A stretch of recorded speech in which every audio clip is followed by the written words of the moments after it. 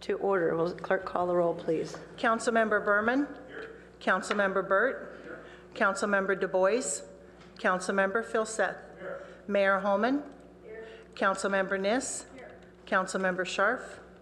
Vice Mayor Schmidt. Here. Councilmember Wolbach. Here. 7 present. Thank you very much. And our first item on the agenda this evening is a special order of the day. And Peter Pernajad of City Staff is going to make an introduction. Thank you, Madam Mayor. It's a pleasure to be here tonight, and I've got some great news I'd love to share with you in the community. First of all, as you know, we're here to accept a very a great award that is really a symbol of the great work that City Manager Keene started back in 2009 with the formation of the blueprint. Back at that time, as you know, Development Services was not performing to expectations, let's just say. And so Mr. Keene put some things into play, formed a development center advisory group, and started the long haul of improving not only the speed and the expectations of the process, but also the quality. Tonight we're here not to speak of the speed, but to speak of the quality of the development review process. So with that, I wanted to take just a few minutes to give some acknowledgments. First to City Manager Keene for his forethought and vision to create a process, the blueprint, that ultimately led to this day to receive an ISO 1 rating. And we will explain what an ISO 1 rating is for the benefit of the council and the community. ISO is an acronym which I found out today is its own word now, ISO. So it stands on its own legs. And what it is it's a measure of building resilience, how well buildings are actually inspected, the competency of the staff, the quality of the building itself. That measures not only the plan check process, but the inspection process, the adherence to the building code through not only the permitting, but all the way through the inspection. So it looks at inspectors, their qualifications, how many inspections they are expected to do a day, your plan check process, how timely you are in the adoption of your building codes. So it is a very thorough process. We've spent the last 2 years going through this, and we are pleased to report that out of a range of 10, we are a Class 1, which is considered a model organization. There are only 0.04% of building departments in the nation that have this very distinct recognition of being a Class 1. We share this honor with 3 other cities in California, we being the 4th. They include Milpitas, Newport Beach, and Beverly Hills. It's a very difficult process. The review process alone took multiple months because it had to go through multiple tiers of review because they don't hold this lightly. So with that, I really wanted to send a few thank yous to the Development Center Advisory Group, which hopefully some are listening today. They had a lot to do with this process. They looked at our review process and ensured not only was it quick and timely, but it actually did what it was supposed to do. The development community, I see Roxy Rapp in the audience today. They've been a true partner in this process. We went to them to ensure that they understood what we were trying to accomplish with the ISO rating. All the time, we had the blueprint lens on, ensuring that we didn't slow down or encumber the review process. So we want to acknowledge that not only have we continued to meet customer expectations and turnaround, but we also hold them to the highest standard for excellence in their review and permitting process. I wanted to thank some of the staff that are here and that aren't here today, one of which is our new Chief Building Official, George Hoyt, who was the ringleader behind this effort, along with Rob, one of our main building inspectors. Rob was one of the first people to start. Stand up, Rob. Was one of our first inspectors to bring up ISO, and he actually spearheaded a lot of the research, and it's tons and tons of research. Our building inspection specialist, Bud Starmer, has been running the building inspection unit for many, many years and has been doing a phenomenal job. You might hear his name come up quite a bit because he really extends himself and his staff to meet customer expectations. And Rosemary Morse is not here, but she's our development center manager and makes sure that the culture that we've established is true to its name. We really try to put the customer first and make sure that we are a partner with them to make sure they get across the building review process timely and quickly. And obviously we have a partner in our contracting agency, Four Leaf. Craig Toole is our liaison to that company, provides contract inspectors and plan checkers that meet only the highest caliber of qualifications and competency. And he scours the industry to make sure that we find those people and bring them to Palo Alto to serve our fine residents. The ISO 1 is a leadership in the administration of the building codes. It is very difficult to achieve this highest ranking and this designation. It really speaks to the diligent and the qualifications of staff as well as their workload. So although inspectors may be able to run themselves ragged and do many, many inspections a day, the quality of those inspections has to be tempered against the number of inspections they do a day. This award speaks to resilience and to the quality of the building construction stock. So in the event of a natural disaster, you can be assured that the buildings in Palo Alto are being held to the highest standard, and research shows that these buildings that receive the highest ISO standard actually fare better than lower standard building departments. So these buildings will survive more rigorous during a fire as well as during a natural disaster such as an earthquake. And that is what leads to the lower insurance premiums for those institutions that have an ISO 1 rating. So our residents, our commercial building owners, our residential building owners get the benefit of those reduced insurance premiums. So with that, I wanted to introduce the representatives from the ISO to speak a little bit about the award and give us a few words from their perspective. Ralph Dorio is the president, came down from New Jersey just to award this plaque to us, and Reed Spear was his counterpart in Northern California that walked us through this process for the last 2 years. So with that, I'd like to introduce Ralph. Thank you.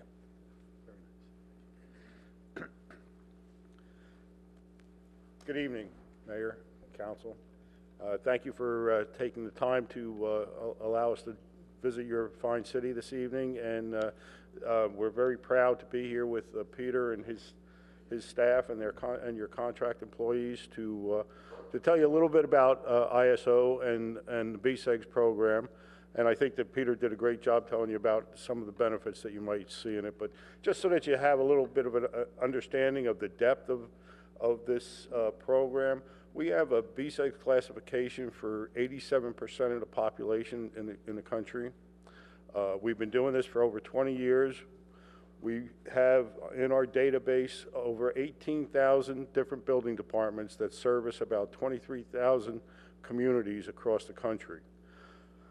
Of course, over those years, we refined our program and tried to make it more meaningful. And as Peter alluded to, studies indicate that there was a study done by the Wharton School in Missouri, for the Wharton School in Pennsylvania, about properties in Missouri that said that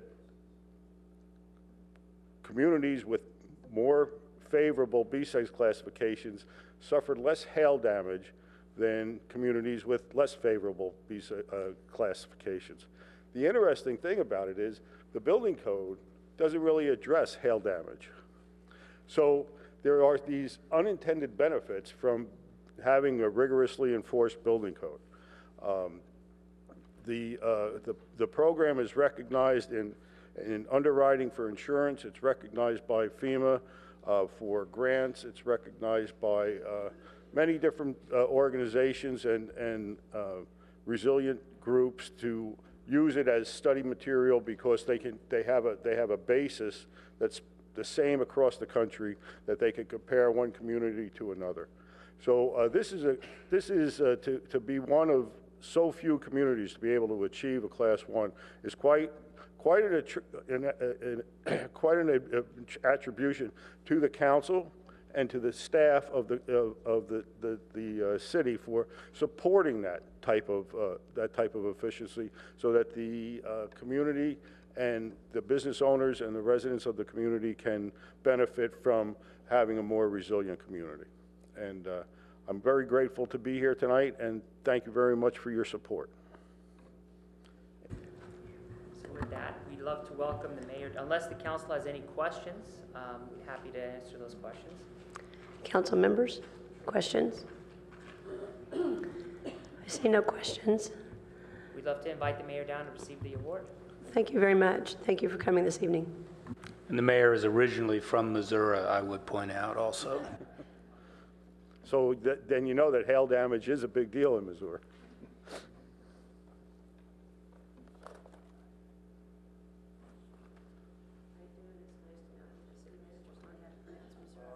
Thank you very much. Thank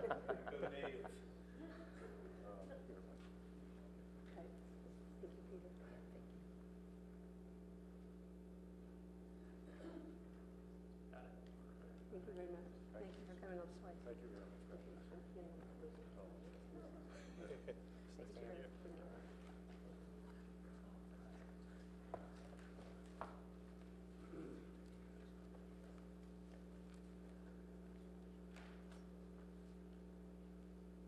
Thank you very much.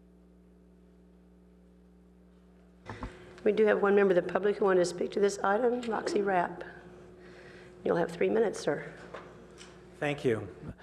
I just wanted to come down tonight. Well, first I want to confess I didn't know what ISO was either until I read the report, and it really got me thinking how proud I am.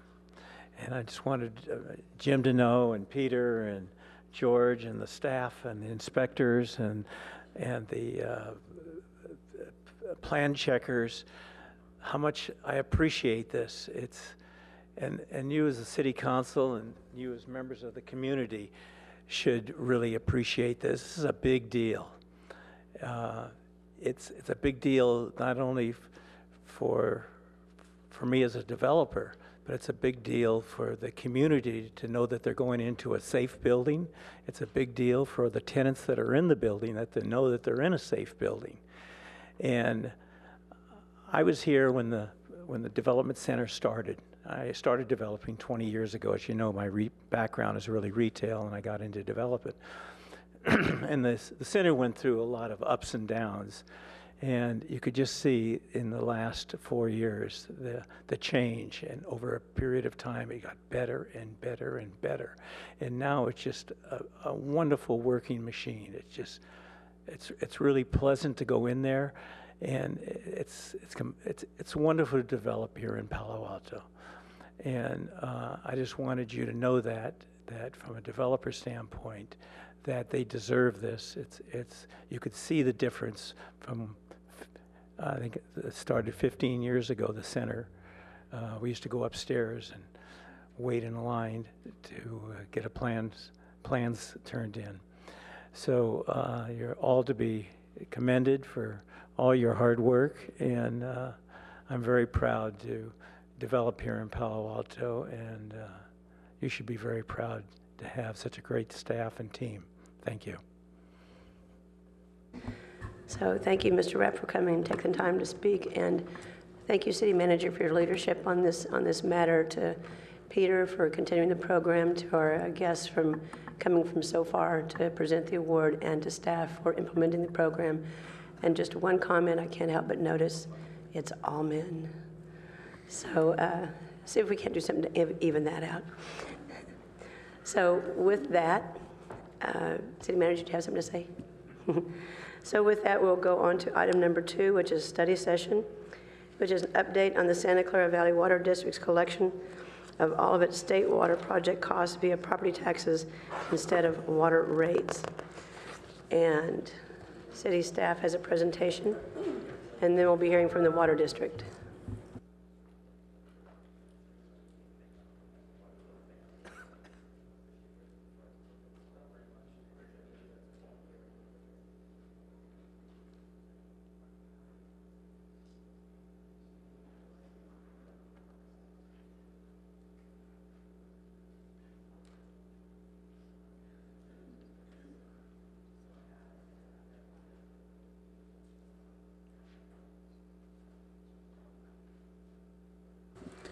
So, Madam Mayor, council members, I will turn this over to Director Val Fong and Senior Resource Planner Carla Daly, and then we will be followed by the Water District, and I noticed that Jim Fiedler, the COO for the Water District, is here, accompanied by Rachel Gibson, who is with Government Relations on the staff side of the Water District.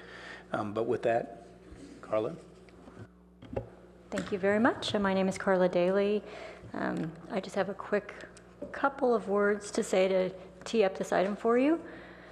The Santa Clara Valley Water District State Water Project revenue is a little over $20 million a year countywide. That's how much the district collects from property taxes for that project. Each year, when the board approves the rates, that revenue requirement includes the assumption that 100% of the state water project obligation will be collected via property taxes. Because Palo Alto property is in the 7 to 9% of assessed value in Santa Clara County range, we end up, Palo Alto residents end up contributing around $1.5 million per year toward that 20-some million dollar total revenue. A little bit of background, the city of Palo Alto purchases all of its water supply from the city of San Francisco, actually from the San Francisco Public Utilities Commission that operates the Hetch Hetchy water system. Yet property owners have continued to pay the state water project tax to fund that project for the district. Staff investigated the contract that the district has with the state water project and noted that the property tax mechanism should only be used as a last resort to meet the revenue requirement for that project. Because that revenue is collected through property taxes, that offsets the need for higher water rates charged by the district. So that's kind of the alternative, either collect the money through taxes or collect the money through water rates. And because part of that money, or all of that money, is collected through taxes, it allows them to keep their water rates lower. We, as staff, have been communicating with the district for about 5 years, but the practice continues to collect 100% of that revenue through the property tax. The district, I think, will speak for themselves, of course, but there are several indirect benefits that the district claims are enjoyed by Palo Alto as a result of the state water project water moving into the county. Those include decreased subsidence due to groundwater overdraft, decreased likelihood of saltwater intrusion, some economic growth benefits, and an alternative water supply that's available during the drought. We certainly do not dispute that there are benefits to bringing state water project water into the county, but because Palo Alto is bringing SFPUC water into the county, that provides all those benefits as well. The Delta Tunnel project that's proposed by the governor will, and this is an old number on the slide from an old presentation, I apologize.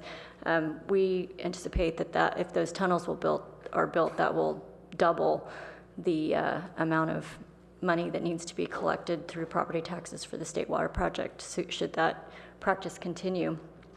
The water price divergence between the district's treated water and groundwater compared to San Francisco is very inequitable right now. This is a chart of actual water rates, PUC water rates and district water rates, and then a projection out into the future. And the reason San Francisco water is so expensive is because we have contributed to huge infrastructure projects for the Hetch Hetchy system to be seismically sound and reliable in case of an emergency. So because those investments have been made, we pay for those investments through our water rates.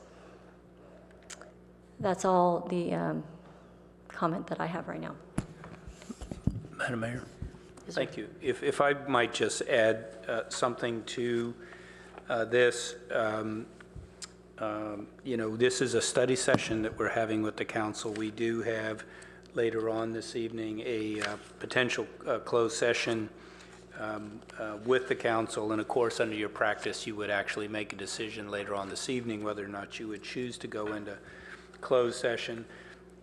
On behalf of the staff, I did want to clarify that that this is not an issue really over the services and the good that the Santa Clara Valley Water District provides our city and obviously the all of Santa Clara County. We have an excellent relationship with the Water District. We're in many important partnerships and collaboratives of which you're well aware of. Some extremely important and which we're quite dependent upon the Water District. We recognize their value and their importance.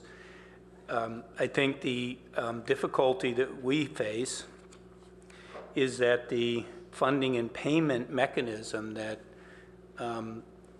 is being used really runs afoul in many ways of our, I think, strong focus on the transparency demands that our community expects as it relates to our finances, our focus on sort of open government by default, that we needed to sort of share some of the challenges on the funding mechanism itself. That being said, I would say again, is from the staff's point of view, this is really about the payment method and not our view in any way of the Water District itself. And we even appreciate some of the challenges this presents, but as the council well knows, it was important that we have a public discussion about this situation. Thank you. I appreciate the presentation, City Manager, and I don't see any questions by council members at this point in time. So, Mr. Fiedler, our understanding at pre-council is you'll need about 10 minutes or so. Yes, thank you, Madam Mayor, and I appreciate the opportunity to be here. I just have a short presentation for you to kind of set it from our perspective for your consideration. So we can go to the next slide. So And what I have... Mr. Fiedler, you might give your name and I'm title, sorry. if you would, Thank for everybody. Yes, my name is Jim Fiedler, and I'm the Chief Operating Officer for the Santa Clara Valley Water District. I will say I've been at the district 32 years, and I've done some work for Palo Alto in the past, and I appreciate the relationship, as was mentioned by your city manager, is an important consideration for our district.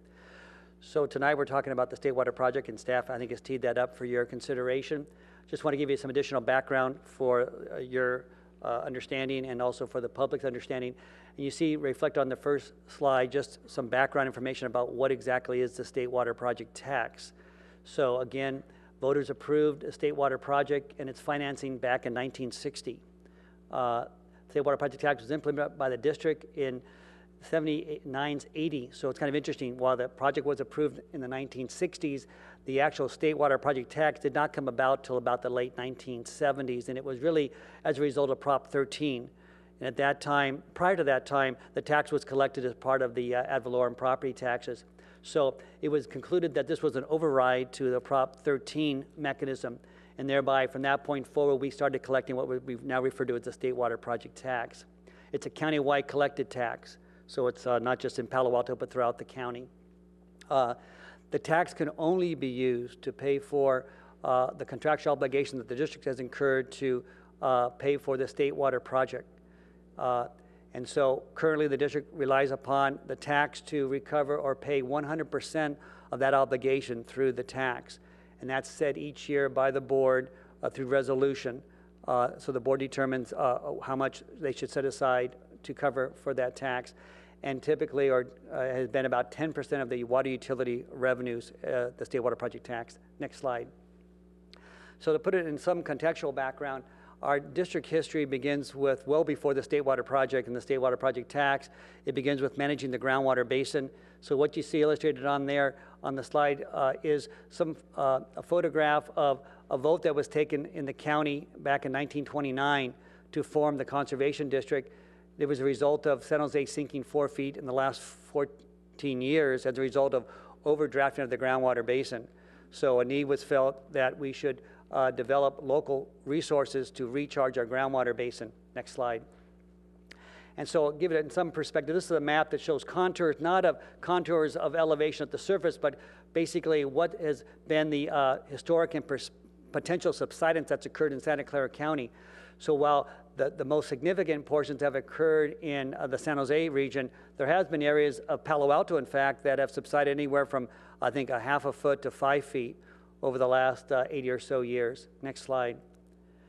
And this is the chart that really illustrates the value of the management of our groundwater basin over time and the important role that management has played into making sure we have reliable groundwater table to serve as a supply and then Palo Alto's base a backup supply, because your staff has reported that you have emergency wells that you rely upon to back up your needs should there be any impact on the Hetch Hetchy system. So the graph shows 3 main lines. The top line is elevation, and you can see on there it illustrates that land subsided about, what's it say, 13 feet between 1915 and 1970. The green line is a population growth countywide. Blue line is an actual index well or well in San Jose that shows depth of water over time. So it illustrates sort of the history here. Prior to the 1920s, you see the groundwater table falling, as we talked about in the previous slide. The district was formed and local reservoirs, including Stevens Creek Reservoir, was constructed, and you see the rebound in the groundwater table. Then you see major changes that occurred in Santa Clara County. We went from the Valley of Heart's Delight to now what we know as Silicon Valley, and you see the post-World War II boom that occurred in the valley. You see the groundwater table dropping until about the 1960s. That coincided with 2 key aspects. One is we started receiving in the North County Hetch Hetchy supplies, and then we contracted with the State Water Project. And then you see the rebound of managing the groundwater basin that occurred. And then you see later on in time, in the late 1980s, we had a continual drawdown of that basin, and that coincided then with the intertie, or the connection with the Federal Central Valley Project that occurred in 1987. And you see the rebound of the groundwater table.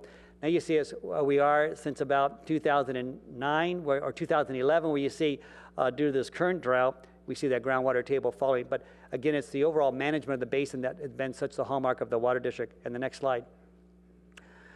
So that's the State Water Project, and we had recent discussions with your staff, and also our board gave us some direction to consider providing and to working with Palo Alto and other northern cities on providing up to $3 million in a program that could be seen as helping us transfer from a dependency on imported water to greater reliance on locally sustainable drought-proof supplies. And what you see illustrated on this slide is a graph or chart that shows what is the estimated treated wastewater that's generated by a number of the wastewater plants in Santa Clara County. You see your regional facility at the bottom of that slide, and then the amount of recycled water that was yielded from those wastewater facilities, and that's its calendar year 2013. So you see there, while we generated perhaps up to about 167,000 acre feet of wastewater, about 20,000 of that was used for recycling purposes. So our board believes that there's greater potential in our county for going beyond that to develop a locally sustainable supply. And you see that illustrated in this graphic here, where you see today on there, water is used, recycled water from the facilities, primarily used in a purple pipe system. I know that there's a system in Palo Alto that serves. We recently brought online an advanced purification facility, and we use that to help blend with the purple pipe water to improve the quality of the recycled water. That's what we're doing today. For tomorrow, we envision using that same technology to recharge our groundwater to provide further supply in what they call indirect potable reuse. And we also see potential for direct potable reuse. That is taking advanced treated water from a wastewater facility, provide that as a drinking water supply for our community. Great promise there. Next slide. So that concludes my discussion. That's a photograph of our advanced purification facility. And I can answer any questions about that, any other questions you may have with regard to the State Water Project tax. Thank you, Mr. Fiedler. And let the record show that Councilmember Du Bois has joined us. And council members, do you have any questions for Mr. Fiedler at this time? Councilmember Berman. Well, just a couple of questions. Thanks for coming down, and thanks for the presentation. And I think, Jim, the city manager, Keen, summed it up pretty well, that, without a doubt, the city of Palo Alto and the water district are friends, but There are plenty of times when friends can have disagreements, and I think this is probably one of those times. Does the Santa Clara Valley Water District sell water to users outside of the county? No, we do not sell water outside of Santa Clara So County. everybody's within the county. Thank you. And you mentioned that the board sets the tax, and they've been setting it at 100% of the cost of the state water project. What kind of conversations has the board had when they've made those decisions in terms of collecting 100% of the cost from the tax versus maybe other different revenue sources that they could collect it from? Well, typically the board goes through a 218 process on our groundwater charges, and we produce a report that's available online that describes our groundwater charges, and here it describes our cost of service analysis, and it does reflect in here the offset for the state water project tax. In addition, this past year, the board, last July, it was that the board had greater interest in the state water project tax in their policy discussions, and they requested that staff come back to the board and have a work study session with them. We came back to them in September and laid out an outline for such a work study session with them. These were all done in public session with them. And then in November, we had a public session where we described the state water project tax. I think that session is included in some of your materials that staff have provided to you. We had that discussion in November and again in December. And we asked the board and the staff, we said, does the board desire that we make any changes in our practice of relying upon 100% of our costs to be recovered through the state water project tax? Because if we did, we needed to make sure we included any change in that process, because if we make a change, then we have to find other sources of revenue to recover that cost that is incurred by or recovered through the tax. And if those costs were going to be recovered through our groundwater charge, we would then have to put that into our process for our 218 program. And so the board did not give us direction at that time. I think it's reflected in your staff report as well. So to answer your question, yes, we've had discussion with the board about options and other considerations to make relative to the state water project tax. Thank you. And this might be a question for staff that I probably should have submitted a week ago, because I don't know if you'll know the answer off the top of your head, but do most normal water agencies collect infrastructure, these types of infrastructure costs via a tax or via, I mean, you mentioned that it seems like SFPUC is doing it via increased water rates. Is there a norm in the industry, or do different districts? Our staff has looked at that. The state water project is somewhat of a specialized situation. In general, the contemporary philosophical underpinnings of taxes is that they are aligned with Yes, exactly, that fees are aligned with the service that's provided.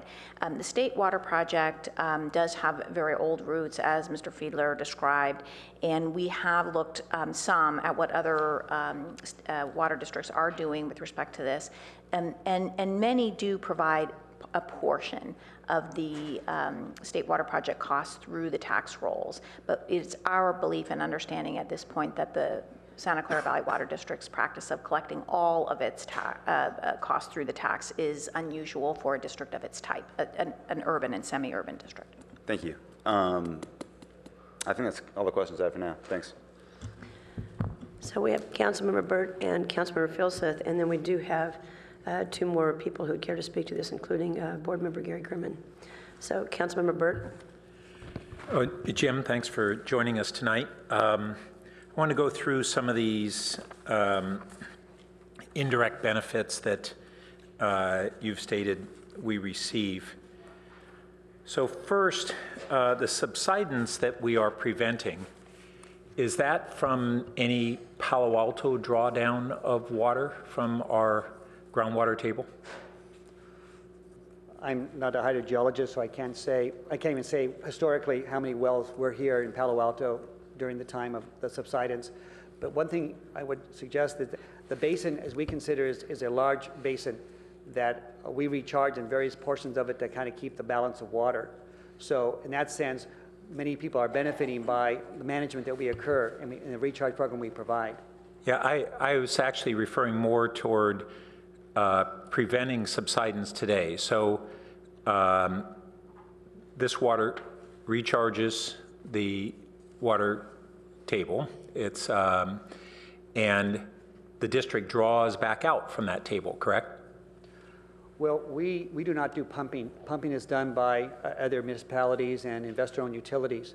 What we do, and we through our recharge program and through our in lieu recharge, provide a means of making sure that there's available supply in the basin. So for example, it was mentioned earlier that the city has emergency wells. So when you want to call upon those wells, we want to make sure that there's a water table sufficient, and that takes the management throughout the basin. Yeah, but that's not, so I'm referring to year in, year out. You pump into the table, and throughout the county, there is water withdrawn from that table, correct? That's right. Any of that water that is drawn, is any of that water that is drawn from the table serving Palo Alto? I believe so. I think staff in the report and our previous reports indicated that I think there's about 250 active wells that are private wells within Palo Alto. And if those wells are used for the purposes defined in our district act, then a groundwater production charge is levied on those wells that are in Palo Alto. So 250 out of, what, 20,000 parcels, something like that? That's 1%? Right. Okay, so we have about, I don't know whether it's what portion of our water use comes from those 250 wells, but it sounds like it's low single digits. Does that seem reasonable to you? I don't have the number in front of me. Okay, can you get that number? I mean, because basically one of your fundamental premises is that we're somehow benefiting from the recharge in terms of preventing subsidence and the draw that's occurring. So why don't we just be transparent as best we can in terms of to what degree that's so. You know, if one entity is getting the vast majority of their water through that source, and another entity is getting almost no water, those two things aren't equal, correct? Well, again, but I think both entities want to make sure that there's a reliable groundwater table to rely upon. Yeah, but that's not my question. No, I understand that. No, well, then wait a minute. Yeah. If I ask one question, I'll be glad to answer your questions or hear additional information, but not instead of responding to a reasonable question. But no matter if you use a lot of water or a little water, wouldn't you still want to have that same reliability in that supply? Whether you use 1 acre No, foot or 100? I wouldn't care about it equally. Okay. No, I don't think anybody would. That's just not reasonable. But let's set that one aside a minute. Right. And I'm really hoping that we can move toward a discussion that is open and as frank and straightforward as possible. So I'll say that we as a city pay equally for the replenishment of the aquifer and receive very little draw from that same aquifer. And then you spoke about during a drought that we have a potential alternative supply through an interconnect, correct? No, I did. Or through the, go ahead. Oh, we do have an intertie with San Francisco PUC. Maybe it's part of the staff report. So in other words, we have an intertie where in times of need, we can supply water to San Francisco and vice versa. Okay. So for that interconnect, you're saying that's part of the reason that our property taxpayers should be paying for the state water supply, right? No, that's not necessarily a reason. That just gives an indication. The question is whether or not is there any benefits that the citizens of Palo Alto would derive from having state water project water available in Santa Clara County. And that's an example of a benefit that they directly receive. But you're saying it's a benefit, but it's not a reason we should pay for it? Well, again, I'm not a tax attorney.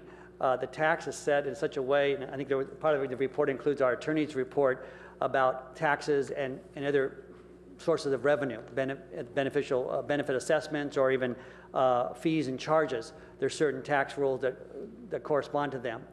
The way the tax is set up is, irrespective of how much water you use, and there's other taxes in the form that we all pay, and that citizens of Palo Alto pay. For example, you may pay the property tax for schools. You may have no kids in the school district, yet you're still benefiting. You're not benefiting because you don't have any kids, yet you're part of your tax. Similarly to paying for police and fire. You may never have a fire at your home, that's great, but you're still paying in your taxation for those services. In a similar way, in the case of Palo Alto, say, trying to describe that, yes, there is some value to the citizens of Palo Alto in the form of having the emergency backup wells that were described in your staff report that do offer some benefit to. My other point is, though, that as we manage the basin and try to keep that level high, even though we recharge state water elsewhere in the basin, those who rely on those wells in Palo Alto are relying upon evaluation or value in the basin that benefiting by our recharge programs that occur elsewhere in the basin. Well, they don't benefit anywhere equally to what other areas of the county benefit who actually draw their water from those wells. So in other words, yeah, those who also draw water then, in addition to paying the state water project tax, also then pay the groundwater production charge that also help pay for the total cost of service. Sorry? Well, those who are drawing upon the groundwater basin elsewhere in the basin, just following your line of thinking, that they are paying the state water project tax if they're the property owner, and then they pay the groundwater production charge when they actually pump water from the well. Yeah, but they get the benefit of that water. We get a minuscule amount. They get a primary amount of benefit.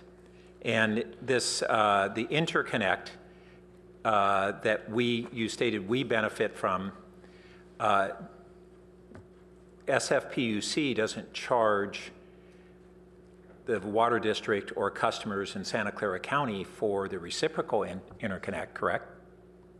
So what you're describing is, I think you're correct in that when we exchange, we have the option to use dollars for the water, but the way we've done it for the last several years is when there's a need for water, we make that available to San Francisco, and then we just keep a tally of how much water has been used, so we know that at a future date we'll be able to recover that. So it's basically a net zero in terms of water for water. No, but you're saying that we get a benefit from the state water project tax.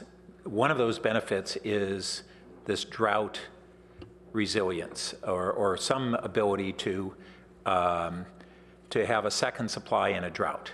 And so part of the argument is we're paying, part of the reason we're paying our property tax for the state water project is to obtain that benefit.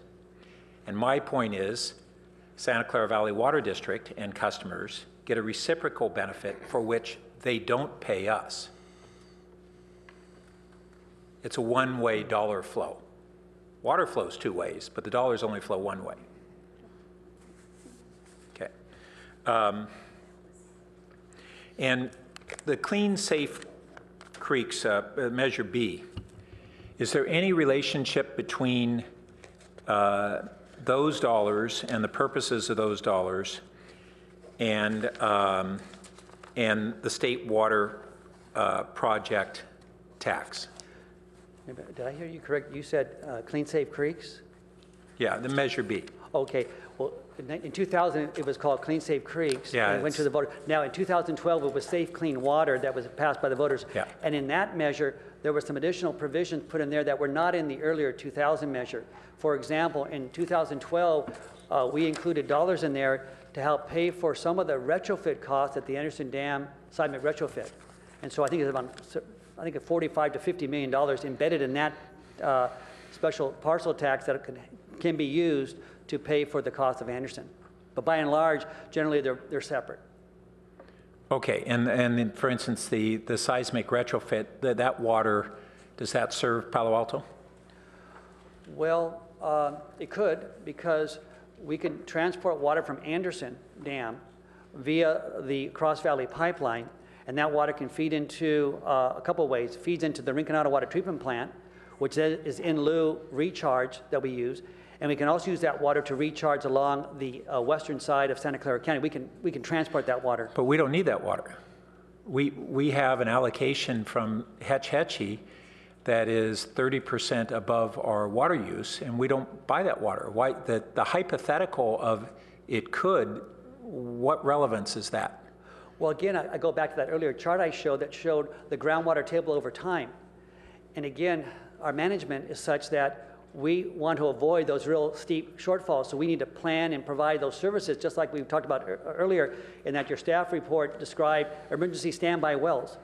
And so we want to make sure that those supplies in that basin are available, and those supplies are commingled local water as well as imported water that we can use to recharge the groundwater basin. Yeah, but when the valley, from the time that we started buying water from Hetch Hetchy, we don't draw down and weren't drawing down on our aquifer. Any subsidence or reduction in the water table that was occurring was because Santa Clara Valley Water District customers, not Hetch Hetchy customers, were drawing down more than they were pumping in. And so what I read this argument is that we're to pay other Santa Clara Valley Water District customers so that they won't draw down under our aquifer. It's not our drawdown, and we're not at risk of doing that. We have our water supply. So that's what the subsidence prevention is about, so that San Jose won't further take our water. So we're paying them to not take our water. Well, if we didn't have state water, say if we did not contract back in the 1960s, and that's what our groundwater table was, that was indiscriminate. That was what the table elevation was, and that was reflected throughout the basin. If we did not have that water and we did not do that, your wells would probably be dry because there would not be enough water in the wells because we wouldn't be managing the basin the way we do. So in that sense, I would say that there's a compelling story to suggest that by using state water and having the means by which we recover the cost for that, there's a benefit that allows for your emergency wells to be available to you when you need that in a time of an emergency. Yeah, but if that had continued, the cause of that wouldn't have been because Palo Alto was drawing down on that aquifer. It was because San Jose and Santa Clara were drawing down on that aquifer. Well, again, I don't. Is that true or not? Well, I can't say for sure because I don't know what all the historic wells were in this region. Because I know there was thousands of wells that were dug over the last 80, 90, 100 years or so, and how that benefited. And I don't even know how the demands compare. Your demands compare to others in the region. So here's a specific question. You have the registry of wells that are backyard wells in Palo Alto. You have to give permits, right? Correct. Can we get that list? Do we have that?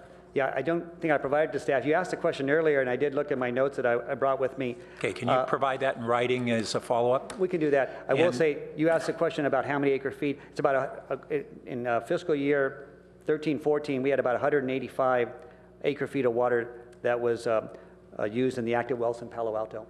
Oh. So about 185 acre feet. Yeah. And what's ballpark from your water district? What's the amount of water that is pumped in from the State Water Project in acre feet? It varies. So, for example, this year we're estimating to get 20% of our entitlement. Our entitlement is 100,000 acre feet, so we hope to get around 20,000 acre feet of water from the State Water Project. One thing you should be aware of, I'm not exactly sure how your SFPUC contract works. You were mentioning earlier that you have a certain allocation and you're well below that allocation. When there's water available in the state water system, we have ways to store that water to carry it over. So, for example, we've done that through a groundwater storage bank in Kern County that allows us to store unused state and federal water to rely upon that to further our supply needs in a dry period. So in a down year, you had 20,000 acre feet, and we drew 185.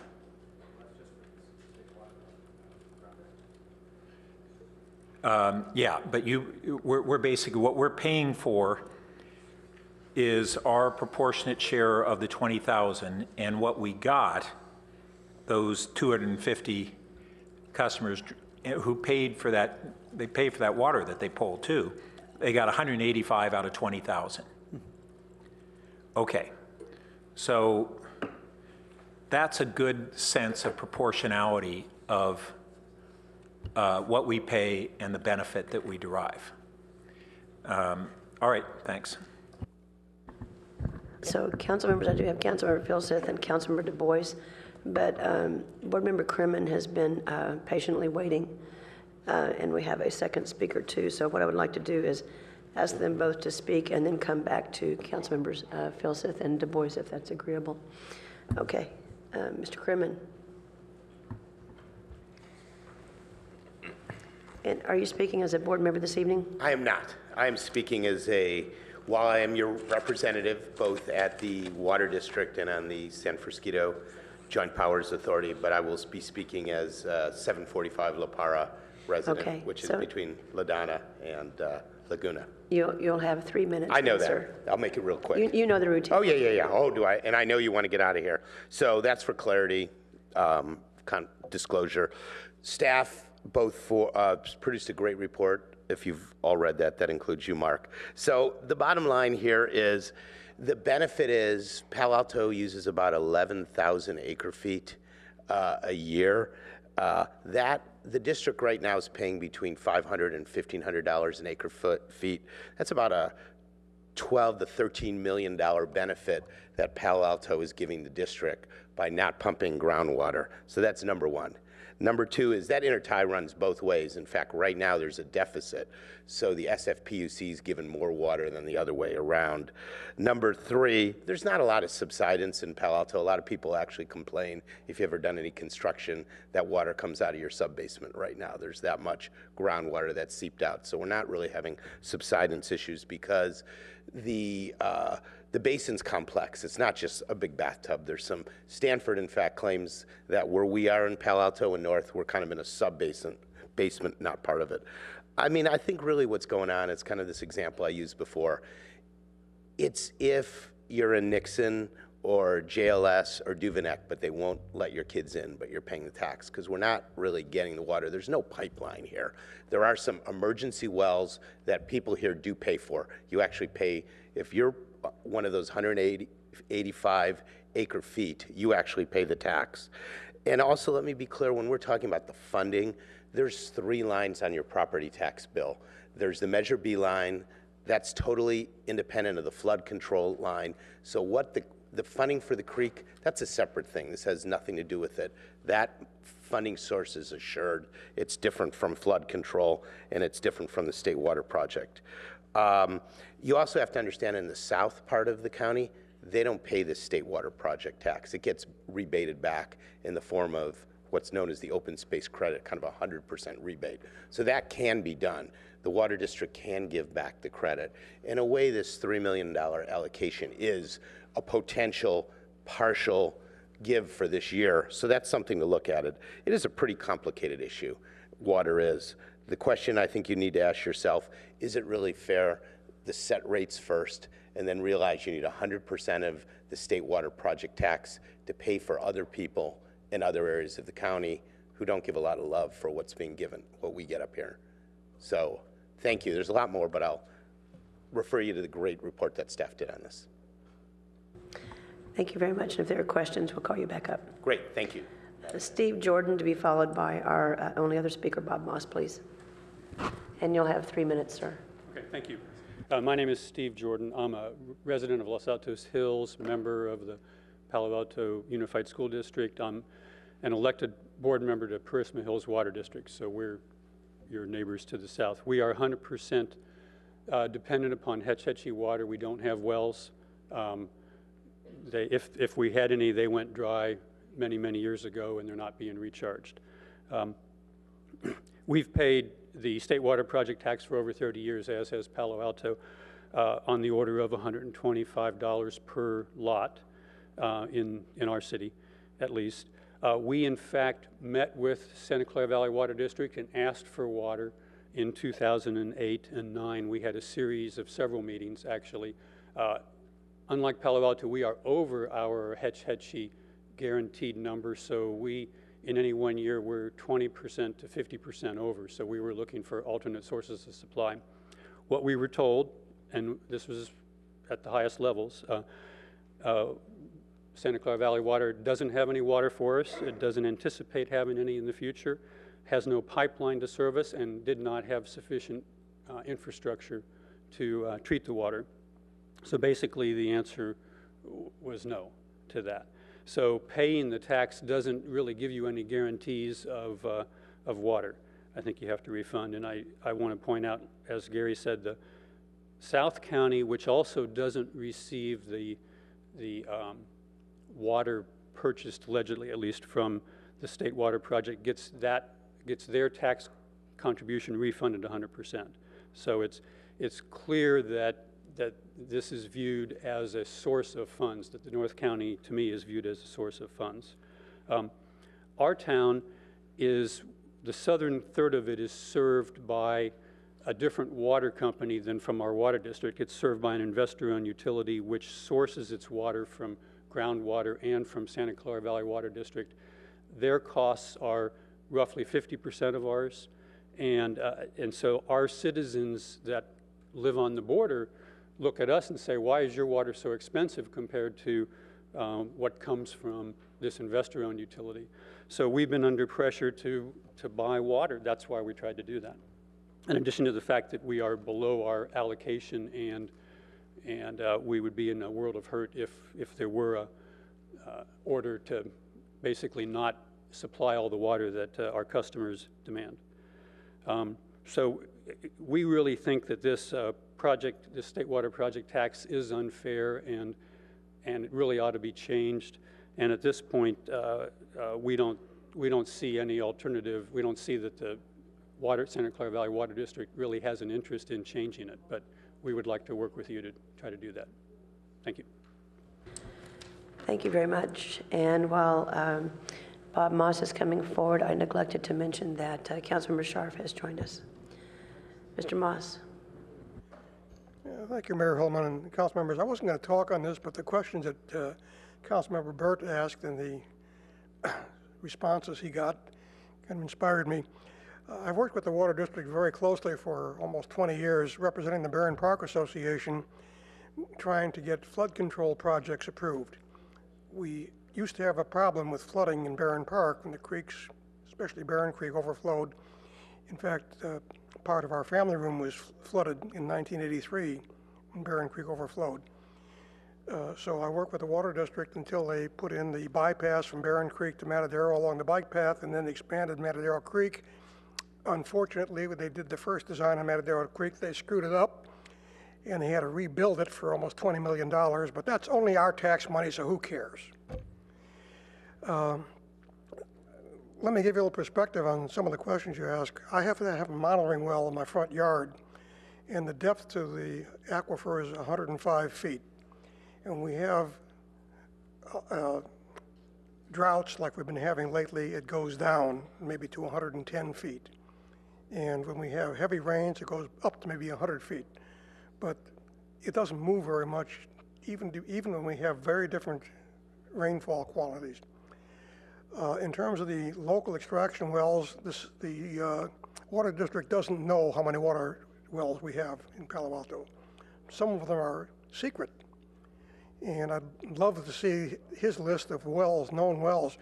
One of my neighbors supposedly has a well in their garage. And I've heard about people on Donald and Georgia have wells in their garages that the Water District apparently doesn't know about because they tell me they're not paying anything for pumping water when they do. So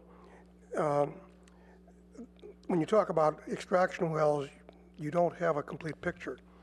Now, in terms of ground subsidence, my understanding when I worked with the Water District was that the areas which were at most at risk were basically from San Jose south, say, to Gilroy. There was very little concern about ground subsidence in Palo Alto, Mountain View, and Los Altos Hills. That was not considered a real problem.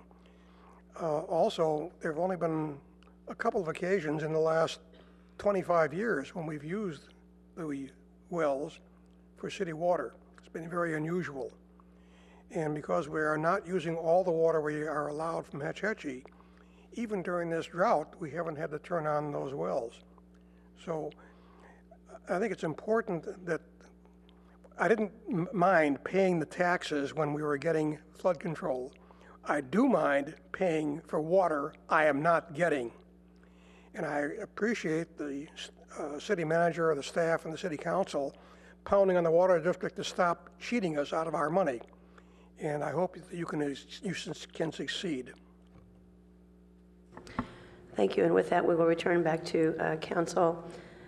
Council members, we had assigned till 7:10 on this item. We did get started about 10 minutes late, so just keeping that in mind. Councilmember Filseth. Thanks very much, and thanks very much, Jim. I wanted to ask a question about something that was on one of your slides. I think you had a slide that said the SWB tax total, which was about $21.9 million, and that was about 90% of the water district revenues. Did I read that right? No. Yeah, 10% of the water utility revenues. Yeah. Where's the other 90%? For the water utility, comes from a couple of different sources. One is comes from groundwater production charge revenue. That is the groundwater charge that people who pump from the aquifer pay the district. Okay. And then the other big portion of revenue is through treated water sales.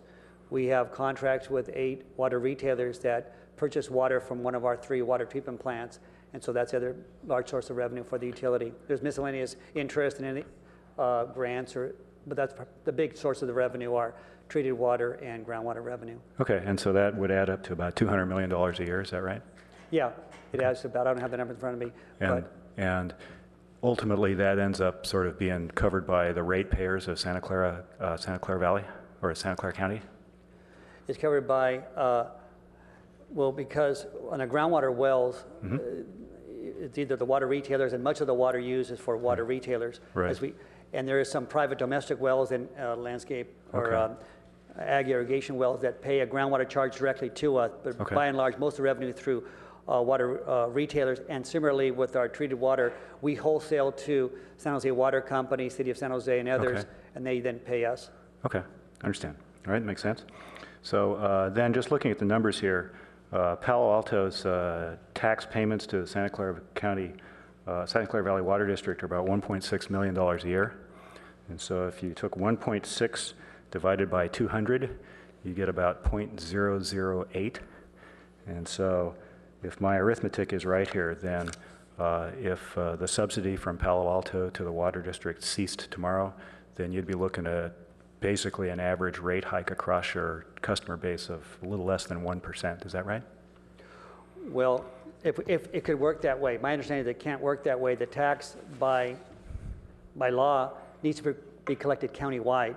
So it's collected countywide. And so how we would... but presumably Palo Alto ratepayers wouldn't pay it because we don't buy Santa Clara water. No, I'm talking about the tax. So the tax is assessed countywide. So I'm not sure there's a way for us to exclude Palo Alto only from the collection of that tax. You're saying there's an IT problem? No, I just don't. I think there's a legal problem about how do you collect the tax from a county. It's to be levied countywide. So if we don't levy it countywide, then say we were able to exclude Palo Alto, then we have to reapportion it among all the other parcels, and then I don't know how that all gets. Got it. But in principle, you could give us a rebate like you do with this other group in the South County. What was that? In principle, you could give us a tax rebate like you do with this other group in the South. No, South I want to clarify the point about rebated back. The tax is collected; it's not rebated back anywhere. We offset our cost of service in South County by the amount of money we've received through the State Water Project, and that's reflected in our groundwater report. Okay, so then in principle, to get around the problem of not being able to split out taxes independently, you could raise everybody's rate 1% and then send us a check for the difference. Well, yes, we could. We could provide $3 million in money towards recycling. By the way, we do also provide funding. We cost share. I think we're proud of the cost share relationship we've had for a number of years on conservation programs. I think it totals about $160,000 a year when you figure some of our staff labor. Okay, thanks very much. I think you've answered my question. You know, if I can just editorialize for like 10 seconds here, I think you folks, you know, are working really, really hard to try to construct an argument for why there's benefit to Palo Alto here, but I think it's pretty obvious that, you know, there's nothing there. And I think we all know it. So, thanks. Councilmember Du Bois. I just have two quick questions for staff, I think. So I just wondered if you could explain your understanding of the tax credit and what that has to do with for the South County with the Gavilan Water District and just the mechanics of that. We were actually asking that question, the contemporary tax credit, which sounded like it might have been different than the historic one that the city had received up until, what, about 1984? Jim might be in a better position to answer. Yeah, whoever. So I think on page 3 of section 2, it talks about this North County paying 100%, South County paying 0%, and then this whole credit situation. You could just explain, what is that paying for and kind of how does it work? Okay, well, what we do is we have two zones of benefit in our county, Zone W2, which is largely North County, and what we call Zone W5, which is predominantly South County. And there was a point made, we merged with the Gavilan Water District, I think in 1988. So prior to that time, we had no program, a large program in South County. So I was looking at my report here. This report is online that describes the cost of service analysis we do in our Zone W5. And the point I was going to raise was, as part of our cost of service analysis, we look at an offset for revenue that we receive from the State Water Project that is collected in South County. And we simply offset that in our books in South County. So when we determine the rate, we show that as sort of a crediting or income that we balance off in terms of setting the rate in South County. And that information is in our report that we made. It's on our webpage. But when you say revenue collected, is that tax revenue? Right. Again, the tax revenue is collected countywide on parcels that are eligible to pay the tax, and it's all private property predominantly. And my point is that we then, as we do our cost of service analysis, when we determine the groundwater charge for South County, as we factor in the number of cost and revenue, we factor that into our calculation as we determine the groundwater charge to be levied in South County. I was sorry, I'm being dense. But so how is that different than the cost you incur in Palo Alto versus the cost you incur in South County? Well, I guess I could say that the remedy is benefited by those who pump from the groundwater basin. So those who pump from the groundwater basin in South County are paying a charge that is less as a result of crediting back the State Water Project tax to them through the charge. So it's not like we cut them a check or give them a rebate directly to each parcel owner. It's really reflected in the water we provide. And as was already pointed out, the vast majority of our normal supplies come from San Francisco, and it's really the emergency supplies. So again, it gets back to those who are benefiting in North County is predominantly when they pump water. May I just tag on? Let me ask a follow-up question, Jim. So do we understand it correctly this way? Let's just say South County has, I don't even know what the number is, $5 million, for discussion, you collect through the property tax. So what you're saying is that you credit that $5 million against the retail sales costs that would go to those folks in the South County? Is that right? That's right. So what would happen is it wouldn't be a reduction in the property tax payer's payment. It might be a reduction in the rates that folks were paying, but those wouldn't necessarily match up with the property tax amount exactly. Is that correct? That's right. Again, it's more of an offset on the books. So it's like we make that adjustment when we determine the total. So Councilmember Du Bois was sort of asking, well, why couldn't you give a credit like that back, the $1.6 million credit, somehow back to the city of Palo Alto in some way that was able to be distributed to our ratepayers? Right. And that's something I think that the board had in mind when the board recently considered the plan of perhaps providing funding for recycled water. That was, I think, part of the logic. I think it was embedded in that thinking. And does this have anything to do with the Gavilan Water District? Are they somehow producing water in the South County that's offsetting? I just didn't understand the tie-in there. No, I mean, the Gavilan Water District was a former district that merged, so now it's really part of the Santa Clara Valley Water District. Okay. And then this is just a simple question for staff. On packet page 87, I think it's Appendix F, page 22, it shows, there's a table that shows usage by city. Is that column total usage?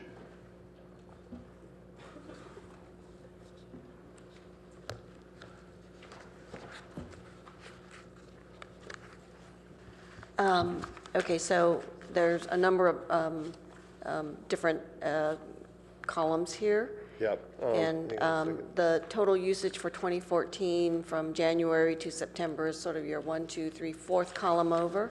Right. It doesn't cover the entire year of calendar year 2014. So for 3/4 of the year, you'll see that our usage was 9,431 acre feet. Yeah, I was just trying to understand, like, kind of on a per capita basis. So, is that San Jose number their total usage? And so San Jose's numbers are what they purchased from the SFPUC. They are an interruptible SFPUC customer. okay, so this is just total from SFPUC, not total for the city. Correct. That's correct. Great. Okay, thank you. That's all I wanted to understand. Vice Mayor Schmidt. Just a brief comment or question. I see the California Water Project, and I say, gee, that's a real opportunity for us to have a stake in the California Water Project. I can see that we get all our water from the South Sierra, and in a warming scenario over the long run, there's going to be less snow in the South Sierras. And having a water supply that comes through the Delta from the Trinity Alps and the Shasta Water Basin might be a more secure supply. So I can see the value of having an assured supply from the California Water Project goes up in value compared to where we might be 10, 15, 20 years down the road. And if we had a 7% stake in the California Water Project built up over 30 years of investments, it might monetarily be a very valuable thing to have. Yet the story of the Purísima district tonight was startling, is that when you need it and you go to the water district, they can say no. So I guess the key question is, are we buying an implied right to 7% of the California Water Project water that comes through the Central Valley system?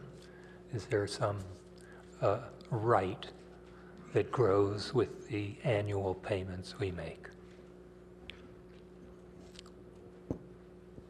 I'm not sure we have rights per se. We have a contract with the state and a contract with the federal government that contract pays for the facilities that were necessary to transport the water from either Oroville or Shasta. And there's also O&M and so forth and replacement cost. So I'm not sure there's a right there. We have an obligation, the contract has a certain time frame of limit. We're looking at contract renewals, but we're basically contracting for the delivery system to make that water available to serve Santa Clara County.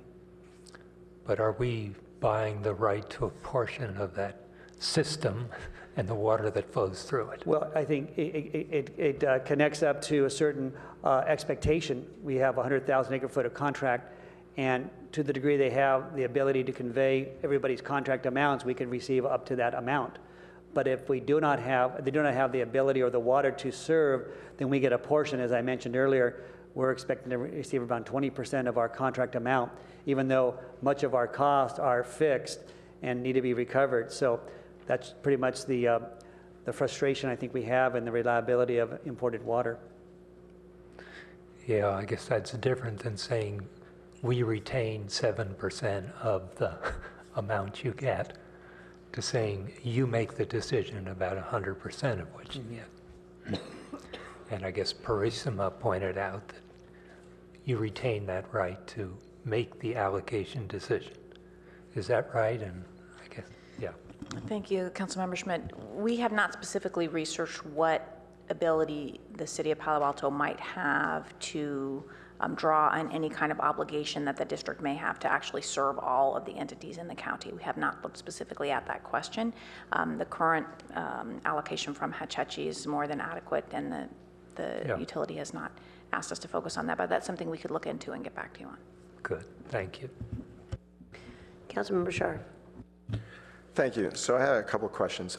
The first really comes down to sustainability, and it is a drought, and we tend to encourage conservation by charging people that use the water. That's the volumetric model. I guess what I'm sort of curious at getting is, what's your intellectual justification for basically subsidizing people's water rates and not charging them the cost of water? And what I mean by that is, why don't we just do everything through rates? Why are you even using the property taxes? Well, I guess to the best of my intellectual abilities, I think the fact remains that the district has various mechanisms to recover its cost. And the state water project tax was one mechanism that was a vehicle to provide for us. I think one of the trends that I think maybe your utility, and I know other water utilities are struggling with throughout the state, is that so many of the costs to provide service are basically fixed cost. And yet, in our case, at our water district, we're required by District Act for our groundwater charge of only charging volumetric rates. And I think there's a concern throughout the industry that suggests, can you find other solutions, just this is philosophical, or can you find other fixed components? So perhaps, I'm not sure utility has some meter charges or other fixed components to recover your cost, or they're all exclusively recovered through volumetric charges. So that's an industry issue. I think the trends are to suggest that if you can find more ways to have more fixed cost recovered through fixed revenue, because then when you have times of drought or other shortfall, you're basically potentially penalizing people for good behavior, because if you have more fixed cost and all volumetric rates, your rates have to rise with decreasing sales. So that's a concern in the industry. Now, our District Act doesn't allow, the new groundwater legislation that was signed by the governor in September does allow for future consideration of fixed costs. So we may be a fixed revenue. So we may be looking at that as a vehicle for us in the future. So when our staff report came out, it said that, that the Santa Clara Valley Water District contract with the State Water Project indicated that, using the state water, the State Water Project cost should be recovered through rates, not through the tax. And yet, you do it every year, you basically charge us to do it. And I don't get why you do that, really. I mean, I don't get why the people that consume the water can't be the ones to pay for it. I mean, that doesn't seem to make any sense to me. Well, again, it's a, I don't know, you can ask the question more philosophically. Why was the State Water Project tax ever approved by the voters, and why was that even a mechanism to be seen? I really want you to just sit here and tell me why people that don't use the water, that have nothing basically taking it, why they should subsidize, which is what they're doing, why they should subsidize the rest of the county, especially when I hear that South County actually gets a rebate for it. And doesn't South County have much lower water rates as well? Isn't there some deal like that? Yeah, we have, I mentioned earlier about zones of benefit. We have a zone of benefit in North County, and we have a zone of benefit in South County. And the big differential between the rates, and you're correct, the rates are different between North and South County. But the biggest differential deals with the fact that in North County, we have much more water infrastructure to meet the water needs in North County. We don't have the same infrastructure in South County. That, for example, we have no surface water treatment plants in South County. They're 100% dependent on groundwater. There is some recycled water that's used, and that's primarily the main sources. So if they had surface treatment, or if they had additional programs, yeah, they would have higher rates. So this is really a yes or no question. Is our staff correct that the language appears to indicate that the State Water Project cost should be recovered through rates? I mean, is that a correct interpretation, or is that not a correct interpretation? That the state water project tax should be recovered through rates? Yes, that the contract with the state water project, that you guys have a contract with them, Yes. and that when you read the contract said it should be recovered through rates, and that the property tax mechanism is a last resort.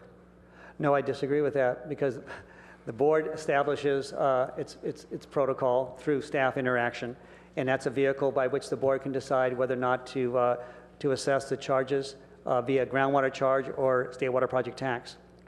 And then pretty much my last question is, didn't the county used to give us a credit? Didn't Palo Alto used to get a credit for this? Yeah, Palo Alto and other cities that rely on Hetch Hetchy did in fact receive a credit. I think it went from the late 1970s to about 1984, maybe earlier the 1970s. There was a credit that was applied. So why did it go away?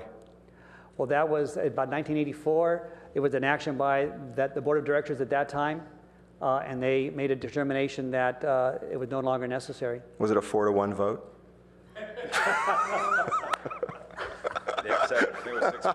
No, I don't know. I don't remember. You can pull it. It might be in the records. I'm pretty sure your staff has researched that. I think it was it ended in 1984. I think the vote was taken, I think, in about 1981. So the final question was, is the gentleman from Los Altos, the Purísimo Water District, got up and spoke that they actually wanted the water. Yes. And I just wanted to know, did you agree with him that, hey, even if we wanted the water, you wouldn't sell it to us? Or you definitely wouldn't sell it to them because they want it? Well, no, that's not necessarily true. I mean, the problem we faced back then were that, one, we had no physical connection to Purísimo Hills. Secondly, we have the Rinconada Water Treatment Plant was the plant that they wanted to hook up to. We had summertime conditions that basically were peaked out. So the good news about that, though, is we're out to bid on a project that will, in fact, expand the capacity of Rinconada. But one thing you may want to consider, because I know you talked about it earlier here, in that your staff reported that you have an amount of Hetch Hetchy supply that exceeds what you currently need, and Purísimo Hills has a deficit. Seems to me you could certainly broker an arrangement to provide some of your surplus Hetch Hetchy water to meet some of Purísimo Hills' needs. You have a direct interconnection via the Hetch Hetchy system. That's something maybe you guys have thought about and shied it away from. So I wanted to thank you. I also wanted to thank you for coming out and, coming to a difficult meeting and being willing to stand up and, listen to us and answer the questions. And, I appreciate that. Thank you very much. By the way, I did have eye surgery on Saturday, so I came back to make sure I could be at this meeting tonight. So, well, thank you very much. All right. Thank you very much, Mr. Fiedler. And see no more lights by council members, so that will conclude our study session this evening. Thank you for our staff for coming, Mr. Crimmen, for attending as well. So that takes us to agenda changes, additions, and deletions. And seeing none, we were going to, yes, sir. If with the council's indulgence, I did just want to recognize it got a lot of compliments you heard from the public on the staff work on this, and also thank Assistant Director for Resources Jane Ratchey and Utilities, Amy Bartell in the City Attorney's Office who works on utilities, and obviously City Attorney Molly Stump. Thank you. Thank you for that, City Manager. So with that, then we will go to City Manager comments. I did want to Jim. I had an app places memo where we were removing item 4 from the consent calendar, and I would be bringing it back with further information at a future meeting in April. Thank you. I had not seen that. Thank you for that. So with that, are we ready for City Manager comments? Thank you, Madam Mayor. So the first item we have is a brief report on the great event yesterday, and thanks to the mayor for her initiative on trying to be sure we got the city involved in the launch and the kickoff of the Heart Across America.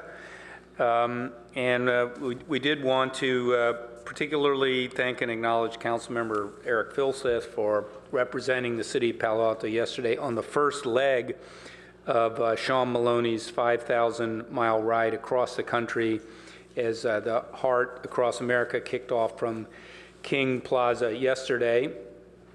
As you recall, Sean is a former is a Intel executive who 5 years after his own stroke has embarked on a cross-country bicycle ride with events in 14 cities and more than 5,000 miles of cycling, all to get people talking about health, heart disease, and stroke. And everywhere he goes, he's encouraging others to lead a healthy, active lifestyle, know how to spot a stroke, FAST, and for adults over 50 to get essential blood pressure and carotid artery screenings. It was great to see so many bicyclists join Sean on his first couple of miles, along with supporters, including Mayor Holman, who championed Heart Across America as part of the council's priority of healthy city, healthy community. And we look forward to seeing Sean arrive in New York sometime this summer as he completes his journey across country. Councilmember Phil Sith went more than a few miles at the beginning and rode all the way in the first leg to Davenport, which I'd say is, what, about 55 miles. And just to scout it out, I understood that he actually, on Saturday, decided to ride to Davenport and back, which would be over 100 miles, just to make sure he could make the trip on Sunday. So congratulations to all. Not yet. The next item is a drought update. Given the conversation we were just having, again, new state emergency regulations and continued 10% water reduction. Last week, the State Water Resources Control Board adopted new emergency regulations as the drought continues, in addition to restrictions already in place on outdoor uses of potable water.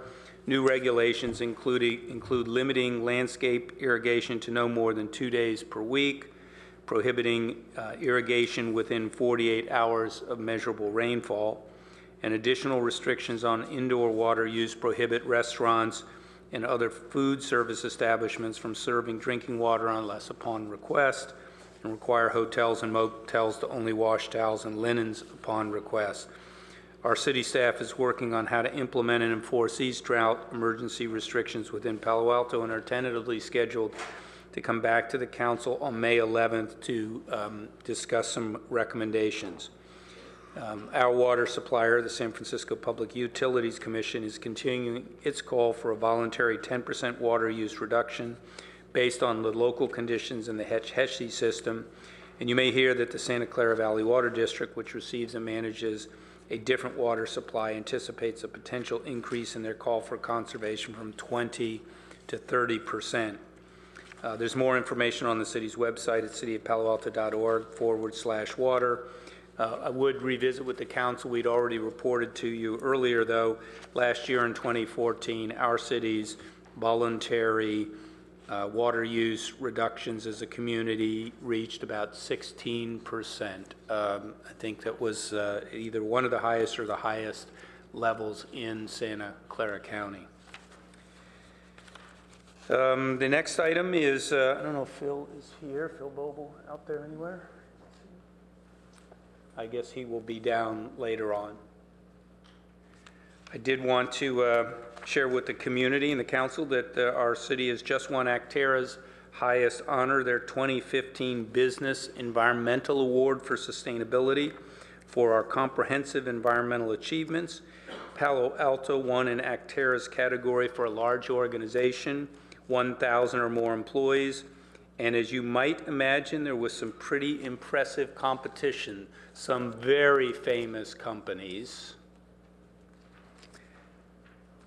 We're excited to be a city recognized among businesses for our leadership in sustainability. And as you know, we've reached aggressive goals, including achieving carbon neutrality in our electricity supplies. But other contributing factors in the award included achieving large reductions in greenhouse gas emissions in city operations and in our community, greening electricity supplies, energy and water efficiency programs, zero waste initiatives, green building requirements, watershed protection, incentives for electric vehicles and local solar systems, more fuel-efficient vehicles, enhancements to the urban forest. Palo Alto will be honored at the 25th Anniversary Business Environmental Awards reception on May 28th at Intuit Corporation in Mountain View, and we'll provide more details about the ceremony, but congratulations to the council on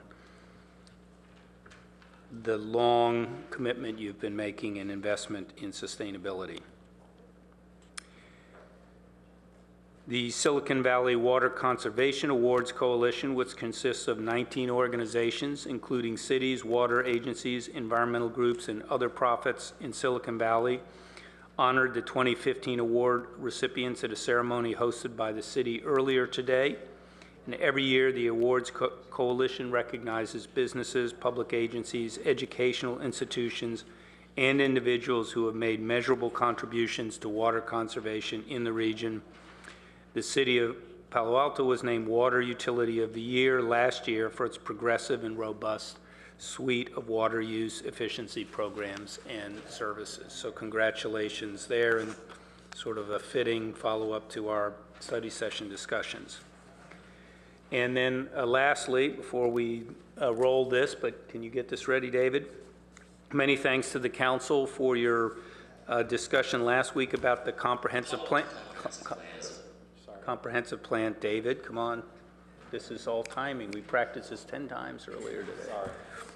Just kidding. Thank you for your discussion about the comp plan themes last week and for including the comp plan update and obviously your priorities. As you know, the staff has been supporting a development of a community summit to initiate the next phase of the planning effort. And this will be a day-long event at the Mitchell Park Community Center on Saturday, May 30th from 8:30 a.m. to 6. We'll be noticing the summit as a special meeting of the City Council and hope that obviously you'll be able to attend, which we expect. We know that the Council will be having other discussions at the Council level between now and that summit. But the Comprehensive Plan Leadership Group is developing an outreach strategy to ensure attendance from a broad section of the community, and we'll be using a short video at neighborhood meetings and other community events to generate interest between now and then. So we thought it would be worthwhile to share the 3-minute video with the council tonight, and it will be posted on our website with more detailed information later this week. So David, we've got a 3-minute video here. The Palo Alto Comprehensive Plan is a blueprint for the future of our community. The comp plan, as it's known, describes a vision for Palo Alto, rooted in our shared values. The Palo Alto Comprehensive The one up there next to the Palo Alto Comprehensive Plan is a blueprint for the future of our community. The comp plan, as it's known, describes a vision for Palo Alto, rooted in our shared values. From that common ground, it establishes public policy to guide important decisions, such as where new housing should be located, what character Palo Alto's commercial district should take on, which public works projects should be prioritized, and how growth is managed. The current comp plan, Embracing the New Century, was completed with extensive input from the community and adopted in 1998. It's a bold plan, built on 7 key themes: building community and neighborhoods, maintaining and enhancing community character, reducing reliance on the automobile, meeting housing supply challenges, protecting and repairing natural features, meeting residential and commercial needs, and providing responsive governance and regional leadership. While many of these major themes still ring true today, and there are large sections of the comp plan that don't require any modification, times have changed since the comp plan was last updated. New challenges have arisen, and new solutions are needed to address them. We need to review the themes and make sure our plan remains contemporary. Palo Alto and the Silicon Valley region continue to grow, and job growth is outpacing population growth. As a result, housing costs are rising rapidly, along with traffic congestion on our roadways. And as a community, we're getting older. This is our chance to come together, to refocus the comp plan and address these and other critical issues we face as a community. Join us on Saturday, May 30th for a once-in-a-generation event, Our Palo Alto 2030, The Summit. It's a meeting of Palo Alto residents, businesses, neighborhood leaders, elected officials, and others who care about the future of Palo Alto. Come and share your ideas about growth management strategies and the character of neighborhoods that are experiencing change. Discuss issues, opportunities, and solutions for housing and people. Weigh in on the transportation investments we need to make and the ways we can weave sustainability into the fabric of our everyday lives. The summit is also an opportunity to learn about related plans and ongoing city initiatives that complement and support the comp plan, and to sign up for follow-on work sessions after the summit, where community members will translate the raw ideas from the summit into policies and programs for our comp plan. Make sure your voice is heard now. Don't miss this chance to provide early input on the big ideas shaping the comp plan update. Register today at paloaltocomplan.org. That's all I have to report. Thank you, City Manager. And even though we are asking people to register, no one will be turned away. This is true. And then I wanted to take just a moment of personal privilege. Last week, when I was laid out on the couch and home watching you all conduct your comments and your review of the pedestrian bicycle bridge, I just wanted to confirm that I concur with your decision about which one you selected, but also people were very generous, and I much appreciate your comments about how I'd fostered the design competition. And the reason I wanted to say something now is to thank you for that, but also to acknowledge that there was an omission there because it was Councilmember Niss, then Supervisor Niss, who secured the $8 million in construction funding, and I thought it really merited mentioning that as well. So thank you all for Karen. It's nice to be acknowledged for the $8 million. So with that, we will go then to oral communications. And I have 4 speakers: Nielsen Buchanan, to be followed by Margaret Adlins, I believe it is.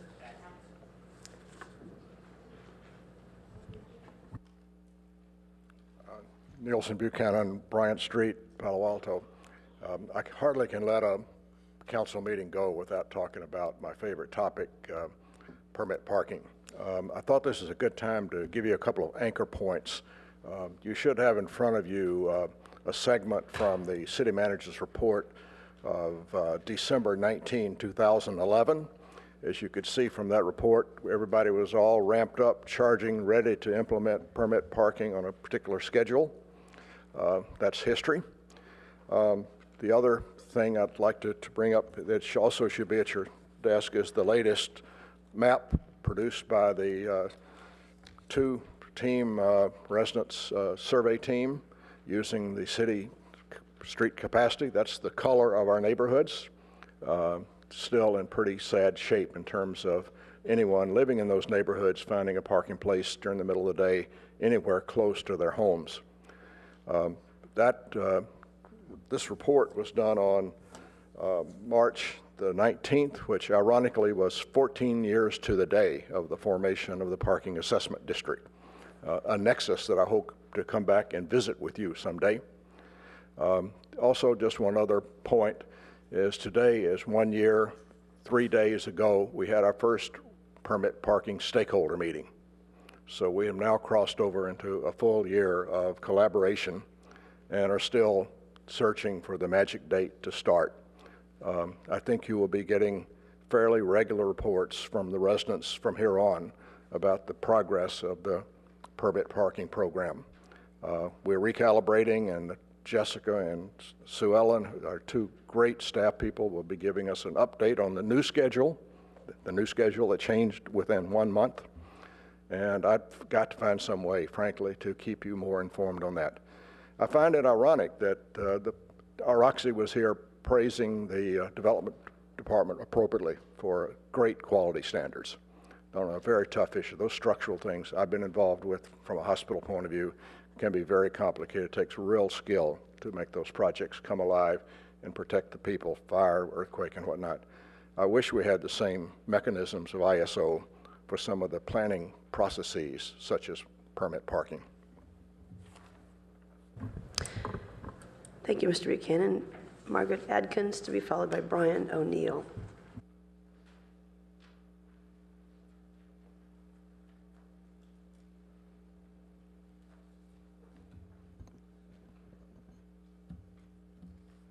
Hi, Mayor Holman and council members. My name is Margaret Atkins, and I'm the SEIU chapter chair for the Palo Alto chapter. SEIU has been meeting with city staff regarding the proposed pilot residential permit parking program in the downtown area. First of all, I just want to say it's not our intention to hold up or delay the pilot program. We want what the city wants, and that is to get the work done effectively and efficiently and not waste the taxpayers' dollars. And to let you know that the permit portion and the sign portion you guys have already approved, that's already underway. So it's just the enforcement portion. I represented the members during the meet and confer process, and we believe we were not treated fairly. We were not heard. We believe enforcement can be done using current staff members. Keeping the work in-house would be more cost-effective. City staff asked us to prove why we believe that 2 staff members could do the work. We explained that we ran our own trial on our own time using our CSO officers, and we were successful utilizing only 2 staff members to cover the entire RPP program area. And they still had sufficient time after covering the area to another hour to do whatever they have to do, issue citations, whatever would be needed to do. And that's why we believe that 2 CSOs could do the work. HR has asked us to prove that, and the only way we can prove it is if we've asked for it to run a formal trial where both of us or everybody's there, they can see that it's done, and they refused. They said they don't want to waste the taxpayers' dollars. We never directed the city. We only requested the city to run this program to either prove or disprove that the area could be enforced using only two staff members. These pilot RPP program discussions could and should have been held between 2 collaborative teams. The idea is to do what is best for the city of Palo Alto and the residents. That's all. Thank you. Thank you, Ms. Adkins. Brian O'Neill to be followed by Gabrielle Mora. Yes, my name, or good evening, Mayor Holman and council members. My name is Brian O'Neill. I am a staff member at SEIU 521, and the reason I'm here is to talk about really the reasoning that not only do we believe it to be in-house, but we're worried about contracting out. And I wanted to put it in what we're talking about now recently, where you're talking about creating a minimum wage ordinance and hopefully maybe someday a living wage ordinance like San Jose. So we don't know exactly who the contractor is going to be or what they're going to charge or anything, but it could be, if it's something between $10 and $15, that's totally inadequate for a city like Palo Alto. It would be inadequate because in San Jose, if somebody was to offer a job through contracting, it would have to be $17, and that has to include something for medical. So if you're going to contract out something less than that, you're just bringing this whole reason why there's so much income inequality and what is happening. We have a decent paying job for the community service officers. It's about $25 starting pay. And that's not outrageous in Palo Alto or anywhere else in San Jose right now or anywhere in this Bay Area because it's crazy with the apartment rents and everything else. So what we're asking is why we think it could be done in-house is that you could probably save money because the wage is just one part of the contracting out. The rest of it is the overhead, and of course the contractor's got to make money, and who knows where they are. They may live in LA and they get all the profits. So that's why we asked to do the pilot program. This is collaboration, working together. It just makes sense. It's good for employees, it's good for the city, and it's good for taxpayers. Thank you. Thank you, Mr. Mora. Mr. O'Neill. Gabrielle Mora to be followed by our last speaker, Stephanie Munoz. Good evening, all council members. My name is Gabriel Mora. I'm a current parking enforcement officer with the City of Palo Alto. And I'm just speaking on behalf of all my co-workers that we are in agreement that we can do the work in-house, the residential parking permit. We currently been enforcing the residential parking permit at the College Terrace area for the last 3 years or so. And when we started, we noticed, and it was taking us close to an hour to enforce it. Right now, we go through that area in 20, 25 minutes to half hour. The tickets diminish because people can only afford to pay so many tickets before they can actually comply with the program and move out or buy the permits. So speaking on that experience, we see that that could also happen on this north and south of downtown. We've been approached out on the street by some citizens stating their concern to contract out. They said they're so happy with the way we've been, working for Palo Alto and conducting parking enforcement that they actually will hate to see is, contracting out. We believe in our team that we can do it in-house. We submitted a proposal to the city joining beats to free up sufficient officers, we believe 2 officers, to do it. We don't have to hire any new ones. All we require to buy new equipment for us to perform the job. And I was surprised that, actually we were all surprised that the city was thinking and contracting it out, because we never heard that before from our managers. Well, we heard that the city had approved the residential program, and that was it. We were never informed as to how was the enforcement, who was going to do it. We were surprised when we found out that they were thinking and contracting it out.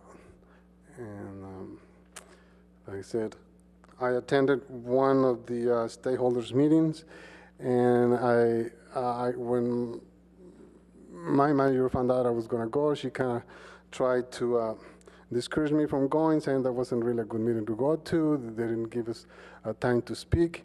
And I was thankful that I was given the opportunity to express our concern in the meeting. I appreciate that. And so it was a good meeting to go to. I was able to advise the members that we were still working with the city to keep it in-house. Thank you. Thank you. And our final speaker is Stephanie Munoz.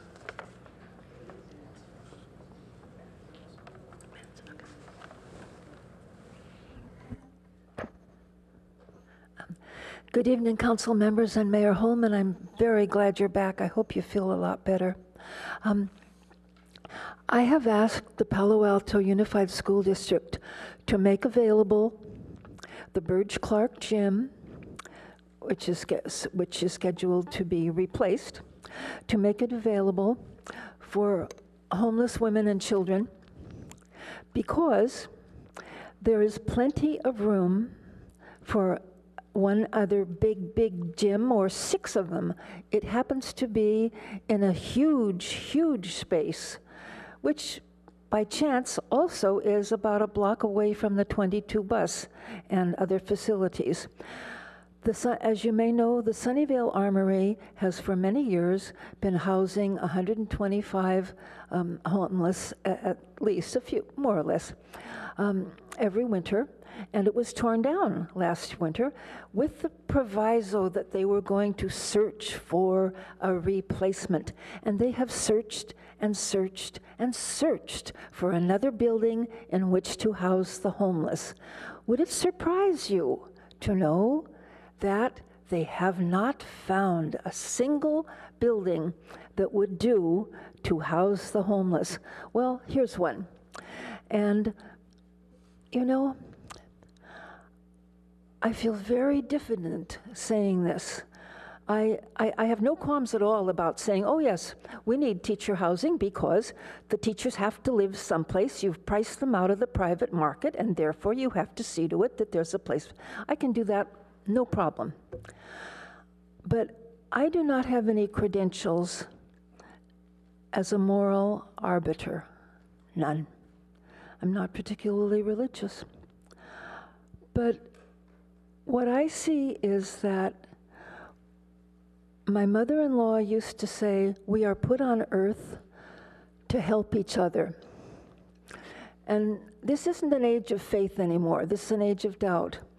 But you could put that, we are a human species, helps each other, and that's the way we've survived all these years. When you get to a point at which you are going to simply throw away, just throw in the garbage, a usable building, and there are 7,000 homeless people in Santa Clara County, that's a world that many idealistic young people do not care to live in.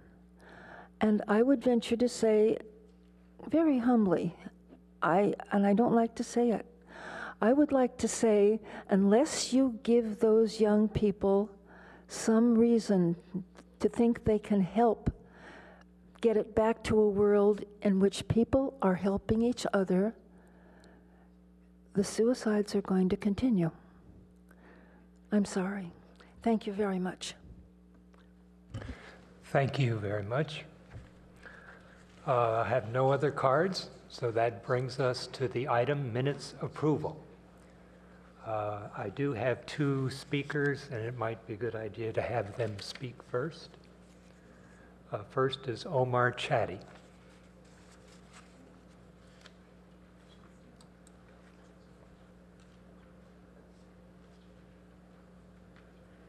My name is Omar Chatty, and I didn't touch base with Herb. He was going to say something too. I was wondering what the vote was specifically on the 6th and the closed session.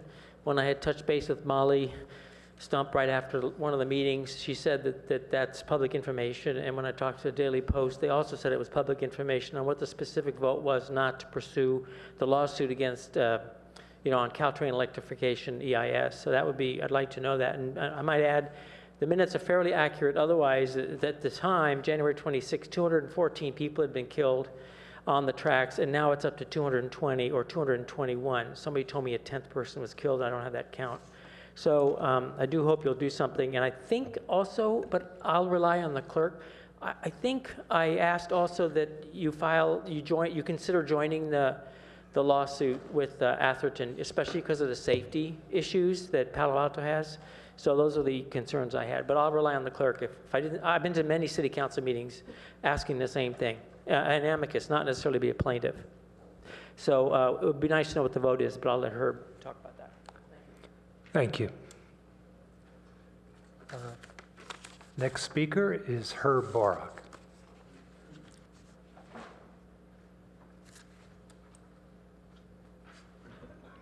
Thank you, Vice Mayor Schmidt, and good evening, council members.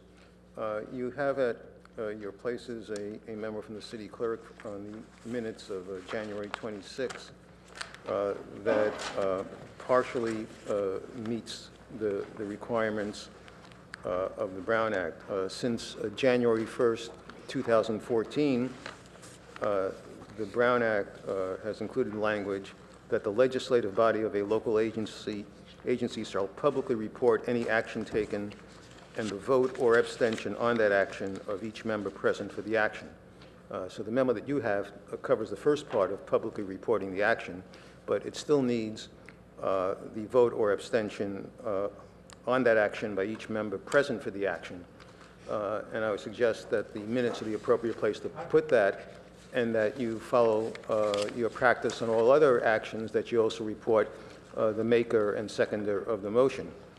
For those of you who need more than the unambiguous language in the law, I'd like to read legislative history from the Assembly Committee on Local Government hearing of June 26, 2013, where it says, and here I'm quoting, the Brown Act requires local agencies to report the vote or abstention of every member present for specified closed meetings or for meetings that utilize teleconferencing.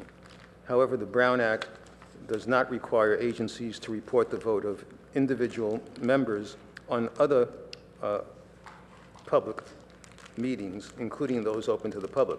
This bill, which enacted the language I quoted, this bill clarifies the Brown Act to require the legislative body of a local agency to publicly report any action taken and the vote or abstention on that action of each member present for the action.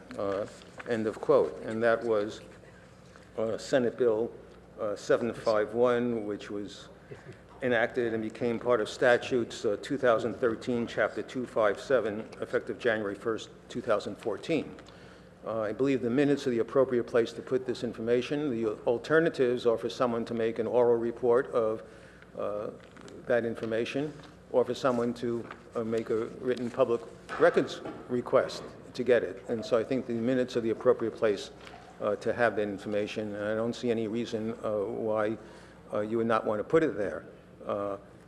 And if there's some ambiguity from staff recommendation, the majority of the council still has control over what it reports from the meetings, but I don't think that's even necessary since the law requires it. Thank you.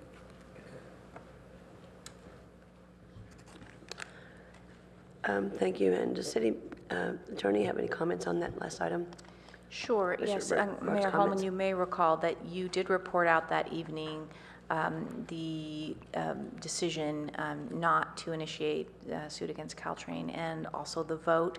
I was just looking in my notes. I don't, with me tonight, have the vote on that, but I do have notes that reflect that, and that should be added to the minutes. We can certainly do that. We don't identify the maker and seconder of closed session motions, and I would encourage the council to continue that practice. Thank you very much. So then we will withhold approval of the minutes on January 26th at this point in time. Is that what your suggestion? You could approve them with the addition of the vote count, which will be provided by staff tomorrow morning. Okay. All right, very good. So then we need a motion for minutes approval. Councilmember Filson. Second. So your motion would be to turn your mic on. Turn your mic on, please. Exactly as the city attorney just said, to approve the minutes with the inclusion of the vote. On the January 26th. On January 26th. I'm pretty sure I recall what that was, but we should have the staff do it. I'm pretty sure too, but I just, yeah. Okay, and that was seconded by Councilmember Schmidt. Yep. I see no light, so vote on the board, please. And that passes unanimously. Thank you all. So now we move to the consent calendar, and recalling that item number 4 has been pulled at the initiation of staff. So do we have a motion for consent calendar?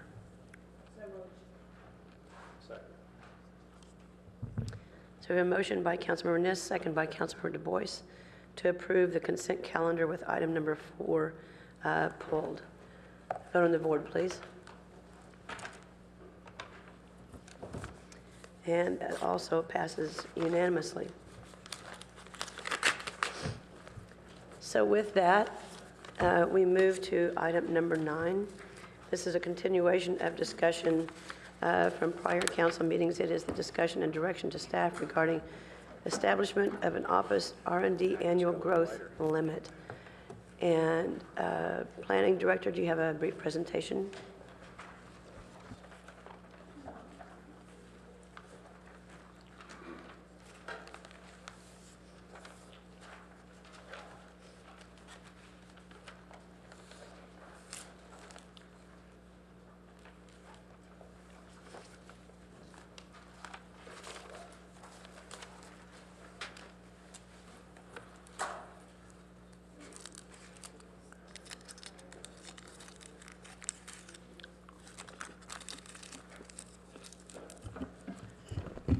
Well, I'm going to just swing into action because I can't see the icons up there.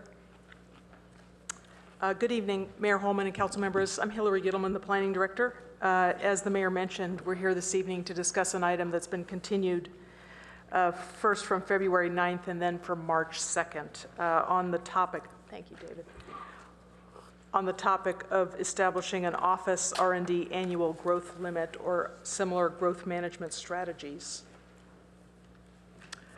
We've talked on prior meetings and spent some time listening to public testimony about precisely what is the problem or set of challenges we're trying to address.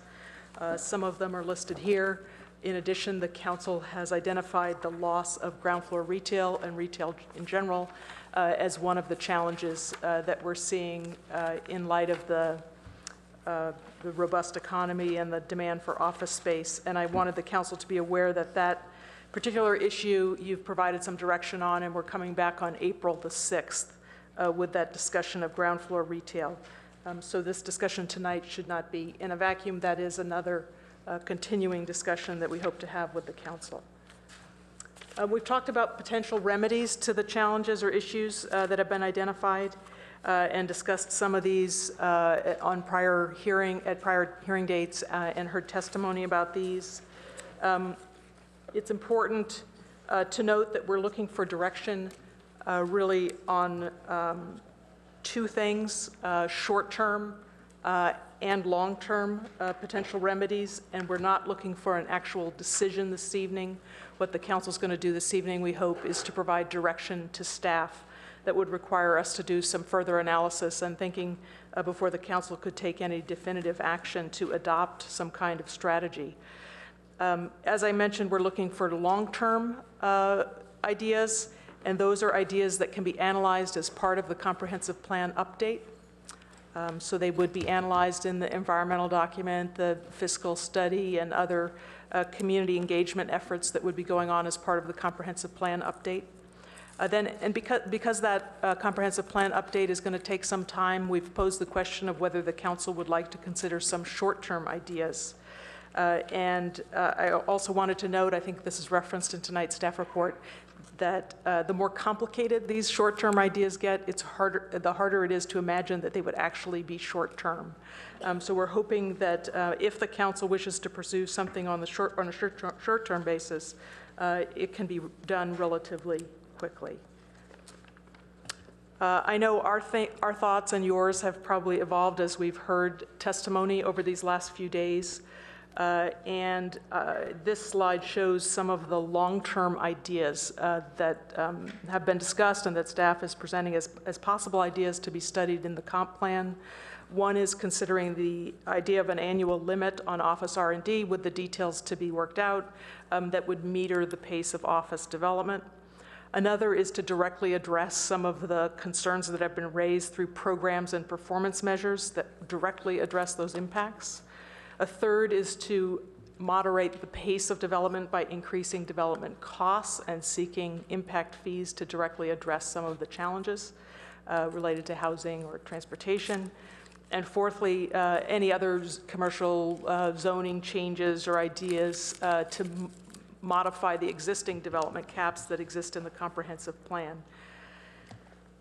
On the short-term side, oh, I'm sorry, I got ahead of myself. On the short-term side, there are also 4 ideas here. One is requiring a use permit for office and R&D uses. These are new uses, and it would provide an opportunity to impose conditions. Another is some kind of cap or moratorium, and this has been brought up by the public on the prior meeting dates. A third is to temporarily suspend the use of certain exceptions or transfer of development rights, which facilitate the office development. The fourth is some kind of temporary reduction in floor area ratio. Again, that would have to be defined further. And importantly, when you get to these short-term ideas, there are 2 big questions that have to be addressed. One is, what happens to applications that are in the pipeline? And the other is, are there any conflict of interest issues that have to be addressed by council members or staff that would require recusals? It's more likely that conflict issues would arise on the short-term question rather than the long-term question because of the exemption in state law for general plan updates. But the city attorney can go into more specifics on this particular issue. It's my hope that this doesn't really get triggered this evening if we don't dig into a lot of specific detail about different districts of the city in the short term or the long term. But we can talk about that more in a moment. It does make sense just to spend a minute on pipeline and defining this terminology. In this context, what we mean by pipeline are applications that are pending that would result in a net increase in office or R&D square footage. So as you recall from our prior staff reports, we've been using 2 different data sets to describe office development over time. We think the better data set is this congestion management plan or CMP data set, With that data set, we calculated at the end of last year that there was about 185,000 square feet in the pipeline.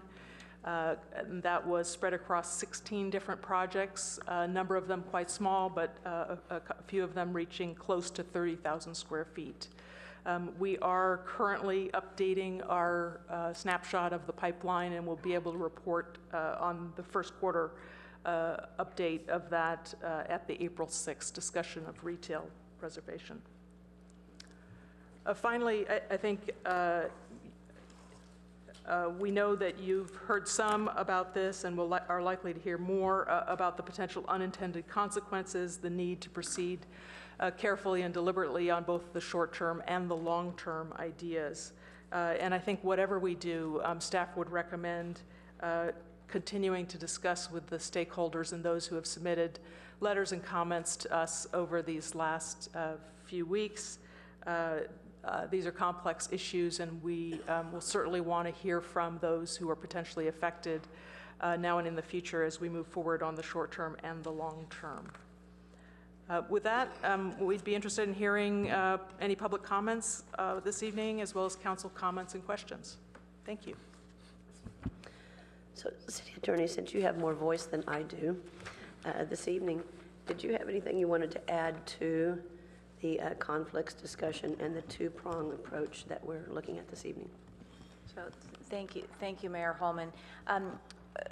The staff has structured the item to allow the council to have an initial discussion and certainly to give guidance on issues and areas that you would like to explore further and study in the comp plan amendment process. We believe that council members should be able to participate in those discussions based on our reading of the law and advice that we got formally from the FPPC last year.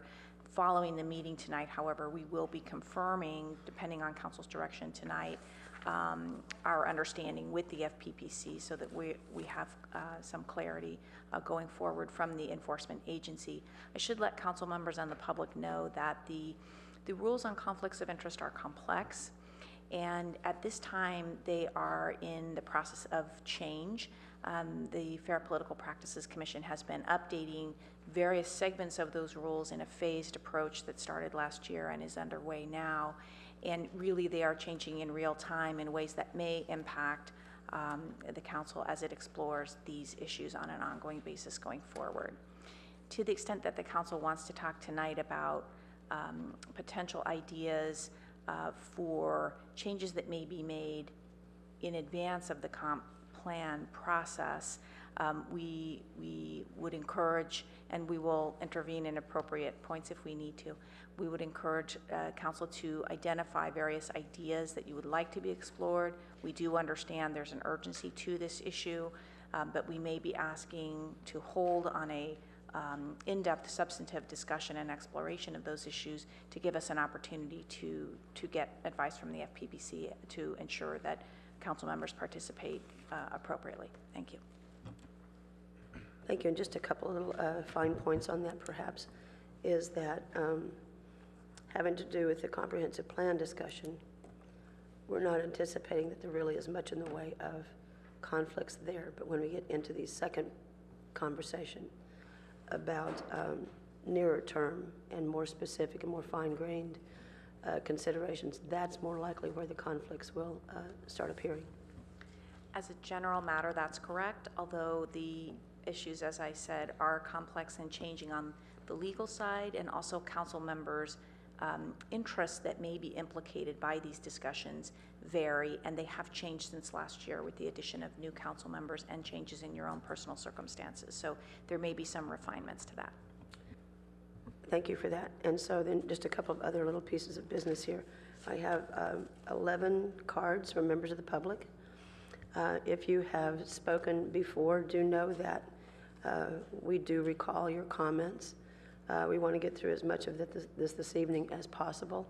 So if you can help us along with your brevity this evening, that would be most helpful. And then when we do come back to council, we do have, this has been described, we have the comp plan discussion, and then we have any nearer term things that we want, or considerations we want staff to go away and explore, including having to do with conflicts of interest. So when we're addressing that second aspect, we're doing this so that staff can go away. It'll take approximately 30 days. So I understand to get a response back from the FPPC about any potential conflicts. And also do understand that as a part of any of those considerations that might come forward this evening, that they do not have to be perfect motions. They have to be guidance for staff enough that they can tell if we have conflicts, but they do not have to be perfect motions. So we do not need to put a fine pencil on those this evening. So we do have these 11 cards from members of the public.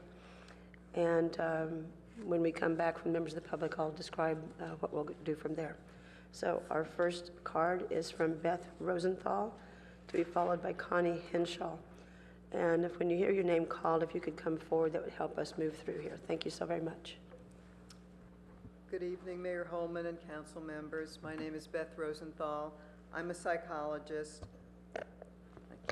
I've been a Palo Alto resident for over 40 years and have had my office at 550 Hamilton, located between Cowper and Webster, for over 25 years. As you may know, 550 Hamilton was sold last year for over $35 million.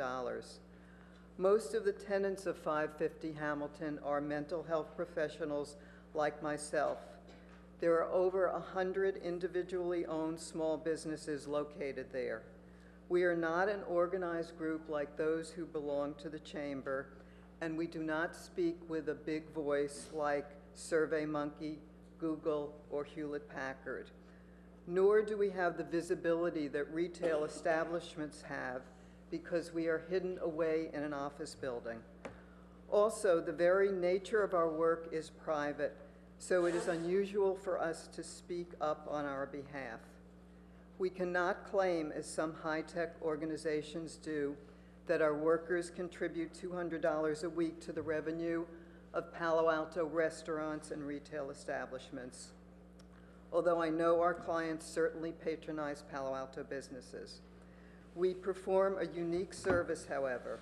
When there is a student suicide on the Gunner Pali campus, we are called upon by Palo Alto Unified to go to the campuses and minister to traumatized students or do evaluations of students who appear to be depressed and at risk for taking their own lives.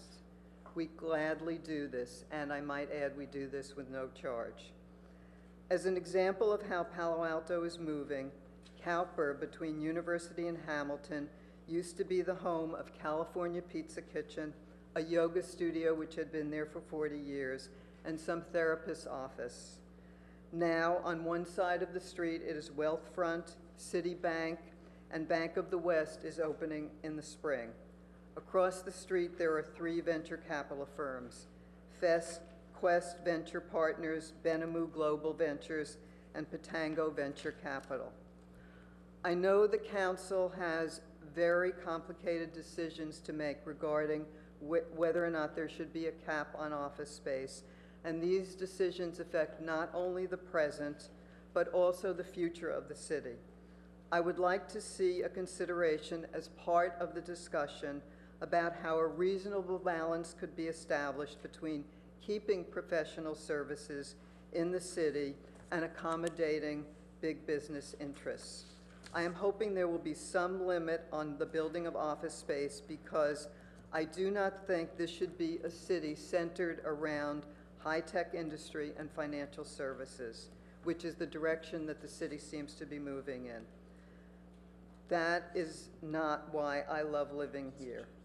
I hope that in terms of wrestling with these issues, the council will listen not only to the big voices, but to the smaller ones as well. Thank you. Thank you, and thank you for your service. Connie Henshaw, to be followed by John Quislin. And again, if you can come forward when you hear your name called, that would really help us. Good evening. I'm Connie Henshaw, and I am representing Lockheed Martin this evening. I am a senior manager at the Advanced Technology Center located in Stanford Industrial Park. Lockheed Martin is proud to be one of the founding tenants in the Stanford Research Park. We contributed to establishing the park and the City of Palo Alto as a research and technology hub. Additionally, we have developed a strong research relationship with Stanford University. Recently, we invested $70 million to build a new LEED Silver Advanced Materials and Thermal Sciences Center at our Lockheed Martin site. Other buildings from the 1950s and 1960s will soon require modernization. Consistency and clarity of land use regulations have been critical as our presence in Palo Alto has evolved over the last 5 decades. For this reason, Lockheed Martin is concerned about recent discussions regarding the possibility of an annual office R&D growth limit in the city. This prospective growth limits our long-term strategy and viability in Palo Alto and could force us to redirect future R&D growth to our much larger Sunnyvale campus, where we have excess land and facilities. We would like to work with the City of Palo Alto on a path forward that allows for responsible redevelopment and growth that supports local businesses, the community, and preserves economic viability. Palo Alto has been an ideal location for Lockheed Martin to conduct business for more than 60 years. We look forward to a long and continued partnership. Thank you for the opportunity to provide our comments. And thank you for coming. John Gwislin, to be followed by Mark Weiss. Good evening, Mayor Holman and council members. My name is John Gislin. I live in Crescent Park, and I'm here to talk to you about quality of life in our communities and our neighborhoods. And I'm urging you to make that the primary metric against which you measure any project that comes before you. I'm going to share my comments tonight with a fellow RPP stakeholder, Nielsen Buchanan. Unmanaged traffic, loss of retail space, a worsening job housing imbalance, and parking intrusion into residential neighborhoods are threats to our quality of life. Inaction undermines public trust and confidence in your leadership. When you find yourself in a hole, the first rule is stop digging. Development caps are an appropriate tool for us to use at this point so we can find longer-term permanent solutions to the challenges we face. We urge the council to focus on short-term temporary caps for California Avenue and University Avenue commercial cores, which are clearly at risk. Keep development caps in place until the following reforms are enacted. 1, permanent residential permit parking programs are operational for residential neighborhoods adjacent to California Avenue by January 1st, 2016, and University Avenue by March 1st, 2016. 2, council needs to direct the planning director to commence both residential quality parking programs on the schedules above. Please note the city manager is recused, and council must delegate all necessary authority and responsibility to the planning director or another appropriate senior level of staff.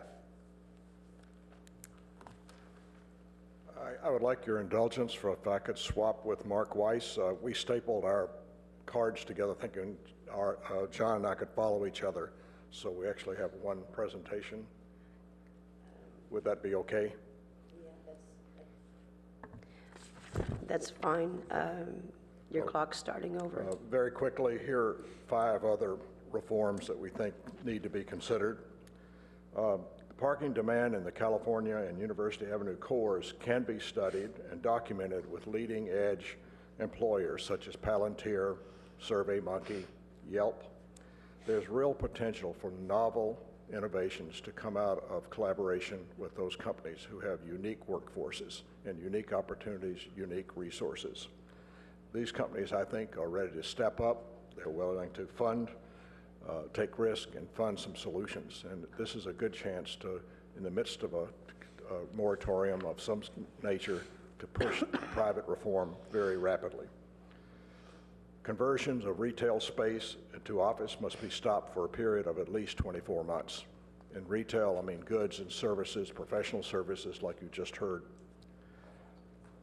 The overly cautious TMA and RPP stakeholding process must be elevated to a higher level with direct oversight, I suggest, by the Planning Commission and Transportation Commission, and reporting to the City Council not less than every 60 days. I've been on the RPP stakeholder process for over a year. And very clearly, there's more than a year yet to go. This is just clearly not acceptable. I'll go the whole course because I stood in front of you and said I would collaborate till the cows came home. That probably was a mistake. The Bryant and Cowper garages must be filled with vehicles from workers within the parking assessment district. A simple marketing program to those employers could fill up the garages overnight. I don't understand why excess capacity under the view of the mayor's office is constantly available. Last week I surveyed every garage at midday. Cowper garage top floor peaked at 12. The low point was 5. One day there was 5. One of the 5 was stealing electricity. Finally, the high-tech garage signage and wayfinding project needs to be put on a very fast track. Garages in downtown and in California Avenue need to have high-tech wayfinding and garage signage, particularly at night. I see the light is on. If I had time, I would explain why that's really very necessary, particularly for downtown north. We're getting besieged with night parking from the robust restaurant trade, and signage would really help. Thank you. Thank you. Mark Weiss to be followed by Suzanne Keene.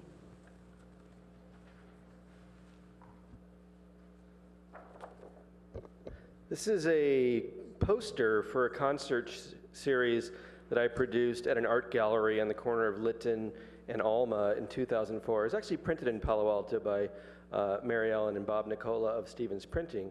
The venue is now office space for, ironically enough, or appropriately enough, for a real estate management company.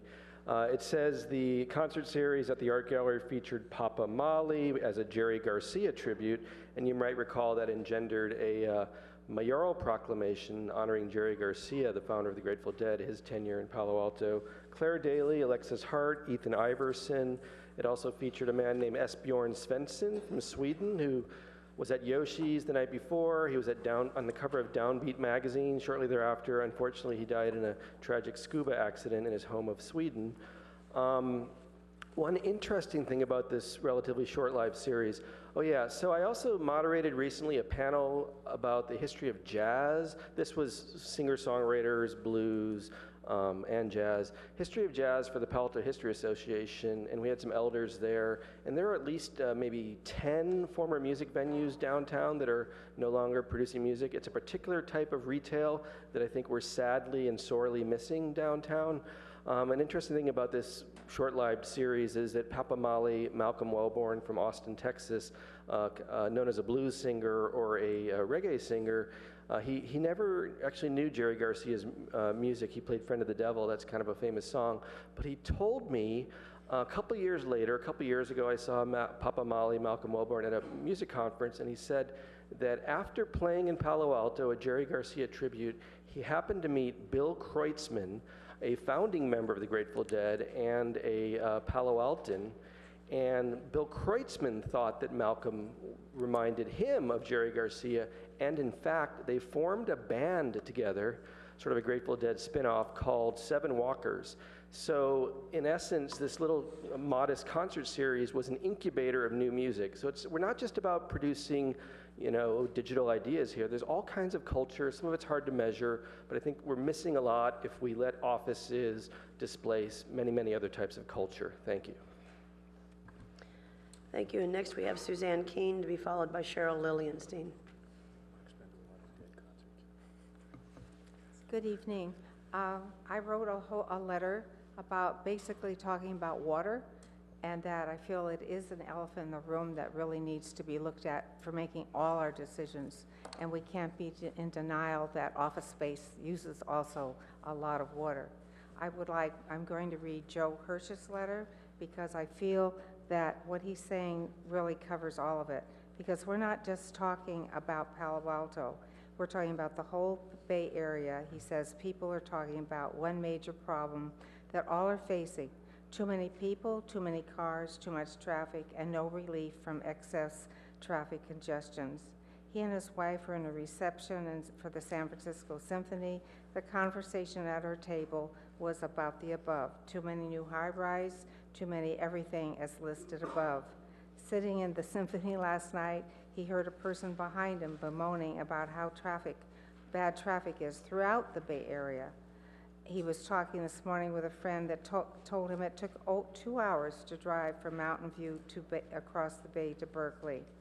In his opinion, the conversation we should be having is about a moratorium on all new non-residential development, not forever, but until we fully understand what new development we can tolerate in the Mid-Peninsula and in Palo Alto. Companies are opposing an annual growth cap. A modest cap is a benefit to them compared to what it really should be, a moratorium on all non-residential development for at least 2 years, maybe more. Continued and constant development, some of it is really redevelopment, is incrementally destroying the Bay Area right before our eyes, and governments everywhere, Palo Alto included, are not taking strong enough stands to protect the very fragile area we live in. Roadways and infrastructures are pretty much fixed in one place. We can tinker with it a bit, but no major roads are going to be built. There's only so much land.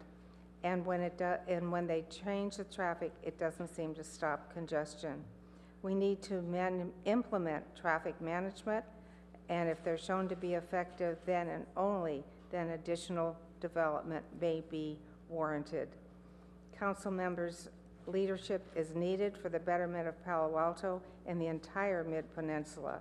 Show the way, institute a moratorium until the current situation can be properly assessed, so we know what development can be tolerated in the future before we simply allow more development of any size or scale and find out after the fact that made merely bad matters worse. Thank you. Thank you, and Cheryl Lillienstein to be followed by Ian Irwin.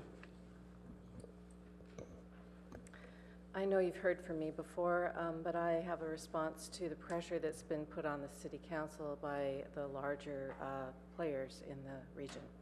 So this is a preposterous story, and the Savannah is Palo Alto. The Lions are high density and growth advocates. The terrain is the various life forms that live here, like the plants, elephants, birds, and residents. And God is the Palo Alto City Council. So the scene is we are in the Savannah, which is called Palo Alto, and the Lions, or the high-density advocates, have been reproducing without hindrance, hunting like there's no tomorrow, and the Savannah is being trampled. The lions are getting quite fat, and the wildlife are getting edgy. Terrain has complained to God about a drastic decline in the quality of life. There's not quite enough water for everyone, and the terrain ecosystem has gone out of whack. Terrain is asking God to tell the lions to take a break.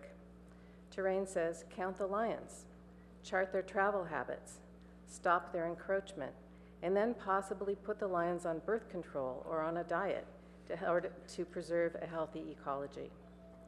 Terrain said, at least count the lions so you can understand what's going on here.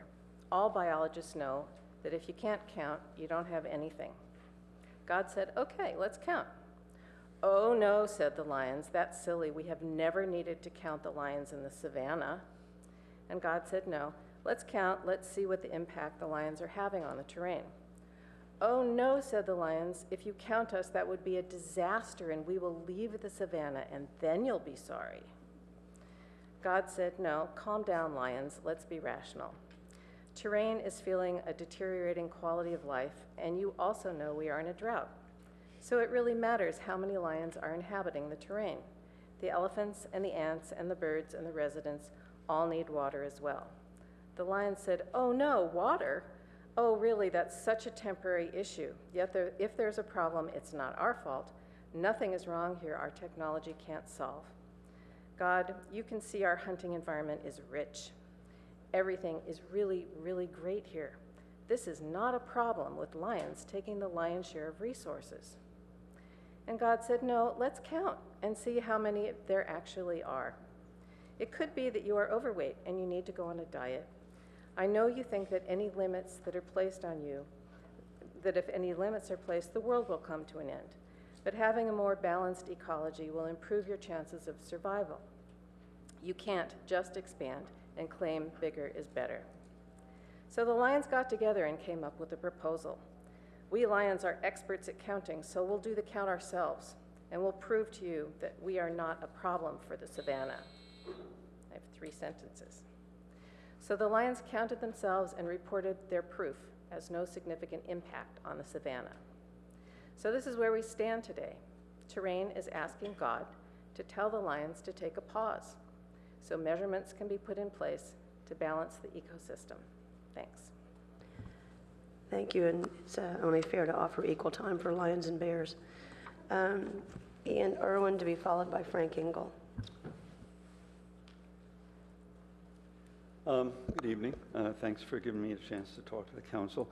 My name is Ian Irwin. I'm a resident of 800 Cowper Street. I raised my children here in this town. I've lived here for 40 years, and our building we live in and own a rental building, provides housing, 4 units of housing for Palo Alto residents.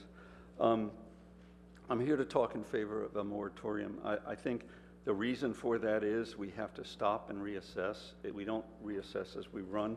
And I'd like to talk about something specific this evening.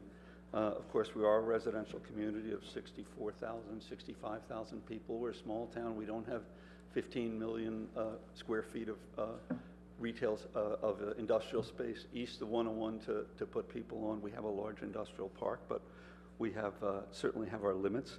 One reason I've enjoyed this town is to be able to raise my kids here and have a very nice place to live, a nice community. I participated in the SOFA plan. I've always been active in the community in any way I can, as have most of my neighbors. We give to the community of our time in order to have a better community for everybody and for the residents here. I thought I'd just talk about, and certainly commercial office development has had tremendous impact and brought down quality of life.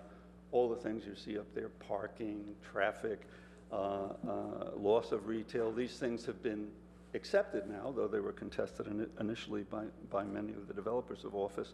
But I'd like to talk about walkability today. That's because I've been trying to walk down University Avenue from time to time.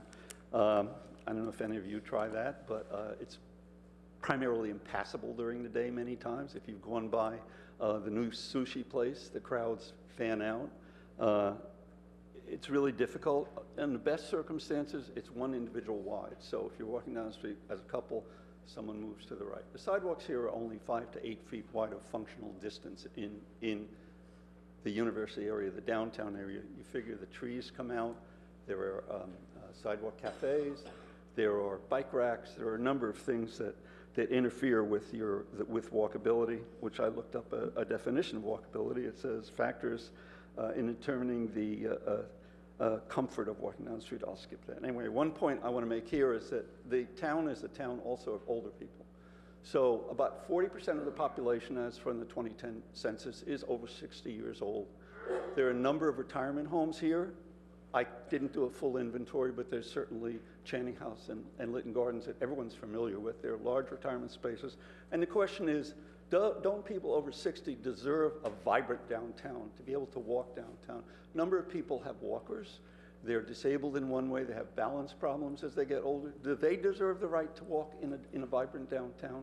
Do they have access to the services that they need to continue living here? Again, these individuals are the people that built this city.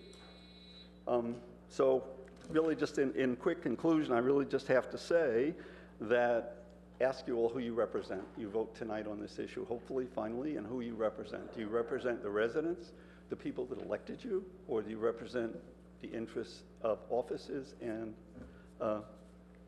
thank you. Thank you. Frank Engel to be followed by Hamilton Hitchings. Yes, Frank Engel, 35-year resident of Midtown.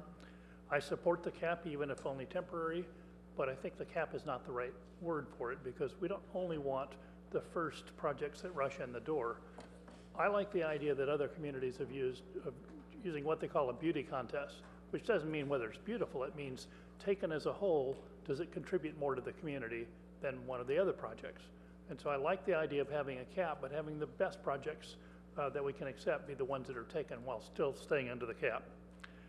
Secondly, someone's already pointed out that our roads are over 50 years old. That means they're going to stay crowded. I just hope we won't make it worse. And Mountain View has just been approached by Google and 3 or 4 other companies to build huge developments on the east side of 101, or north, I guess you'd say, side of 101. And the response I hear was for them to say that they said, show us how you can reduce the traffic level before we give you 1 square foot. And so I'm not saying to be militaristic about it, but I would like you to be thinking in that direction when you accept these new projects. Thank you very much. Thank you. Hamilton Hitchings, to be followed by Bob Moss. Good evening, esteemed council members. I'm Hamilton Hitchings, a 20-plus year resident of Palo Alto. So at the last council meeting where we discussed this, there was a bit of a logjam between on the short-term zoning limits. So what issues were not addressed by the traffic and parking programs as an alternative to the zoning cap? 3 issues: diversity, density, and quality. The root cause of our parking and traffic problems is increased density and usage. The transportation and parking programs are vital, but only a partial solution. Currently, high density office buildings are the most profitable, and that is what will get built without zoning regulation. We need zoning rules that create breathing space for more housing to be built downtown, and thus more diverse and robust tax base, which will hold up better during economic downturns. One of the nice things about mixed-use office and housing projects is they can share parking between the daytime office workers and the nighttime residents within the same parking garage. Also, we want to improve the quality of projects, which often start the zoning process as tall glass boxes without setbacks on the ground or upper floors. I feel Palo Alto deserves better projects. The current comprehensive plan has a target FAR of 1 for downtown, yet many of the new buildings are built with a FAR of 2.5 to 3. The current zoning rules are not working. One suggestion I like is to temporarily cap on the FAR for office space per project to something substantially lower, like 1. That way, it would still leave plenty of space within the project for retail and housing. Thanks again for listening. I appreciate your time.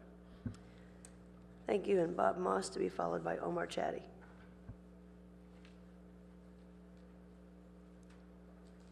Thank you, Mayor Holman and council members.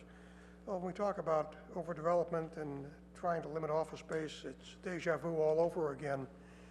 I apologize for not sending my comments out until this afternoon, but I had trouble finding that staff report from 1986 that references all the problems from overdevelopment and especially from office overdevelopment.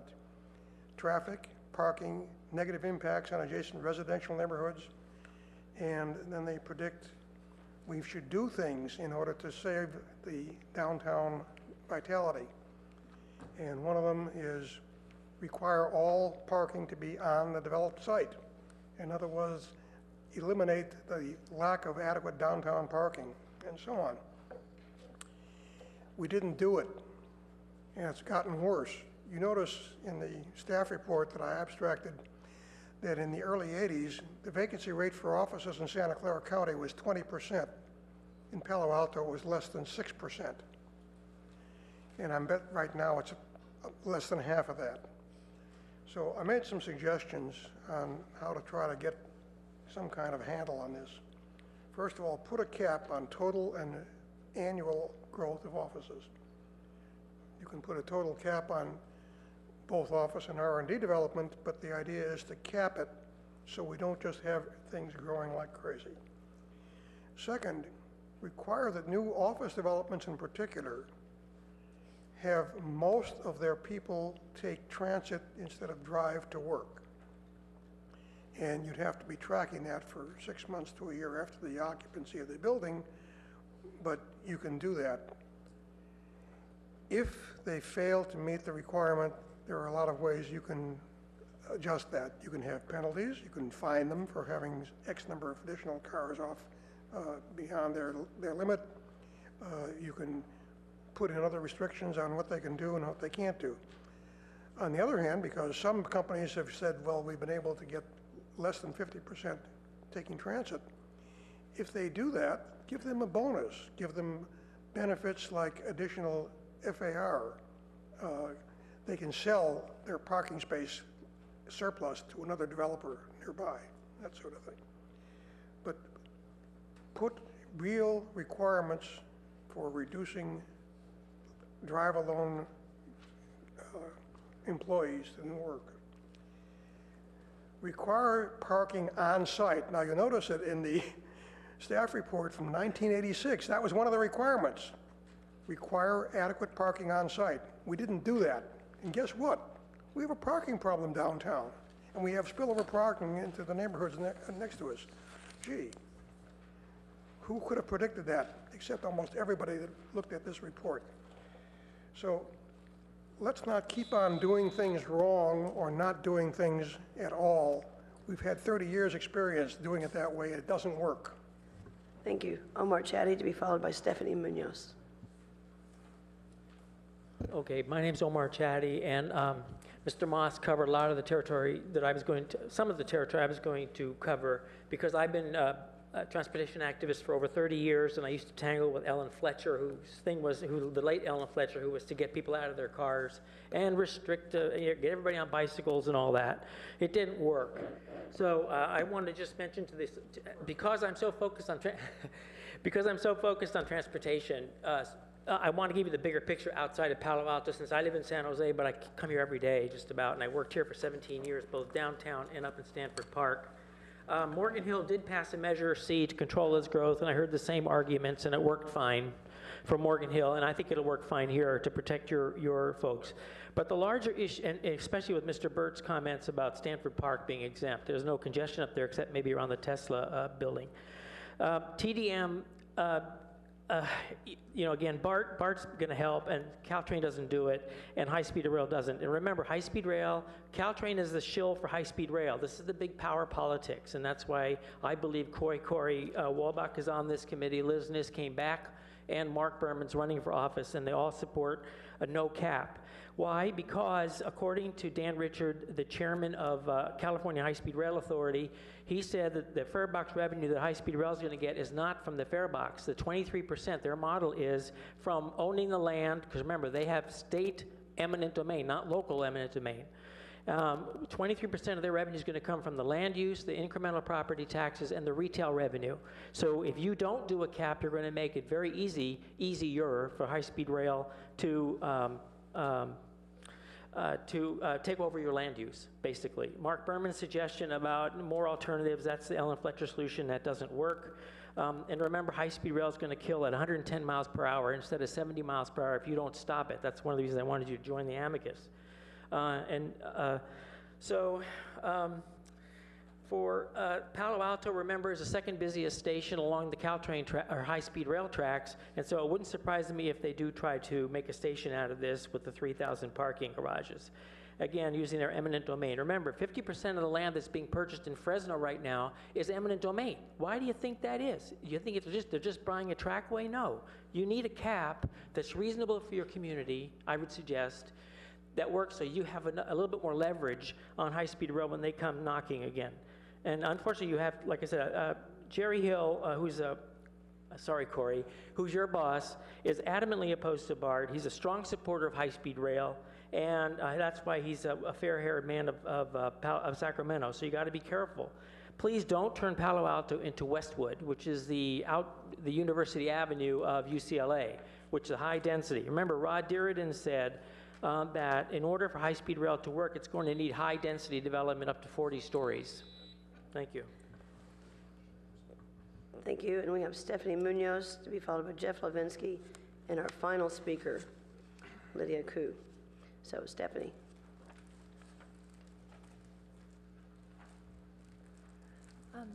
Good evening, council members. I'd like to advocate for the cap, but first I have a little freebie. I have an idea that would save you a lot of time, I think, and would be absolutely non-controversial. If what you want is not to lose retail, why don't you say so? Why don't you make the ordinance say there shall be no diminution of ground floor retail anywhere in town, period. That sounds sort of didactic. I'm not used to talking in that voice. But, you know, as a mom, I know that once a really good mom is flexible and sophisticated and pays attention, but once in a while, if you really want them not to stand on the furniture, you have to say, don't stand on the furniture, period. And so I would say, you have the power to say there shall be no diminution of retail space in Palo Alto. Not from 90,000 to 80,000 on 2 buildings that have been made out of 1 or 1 out of 2, not in any case. Now, what I want to say about the cap is this. If I can only get you to admit that space is finite, it is not infinite. Imagine that there's a big map of Palo Alto and a relief map, and there's a glass ceiling on it. And that's the volume, the cubic volume that's there. Now, I suspect you have a kind of a mental reservation. You're saying, oh yes, that's the amount, but you're really thinking, but we could cut down on the setbacks, and we could go up a little higher, and we could go down in the basements, and we could run space across. But even if you did all those things, at some point, you have an end to where you can put stuff. And I think you have to sit down and figure out where that point is. You have X many, and then you have to say, now how shall we divide it up? Shall we use it all up this year and next year? Might it not be prudent to save some for the 9th year out or the 20th year out? Because we don't know what's going to happen. Global warming might make changes in what we need for infrastructure. There might be some magnificent new space exploration. We might need some of that space. We really shouldn't use it. We can't let somebody just use it all up, and then there's none for us. Thank you. Thank you. Jeff Levinsky, to be followed by our final speaker, Lydia Koo. Good evening, Mayor Holman and council members. You've received lots of input from the public about the proposed cap or moratorium on offices, but the arguments made against the cap don't make sense. We've heard that office rents are too high and we need to add more office space to lower rents. But the business community also says that if we stop building new offices, the economic vitality of Palo Alto will dry up. It sounds like they're saying that we'll have tumbleweeds blowing through our deserted streets. But if that were to happen, rents would of course go down. So if you take their arguments seriously, those worried about high office rents ought to support the cap, not oppose it. We've had big companies like HP say that if they can't have more office space, they'll leave. I guess that's supposed to frighten us, but wait a minute. HP, Palantir, and the like are huge firms that can afford to pay top rents. They're the ones locking out our smaller, younger, more vibrant companies from setting up shop. My first job, by the way, out of college was at HP, and I'm very fond of them, but they're hardly a cutting-edge company anymore. So if HP wants to leave, let's thank them for having been part of our town, wish them well, and welcome in their upstart replacements. We've also heard folks claim that the way to solve our job housing imbalance is to add more offices. But that makes no sense. It's like adding passengers onto a sinking ship. No, to address the imbalance, we need to stop building offices and save what capacity we have for housing. Anyone truly pro-housing agrees with that.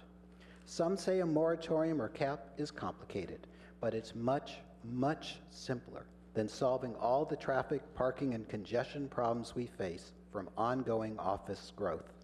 Despite years of effort, this council has yet to solve those problems, and it is losing credibility with the public. In fact, the least complicated step you can take is a moratorium. It avoids developers fighting each other for the right to build offices and the council being dragged in as the referee. It will instead focus developers on housing, and it will give us breathing room to find real solutions for traffic and parking. It's the simplest approach of all, and the only one that makes sense. Thank you.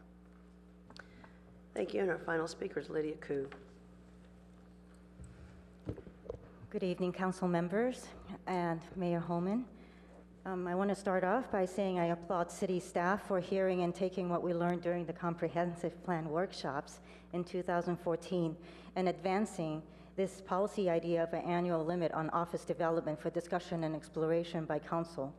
While you're deciding on this policy, you should consider a moratorium to all non-residential development. One of the positions that you're hearing against having a cap is that we should allow for more building now on faith. These companies say simply hope that there will be a plan for dealing with the consequences. Land use and buildings are long-term commitments of 20, 30, 40, or even more years. You're hearing this from highly successful businesses. Do you think they got successful by running their businesses the way that they're telling you to run the city?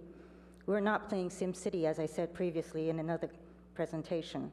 When companies downtown objected to the RPP, I hear them saying their employees need to park in the neighborhoods. But when they talk about the building cap, they say unless there's more building, there's no incentive to participate in the TDA. Certainly seems like a contradiction to me. I urge you to enact a moratorium temporarily to address all the negative impacts on parking and traffic, the infrastructure, as well as city services, residential quality of life, and closing all the development loopholes and clean up zoning. Address the issues we're faced with. Stop adding to the problem. As John Guzlin stated, stop digging. Thank you. Thank you. So as we come back to council, I'd like to ask us to follow the following procedures. So we've had prior discussions on this. Council members may or may not feel that it's been adequate in order to come to some conclusion. But do keep in mind that we are not making precise decisions this evening. We're sending staff away to look at some considerations and determine what conflicts of interest might exist. So my recommendation is for the first round that we go down and allow people to get their sea legs again if they need them, ask questions or make comments, 5 minutes each council member, and then we'll go back and do a second round, at which time we'll entertain motions. And I suggest that we start with motions on the shorter term suggestions because those are the ones where conflicts are more likely to appear. So if you don't need the 5 minutes, you can skip that and we'll move along more quickly, but you're welcome to 5 minutes. I see no lights so far. Vice Mayor Schmidt.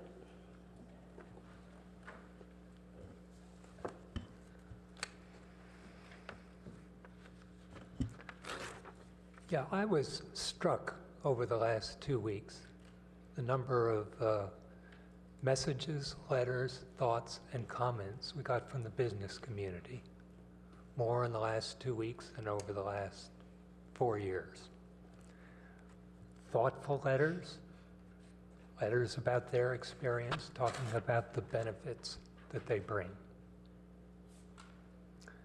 And I think the goal of what we're trying to do here is to have a discussion like that, is to have the parties coming out and talking about the benefits of growth and the problems with growth, the benefits of cutting back on growth and the problems of cutting back on growth. So I encourage that, and I hope what we come up with tonight helps that. We had the message at the beginning of the meeting. On May 30th is a summit where we're inviting the public to engage in that debate. So we can move the debate along by helping set the guidelines. But just to have a public debate.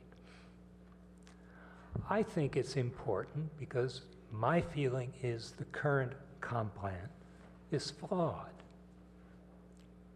And I'll point to 3 numbers to make the case. 3 to 1. That's the ratio of jobs in Palo Alto to employed residents in Palo Alto. Business community comes out and says, we want to bring benefits Jobs. Well, how many jobs does a resident need? Choose from 3 jobs for every employed residence? How many more do you need? But it does bring changes in the characteristics of the community. It makes us a commuter, a center city of a commute. But there's a problem with that. One of the benefits of Palo Alto is we have the hills up on one side that are protected parkland. We have the bay on the other side that's protected parkland. So we're on a corridor. We don't fit the characteristics, the geographic characteristics of an old center city. Yet 3-to-1 ratio pushes us down that road. And every forecast I've seen that we're working on says that office space will be growing faster than residents. So we want to increase that ratio, and maybe one of the debates we should be having, is it time to hold that ratio steady or have it decline a bit? Point number 2, another number, 517,000 square feet. It's the number of new additional office space we've added in the last 15 years. At the same time, we've had a decline of 37,000 square feet in retail. People tonight have made the case. We're losing the elements that make the city a place: personal, business services, food, things like that. So how do we protect the quality of life in the city? And the third number is the one most disturbing to me. We've had this tremendous growth in office and non-residential, and yet if you look at our numbers, property tax income, non-residents pay only 25%, and each year over the last 6 years, that has declined by 1 percentage point. Why is property tax important? It's 35% of the tax base for the city. It is 80% of the tax base of the school districts, and it's 80% of the local tax base of the county. Those are the ones who spend money on the quality of life. So business community, help us out. Come and tell us what the benefits are that we get from that we build a community we want in the future. Thank you. I see. Councilmember Burt. Well, at our last meeting, I tried to lay out some of the issues and problems and to frame a discussion. I think we kind of gave short shrift to those things, but let me try to frame a few of my thoughts on those questions and alternatives. First, I've heard a lot of people say, don't do a cap because it doesn't solve everything. And it's a simple answer to that. No, you're right. It doesn't solve everything, but you're wrong that that's the reason to deny doing a cap. It does do some things, and it would work as part of a series of measures that we're doing. So it would address the impacts of the new development. And the alternative is that for us to say to the community, well, let's not put a constraint on the amount of new office, but trust us. The things that we've done that we hope will mitigate our traffic and parking problems and the quality of the new development can be solved through the other means that we've had, and let's wait it out. And while we're in a boom period of having office and R&D development being triple what we have averaged, we hope that these other measures are going to solve this problem well enough. Well, I think there is an alternative. We could have an extreme cap. First, we could do nothing. And the likelihood is that if we don't do something to moderate the rate of office growth and improve the quality of those developments, then we will have a moratorium in short order, because the community will be in a big enough uproar, and the very business community who is saying don't do even a moderate cap will be faced with a moratorium. So I think that we should look at something that's well crafted and would have significant benefits. And those benefits, one, question of whether we do it on an interim basis or wait 2 years and fold it into a comp plan. If we don't do it on an interim basis, then we're liable to, we say we're going to do it in the comp plan, and we're going to create a land rush. We'll get all those development projects rushing forward now, not to mention the very large number that are already in the pipeline. Second, if we do have a cap, we can strike a balance between residential and office growth and favor residential over office, but not have a complete freeze or moratorium. So we'll still have enough latitude that businesses can have some discretion to grow and evolve in our community. But we've also had a lot of businesses say, gee, if you don't do a cap, we're going to have all these businesses exit the community. And my answer is, gee, where have you been? How long have you been observing the DNA of Palo Alto? Only a certain number of businesses grow up and stay here. Most grow up and they either move altogether or they move their high volume employees elsewhere. HP has how many 100,000 employees globally? They started here, but they don't have all those employees here. Google started here. Facebook started here. Do you know how many millions of square feet of office we would have to accommodate those companies? So that's a trend, and that will always be the nature of what we do, and that's okay. So I want to see us have a cap on an interim basis at a moderate level, perhaps targeting the areas that have been the biggest problem, at least on the interim, which is downtown, Cal Ave, and El Camino. And the Stanford Research Park, being the most significant that would not be included there, has certain controls, and between now and our comp plan, I would want to see a significant success of a comprehensive TDM program for the research park, along with constraints on what's been happening over the last 20 years in the research park, which is a gradual conversion of R&D space into office. And that retaining the percentage of R&D space is good for companies like Lockheed and others, because they're getting squeezed out by office, and the diversity and the real value of the research park, of not just being another office park, would be enhanced rather than be diminished.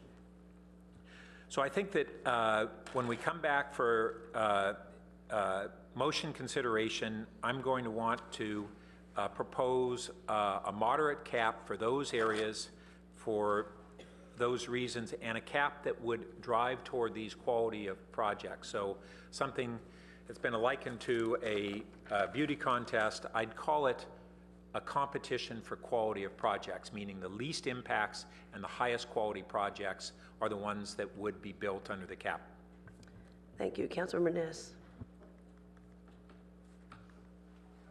I frequently disagree with Councilmember Burt, and tonight I've discovered I'm in his camp. It's kind of a big surprise. So let me run through some of the things that I've been thinking about during the day. I am truly not in favor of a moratorium. I think that's the kind of thing you do when you're absolutely at the end of your wits.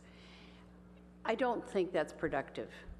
But I think that, and listening carefully to the discussions that have been held, and now we've been holding them for 2 years and 3 months, believe it or not. We have been discussing answers to this issue for that long. It may not seem that way, but when I ran in 2012 with Mark, that was our discussion. How fast could we get Nielsen to did Nielsen leave? I can't believe it. we discussed, how do we solve parking and traffic then? We've had a terrific plan in place for now, I think it's going on 2 years. I think we need to say to staff, we've really got to deliver on this. I have no idea why our RPP has gone so far south, but it's absolutely regrettable. So, but coming down to this again, let me tell you a couple of other things that exist. We already have a cap. We have a downtown cap and we have a citywide cap. They're both in your report for tonight. The downtown cap is very clear. It went into place in '86. Where's Bob Moss? He would certainly nod and agree with this. And in '89, there was a huge citywide cap that was put on. And that's all in what you have tonight. It also indicates, if I'm reading this correctly, and this is on page 390 of our packet, and I think this is, as I'm looking at this is your congestion management out of VTA, which indicates that in the last 15 years, we have grown about, call it, rough it up to about 35,000 square feet per year. And we are not going to grow 35,000 square feet every year. You can look back and look in the early part of the 2000s, where instead of gaining, we actually lost. And also in that period of time, you can look back to 01 to 07 and see that in hotels, we lost almost 250,000 square feet. We're a dynamic community. Even if we cap, even if we use what Pat has called a moderate cap, we are not going to be a dramatically different community. If I'm looking at the figures correctly, and I'm pretty sure I am, one of the areas we've talked about is in that range, and we're staying in that range without even having a cap in place except for the two that I just mentioned. So I want to comment on a couple of other things that Councilmember Burt spoke about. He didn't put it this way, but I think that a broad brush, that one stroke that just fits this entire community doesn't work. This isn't a one-size-fits-all. It really isn't. We have very different parts of our community. The downtown is a mature and not quite predictable, but it's a mature part of our community. California Avenue is quite different. California Avenue is just going through this metamorphosis. It's rather dramatic to see what's happening on California Avenue. El Camino is yet another issue. There's some discussion about, has there been too much going on El Camino, or not enough going on El Camino? But usually, and if you had come here in 2005, you would have heard people saying, won't there ever be any more development in Palo Alto? Where have all the hotels gone? Where is our TOT gone? So we're dynamic. We're going to continue changing. So one last thing. I just want to finish up on why I might support a cap but cannot support a moratorium. I absolutely think that is the meat cleaver.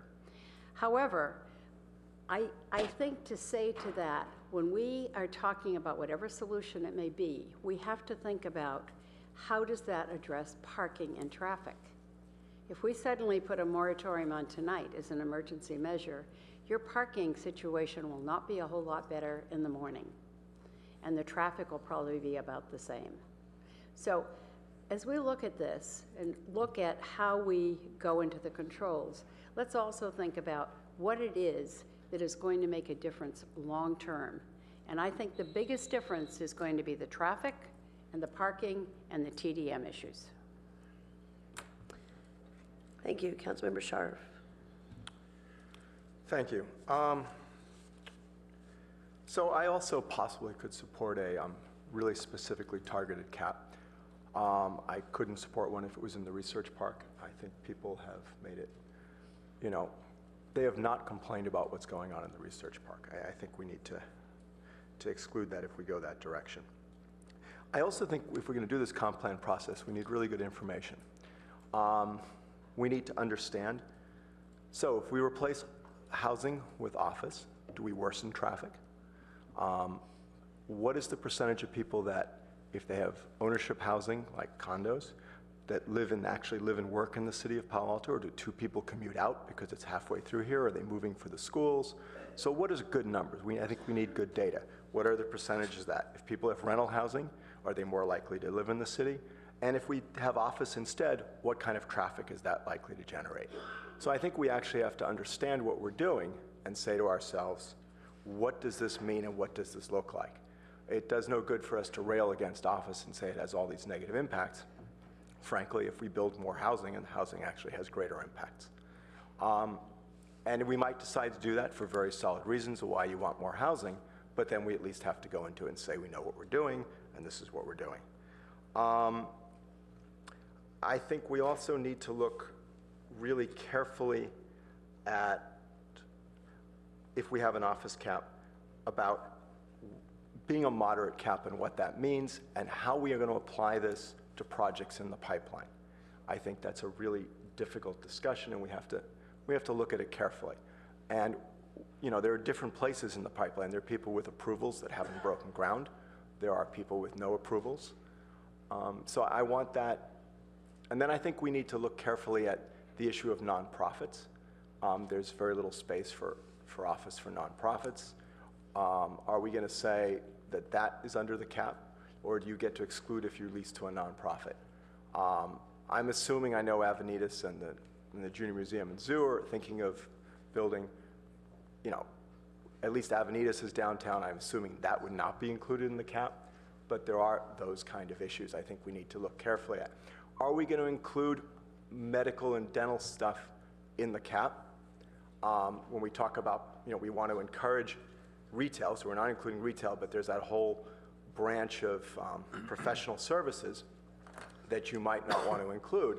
But on the other hand, you might want to include a large law firm in the cap, which is not really the kind of professional services we're talking about. So I think we have to look at a lot of that, and maybe that's just by having a larger cap that's covered. So I think there's really a lot of really difficult questions that I'd like staff to analyze and come back with on that. And then I know we were doing an East Circle Meadow plan, specific plan. So part of my questions on this is, I don't want to include that area if we're going ahead and doing a specific plan, because the whole concept of a specific plan is, this is what we particularly want in this area. And then I think long-term, we may actually want to do a downtown-specific plan, frankly, and say to ourselves, what do we want the downtown to look like? And how does that feel, and what does that look like? And that's probably a much better choice than any sort of a long-term cap. So I'd rather do that. I'd rather also us look very carefully at when we say a cap, how long it's going to be in. I mean, is this a short-term thing, or is this going to be a long-term issue? If we're going to do a cap, I would hope that what we really do is it's a short-term issue, and what we're really looking at is targeting the issues we're trying to resolve, which I believe we've pretty much been doing. I think design issues, people talk about a beauty contest, and that design issues may in fact, I think design issues need to be targeted separately in many ways, and we need to think about how would we target that if we're unhappy with the design we're getting. And there are lots of ways we could look at it. We could look at a form-based code instead of, frankly, having an FAR, which leads to boxy buildings. So I think that there are lots of ways we could attack that. So in general, I also would not support any sort of a moratorium. I think that's a meat cleaver approach to it.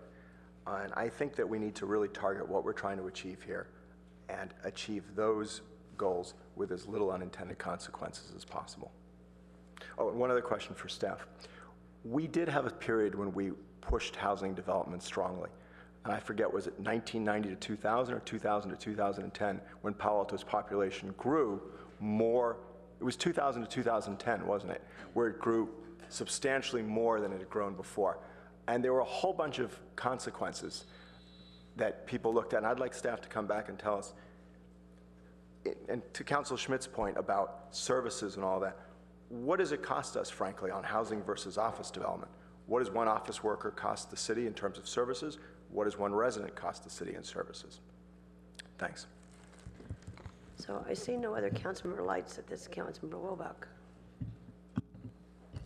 So a couple of background, just framing things. First, there's Sorry, Corey. I talked too much at that meeting back in February. Junior council member. So, we've had some, discussion of threats. I just want to point out that, some people feel that there have been threats from certain sectors of the business community that they will leave, that they will up and leave Palo Alto, and that we should bemoan their loss. I've also been threatened by colleagues that, even though I've only been on council for 2 years, they're going to make sure that, some implicit and maybe some explicit threats that they're going to make sure I'm not elected if we don't agree on one issue or another. I'm just going to say, if you think that threats are an effective way to lobby us or your colleagues, it's just not it. I'm sorry to sound preachy here, but if you want to convince me to vote with your proposal, make a strong argument, please. Last time we had this discussion, moving on, we had, I think, basically 3 different ideas being discussed. We had the idea of a very severe cap, exploring that. We had the idea of a beauty contest or a competitive process by which projects could get approved. That would essentially be a moratorium with exemptions for projects that meet a certain threshold. And then we also had the proposal to have staff explore imposing fees, fines, et cetera, on development and on tenants, existing and new, so that we could, frankly, exploit them to help pay for addressing impacts. I actually don't think that these ideas are necessarily mutually exclusive. I think one of the reasons we ran into trouble in our discussion last time was we really were thinking of them as mutually exclusive. I've never seen them that way. I don't think that imposing fees on new development, escalating the current fees, even imposing, say, a graduated job tax on businesses. Let's say you've got a small business, you pay very, very little in tax per employee. You have a business with 100 employees, you pay more per employee. You have 1,000 employees, you pay quite a bit more per employee. And then using that money to put into the TMA, to put into improving our transportation infrastructure, to put into affordable housing, to put into, improving our parks. I don't think that that's necessarily in conflict with also moderating the total amount of office development. So I just don't think that these things are necessarily mutually exclusive. So I actually really appreciate Councilmember Burt's point that, proposing one solution to the problems we're facing that doesn't solve all of the problems doesn't mean it's not worth doing. And so there are a couple of options still on the table that I'm open to consideration of. I do want to make sure that we have maybe a little bit of a discussion, maybe even just go down the line really quickly and just figure out, are we all on the same page about what the problems are that we're trying to solve? Because I think that there might be a bit of a disconnect about what issues we're actually trying to solve here. And as we're grasping for policy solutions, if we're not actually trying to address the same problems, or we're not clear and explicit and honest about what problems we're trying to solve, we're going to talk past each other a lot. For myself, I think that the primary issues are traffic, parking, housing cost. Secondary issues, but also important, are the quality of design, the quality of the built environment, whether our infrastructure and our social networks and social services and our schools can support growth, whether we're talking about office or housing development. I'm about to run out of time here, but I would like to hear from colleagues. What are the problems that you think we need to address by the proposals we're discussing here? I do think that if we are talking about some kind of a cap, we should exclude mixed-use developments that are housing positive, that have more housing than jobs. We might have to explore amending our zoning ordinances because, if I'm not mistaken, our current zoning makes it very difficult to have a mixed-use project that is like 90% housing and 10% offices. I also think if we have a cap, we should actually not exclude those areas that are furthest from transit, but instead we should, I don't think that, for instance, excluding the Stanford Research Park makes sense. because, the vehicle miles traveled, the greenhouse gases emitted by people going to a job where they essentially have to drive runs contrary to Palo Alto's goals of reducing traffic and reducing greenhouse gas emissions. I would also say that maybe we should consider excluding a specific or precise plan where the community's had significant input and said that we do want this project. I'll cut off my comments there, but I do have some other thoughts for later. Thanks. Councilmember Du Bois. So after 3 meetings, I think it's clear that there's a disconnect between our citizens and our businesses. We have letters from several neighborhood associations in Pan who come out in favor of moderating office development. I've talked to some of our local merchants. We've heard from office professionals or service professionals tonight, and they're concerned. But the big businesses don't want restrictions. And then staff, if you go through the staff reports, I think you've captured a large number of options: aggressive TDM, moratorium, reduced FAR, caps, impact fees, suspension of TDRs. I mean, a whole bunch of things. We've talked about a very narrow number of those. And we also have some great sets of data that Councilmember Schmidt has pointed out, but again, we haven't had a lot of discussion about the data. And then as Councilmember Wolbeck just said, I'm not sure we agree on what the problem is and what the solution is. I think we've been overly focused on traffic and parking in this discussion, and I said it before, and I was mischaracterized in the last meeting. What I said, what I'm saying is, I think traffic and parking are a subset of the secondary impacts of increased density. So they're important, but they're not the only impacts. And I feel like we're avoiding a serious discussion of the core issue, which I see as how much office space do we want to have by 2030? So how do we strike a balance? How do we not become a monoculture with office space pushing out other opportunities for housing and retail? I think the status quo is not working. We are in a boom time. City councils all over the Bay are grappling right now with this issue, and they're having discussions like this. Some of them have caps. Some have scoring systems for new developments. We can't have it all. We can't have unlimited office and more housing. We have to strike a balance and have a diversity of land use. I think there's also been some confusion about redevelopment of existing office. This discussion is about adding new office. We're not looking to prevent anybody from replacing an old building with a new one of the same size. And I think we are dealing with citywide growth. I think it's spread out, and we need citywide proposals to address it. So I'd like us to focus on discussing ways to moderate growth prior to the comp plan and then as part of the comp plan process. And so prior to the comp plan, I'd be interested in having a discussion in kind of 3 different areas. First, I'd actually like to see us rebalance mixed use. Maybe prior to the comp plan, we could require mixed use to include more residential square footage than office square footage, using occupancy rates based on current planning standards. Secondarily, I'd like us to discourage discretionary zoning projects and direct staff not to spend time on those projects during the period before the comp plan update. And third, I'd like to have a discussion about reviewing current exceptions in our code to see if we still need certain incentives.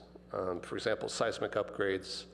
A lot of cities these days simply require them and they don't provide incentives. And then as part of the comp plan update, I would like to see us talk a little bit more about how we would score projects and establish criteria that actually would encourage great projects.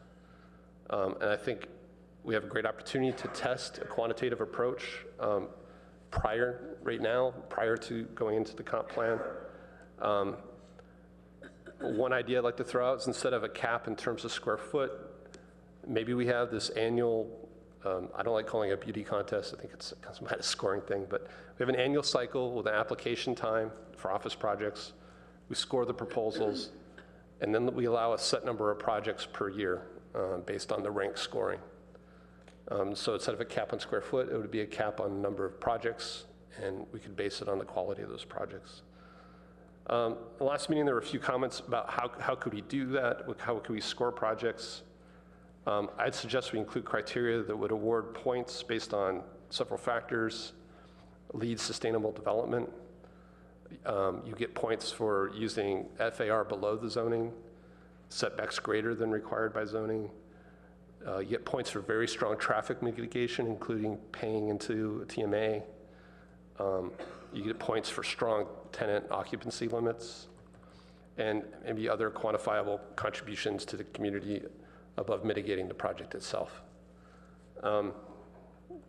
So those are just some ideas I'd like to discuss, and maybe, if we approach this from a different angle, we can make some progress. So, thanks. Councilmember Berman.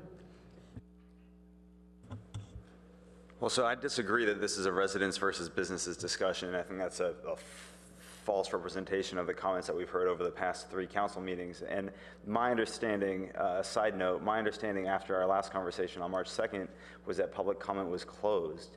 And I received an email from a member of the public who was under the same impression. They'd heard that from staff, and they were getting a lot of emails from friends of theirs who were also under that impression. So I don't know where the confusion came from, but I think it's unfortunate that tonight there are a lot of residents that probably would have came and spoke if they understood that public comment was still open. And I'll go back and look at the end of the meeting on the 2nd, but that was definitely my impression also. It's always great to hear from the public. It's just important that every member of the public understand what the rules are and have the opportunity to speak. So I'll go back again to... Here, we'll stop the clock for a second. So there's certainly no intention to treat anybody differently than anybody else. Sure. And my understanding was last time that we did not close the public hearing, that people would be allowed to speak again. And totally understand that, given that it was open again this morning. And I'll go back and look also at the video and see maybe why I misunderstood what the rules were. I just want to make sure that folks understand that there are a lot of folks, a lot of residents sitting at home tonight that probably would have come and spoke if they understood that there was an opportunity to. I think the idea of a cap, a moderate cap, in a vacuum could be a positive thing. I come back to the comments that I made last time, and this is a fault that I have at work and here on council, is actually trying to get things accomplished. And I think that Nielsen Buchanan said in his email to us, kind of when he was talking about the RPP and how the RPP is getting pushed for another 3 months, he said, we've got fantastic staff working on these issues, and they're overloaded. They're overwhelmed. Council doesn't, give clear prioritization of issues and is constantly adding more things on. Now, Councilmember Scharf brought up 24 good questions tonight if we're going to implement a interim cap. And my understanding is that tonight we're not actually passing policy, that tonight what we're doing is asking staff to study different things and come back to us. So what we're going to do is we're going to ask staff to study numerous different things, from a cap to a beauty contest to different weight, whether it should be square footage or whether it should be number of projects. And at the same time, we're going to get angry that staff hasn't implemented the 13 projects that I ran through in our conversation in March that I'm not going to bother running through again. And we're going to take up more council time for something that I am just remarkably skeptical will actually have any discernible benefit that warrants the amount of time that staff and council and the community are going to spend on a moderate cap. So listen, I'll stay open to it. I'll be curious to see what staff comes back to in regards to the couple dozen questions that have been raised tonight by colleagues, and I'm sure more will come up. I'll continue to defend staff when current projects that I really want to see implemented, like the RPP, like the TDM, like the business registry, like the downtown using technology in our parking garages, while those continuously get pushed back because we continuously ask staff to interrupt what they're working on, to do more things. And it's not like we have unlimited resources with our staff, with bodies and with time. And so everything that we ask them to do and everything that we ask them to analyze means that they're pushing something else off. So we have a whole panoply of great ideas, but at some point council has to prioritize, and council has to actually say, this is what's going to lead to the best, to the biggest result in the shortest amount of time. And a moderate cap on office space in a couple of areas in town, I'm skeptical. I won't close the door on anything, but I'm remarkably skeptical that at the end of the day, after we spend a ton of time on these issues, we're going to come to the result that that will generate the benefits that are greater than what we're losing by not focusing on the 13 programs that we've already passed as a council and that we're asking staff to work on.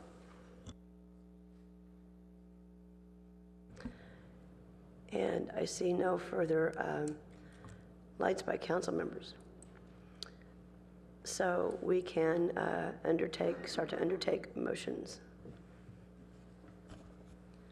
Councilmember Burt. Okay. I will propose that we direct staff to return with a proposed or a prospective interim ordinance along the following lines, and that staff will have discretion to provide us with certain alternatives for elements at their discretion, but under the following guidelines. That it be a cap that would run until adoption of our comprehensive plan, our new comprehensive plan, that it would cover the areas of University Avenue, California Avenue, and El Camino districts. That it would be approximately 50,000 square feet, in aggregate for those districts, 50,000 square feet of new office commercial development net gain per year. That it have a set of scoring standards to attempt to drive quality, and that those scoring standards would include traffic impacts, parking impacts, design, and design having perhaps 3 elements of the human scale of the urban design, the compatibility with surrounding buildings, and the aesthetic quality of the projects. Third, that it potentially include environmental quality of the building, principally energy and water use. And fourth, that it include other potential public benefits.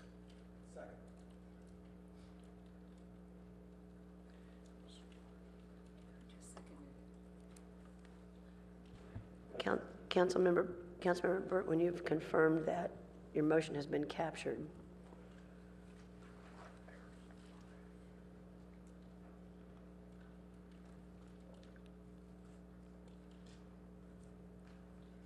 It's moving too much.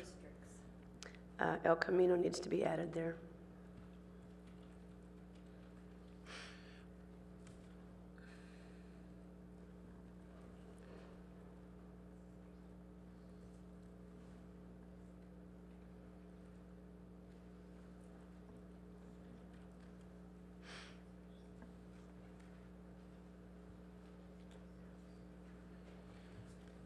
I think while others are speaking, I will review it in greater detail and offer minor clarifications to the clerk on wording, but it seems to capture its intent.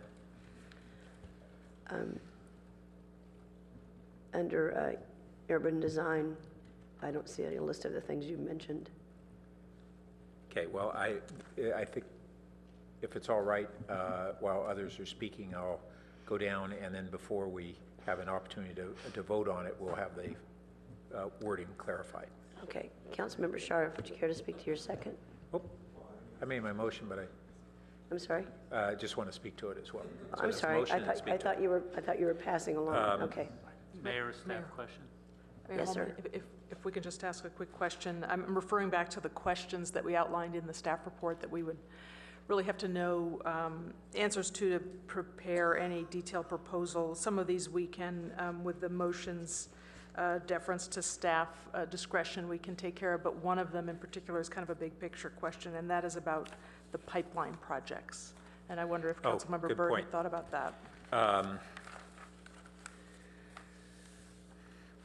So I actually would like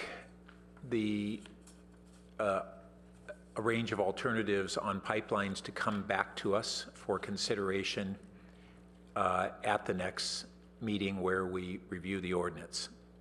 And I think trying to bite off exactly how we'd break up the pipeline tonight would be too challenging. And it would give us more time to think about this and consider alternatives.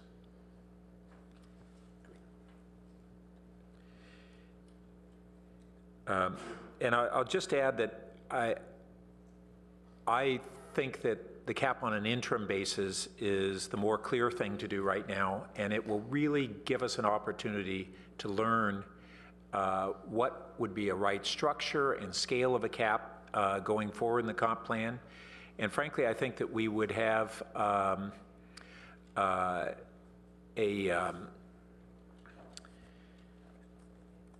opportunity to see the successes or not of these other measures that we're taking, and that will ultimately influence what we design into the comp plan. All the TDM measures and other activities, by the time we have the comp plan, we'll get to see how these things in conjunction worked with one another. And there's one other thing that I didn't put into the motion that is actually important to me, and I've been struggling with what's the timing and how to interject this. So I'll just put it out there, and if others want to put it in as an amendment, I'm open to consideration of that. And in excluding the Stanford Research Park, which is our largest employment area, I'm only willing to do that on the interim basis under two conditions: that between now and when we have the comprehensive plan, we see that the traffic present and future impacts in the research park have been addressed through comprehensive measures on TDM in the research park. And second, that we arrive at a way to restrict the future conversion of R&D space to office in the research park, which has been something that has been a 20-year trend of what I think is the crown jewel nature of the research park has been research. It has been a place where things are invented, and if it becomes another office park, it loses its real great distinctive feature and what has frankly been the driver for Silicon Valley. It's been what gets invented there. Those two elements will be important to me as we adopt this, and I'm open to suggestions on how to integrate them. Now, Councilmember Scharf. Thank you. I think I agree with everything that Councilmember Burt just said, so I won't repeat it. I do think that it's important to have this sort of as a trial and to see how it plays out. I think it would be a huge mistake to put it towards the entire city. I think these are the three areas in which the public has indicated the concerns, and it allows us to meter the growth in those areas. And that's what's really important to me, is that we take a step back, but we don't just, take a meat cleaver approach to it and say the whole city. I agree with Councilmember Burt strongly on the research park. I also would like to see strong TDM measures. I agree with him on the notion of research. I also would like staff to come back to have the ability to come up with other options. Councilmember Burt, did you give staff the ability, I think you did, I'm just sort of reading it in real time in some ways on this. Did you give staff the ability to come back with options on things we may not have thought of tonight? That if they have some thoughts on this process as they're developing it, and they say this might be a good option, that they have that ability to come back with that. Sure.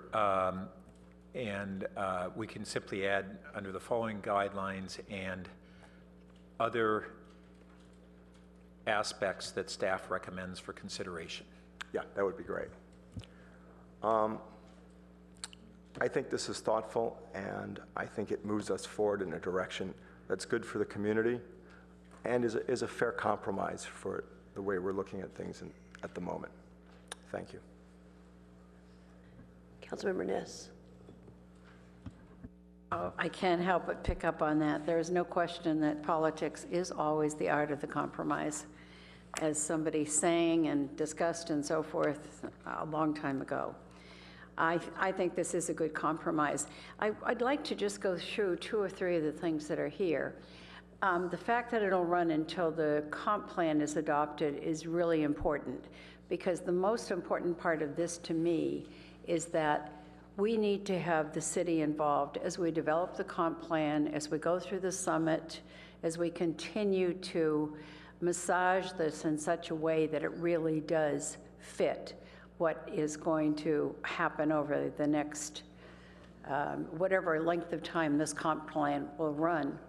So one of the things I wanted to do, though, is go back to Mark Berman's comment, which has to do with the growth that took place between 2000 and 2012, when I think the last results came out. There was a big growth in the city. We went from roughly, I think, 56 to 65. It's a big growth. I have always thought it was the result of the comp plan that was done in the 90s, which I was part of. And I think that was our intent. The intent was to intensify the housing in the downtown areas and to put more along the traffic corridors. I'm pretty sure that that was our intent.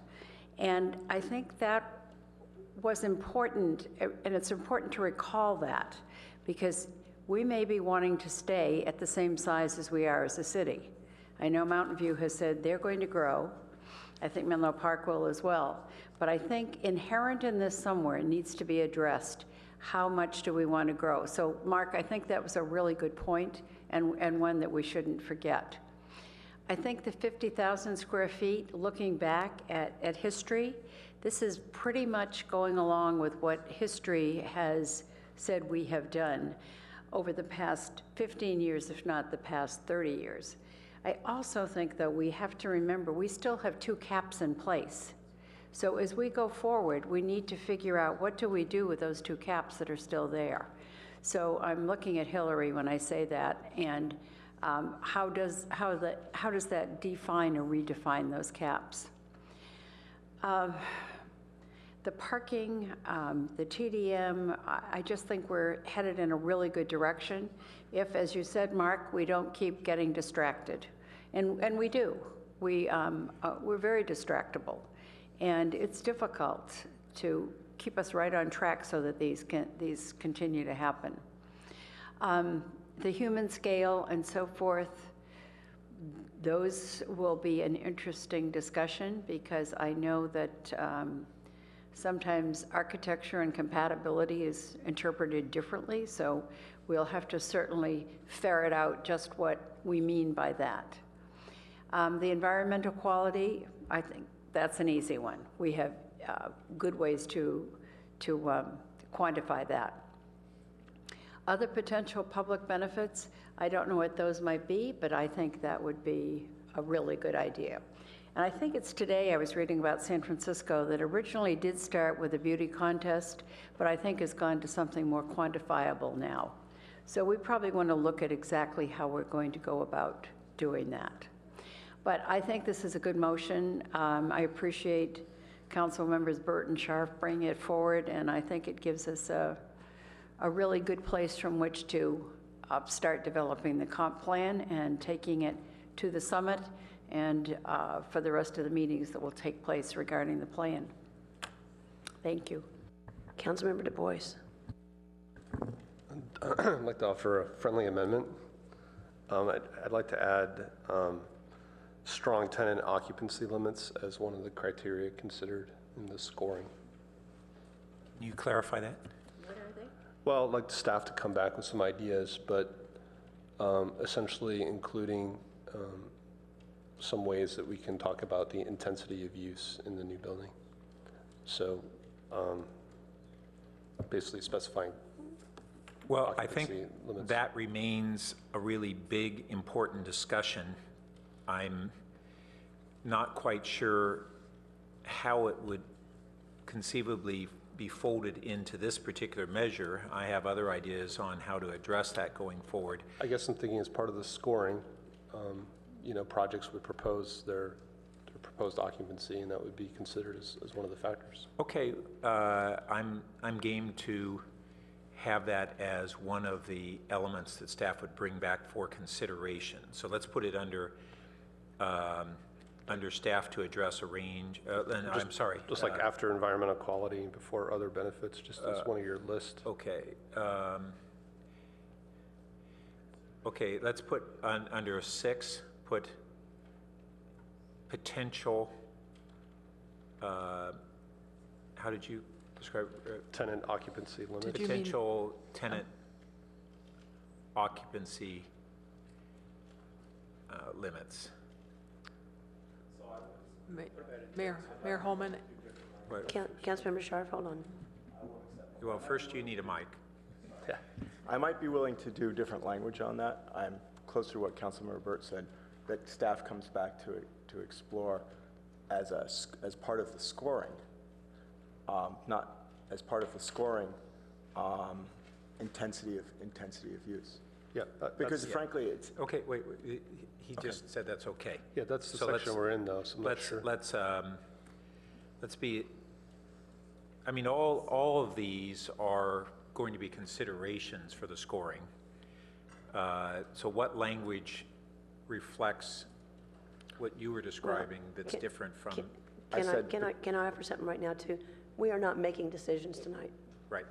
These are only things that we're sending back to staff to say, come back, these are the kinds of things we want to look at. We are not making decisions. I completely and fully understand that. I don't think that's a new item.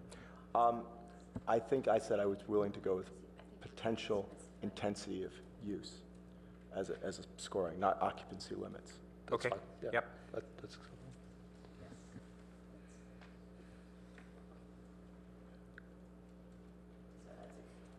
Intensivity. Wait a minute. What was the word? Intensity. Intensity. Intensity. Intensity of use. It's getting late already. Am I starting to? Okay. Okay. So that was accepted. So the amendment then below, yes, thank you. Councilmember Filseth. So I think this is all going in quite a good direction. So I want to thank the colleagues on the council for going this direction. I have a couple of sort of technical questions here. One is the motion talks about, I believe the exact language is office commercial. And, there's a whole variety of uses under here that are non-residential. Did you want to carve out some language that says retail's not included or anything like that, or is there a need for more specificity on that or not? Well, I think we are going to need to be more specific. I think it's clearly consensus that we're not talking residential, right? And we may be also excluding certain services that we want to. So I guess, for example, yeah. So I would say that we want staff to include within what they return with is some range of options on definitions of what type of uses are included in the cap. Okay. So you would defer that one to staff for suggestions? Well, not for them to for them to come back with options. So they may have a preferred option, but not for them to come back with a single recommendation. Okay. So I think we're going to have still some remaining significant discussion. Mm-hmm. Understand. So my second question was, in previous incarnations of this discussion, we have talked about sort of giving staff a range of limits for annual limits for office expansion as opposed to any one specific number. And I was curious if you could put some color on the 50,000 square foot number, particularly if the research park is excluded from that number. And should we give staff, bounds of a range to consider instead of one specific number? And I'm open to suggestions. Yeah, well, first I'd say that when we do return to this, we can elect a different number from this one if a majority of the council sees fit. So we're not locking ourselves into it. Mm-hmm. My thoughts on the particular number, there is going to be no perfectly right number. Of course.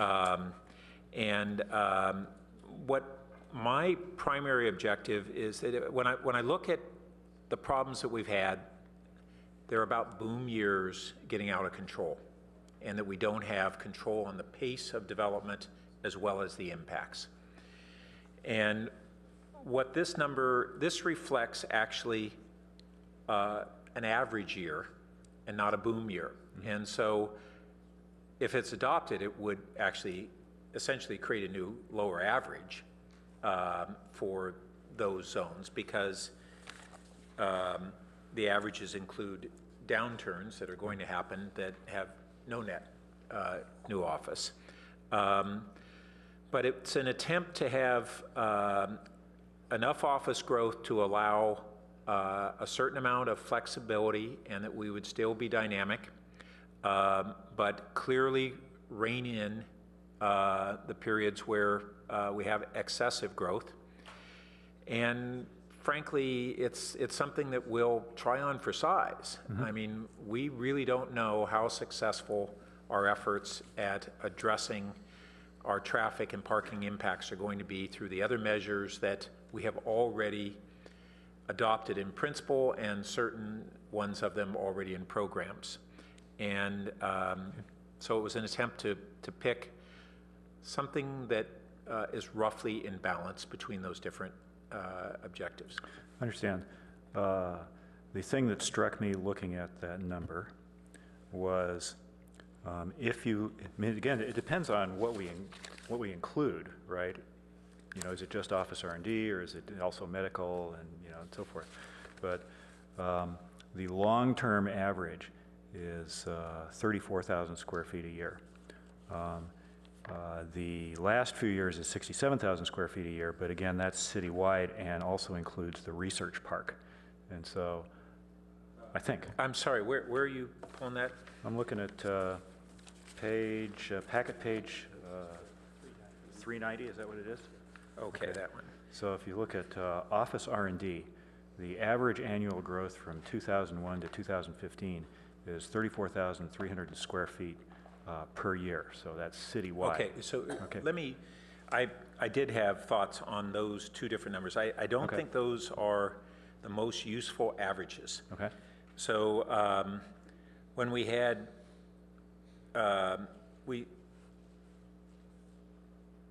if we look at the 67,000 between 08 and 2015, mm-hmm.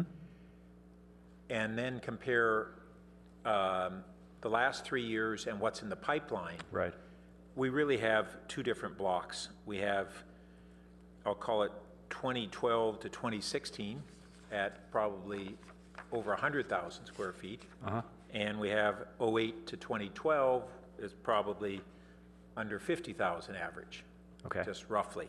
Uh-huh. And so if we have a maximum of 50, mm-hmm. then we're really bringing back under control to a period that frankly wasn't causing the great concern in the community that we have right now. It's not trying to, we have this temptation when things get out of control, we go from one extreme to another. Mm-hmm. And it's really difficult in those periods to say, no, we actually need to get back to something that worked reasonably well, and layer over the top of it these new measures that are probably going to be even more impactful than this if we're successful. And so if we had a 50,000 square feet, but with very successful transportation demand management that actually reduces car trips and reduces the parking impacts, then that's the net outcome that I think would be a good balance. It's not just a cap, and hope that that solves our problems. No, I agree, and I think the sense that instead of using the word cap, I'll say the removal of unlimited office growth, right? That we're going to manage that. I agree with the sentiment that that's effective on new development, right? Whereas TDM and some of these other things, their big impact is going to be on existing development. I think that's a correct sentiment, right? One thing that I would add, I think, and this is again a point that Councilmember Du Bois started to bring up, which is, there are more impacts here than transportation alone, right? So jobs housing imbalance, the push on demand for local housing, which drives up costs and so forth. And some of these impacts are localized. So, transportation issues in the research park are quite different from transportation issues in downtown core. And so that makes sense, right? Other issues are citywide, right? So demand for housing in Palo Alto is going to be driven, by jobs no matter where you put them in Palo Alto, really. So I think to treat the areas differently is sensible, but I think we should bear in mind that some issues are indeed citywide and so forth, and it's not just about transportation. So I understand the sentiment about smoothing out the 100,000 square foot years and so forth. Again, I think we should monitor this, and particularly since the research park is excluded from the limit, I think we should be very careful about that. Okay.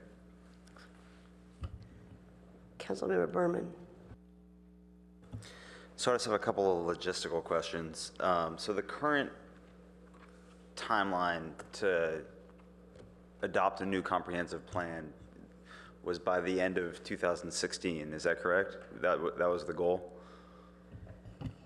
Well, Councilmember Berman, we were actually trying to do it on an earlier time frame. The last time frame we brought to council was at the end of the first quarter of 2016, although I know that some council members have been talking about the need to not drive the schedule so hard that we don't, take the time it necessitates. And so I think all of us have envisioned the schedule starting to slip into the balance of 2016. So fall maybe of 2016 or something, or the balance, or the end. And that's, we made completion of the comp plan a council priority a couple of months ago. Is that correct? Yeah. That's correct. What timeline did the maker, hey, Councilmember Burt, what timeline did you envision for staff to come back with this analysis? I'm going to jump in here. Staff in pre-council today said that they need about, and I'm going to confirm that we have enough direction to go from here before we convene.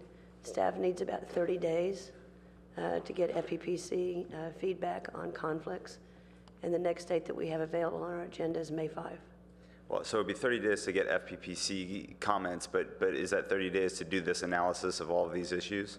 Oh, just a sec. We're not asking them to do analysis of all these issues. You were talking earlier about a whole bunch of study and analysis. We're asking them to come back to us with a certain set of alternatives, and but that's not a whole bunch of research and analysis on so their just behalf. the list of alternatives for us to discuss is what No, they'll be thoughtful, and they'll identify some things that we both alternatives and additional considerations that are not included in the motion. So that's work, but that's not. So then that's not a whole bunch of data. It's not a whole bunch of research. Totally fair. So coming back to my original question, when would you hope that staff would come back with this information? At this May meeting, I guess. Yeah. May. Is that what you said? May 5. May 5. So could we just jump in here? I think that we'd like to be able to report after this evening a little more specifically on this. And I just say that because even without analysis, you do want us to give some thought to alternatives, to the implications a little bit of some of these items. Because ultimately, obviously, if it gets converted in this form or something like this to direct us to an ordinance, there's going to be lots of factors that'll have to be in there.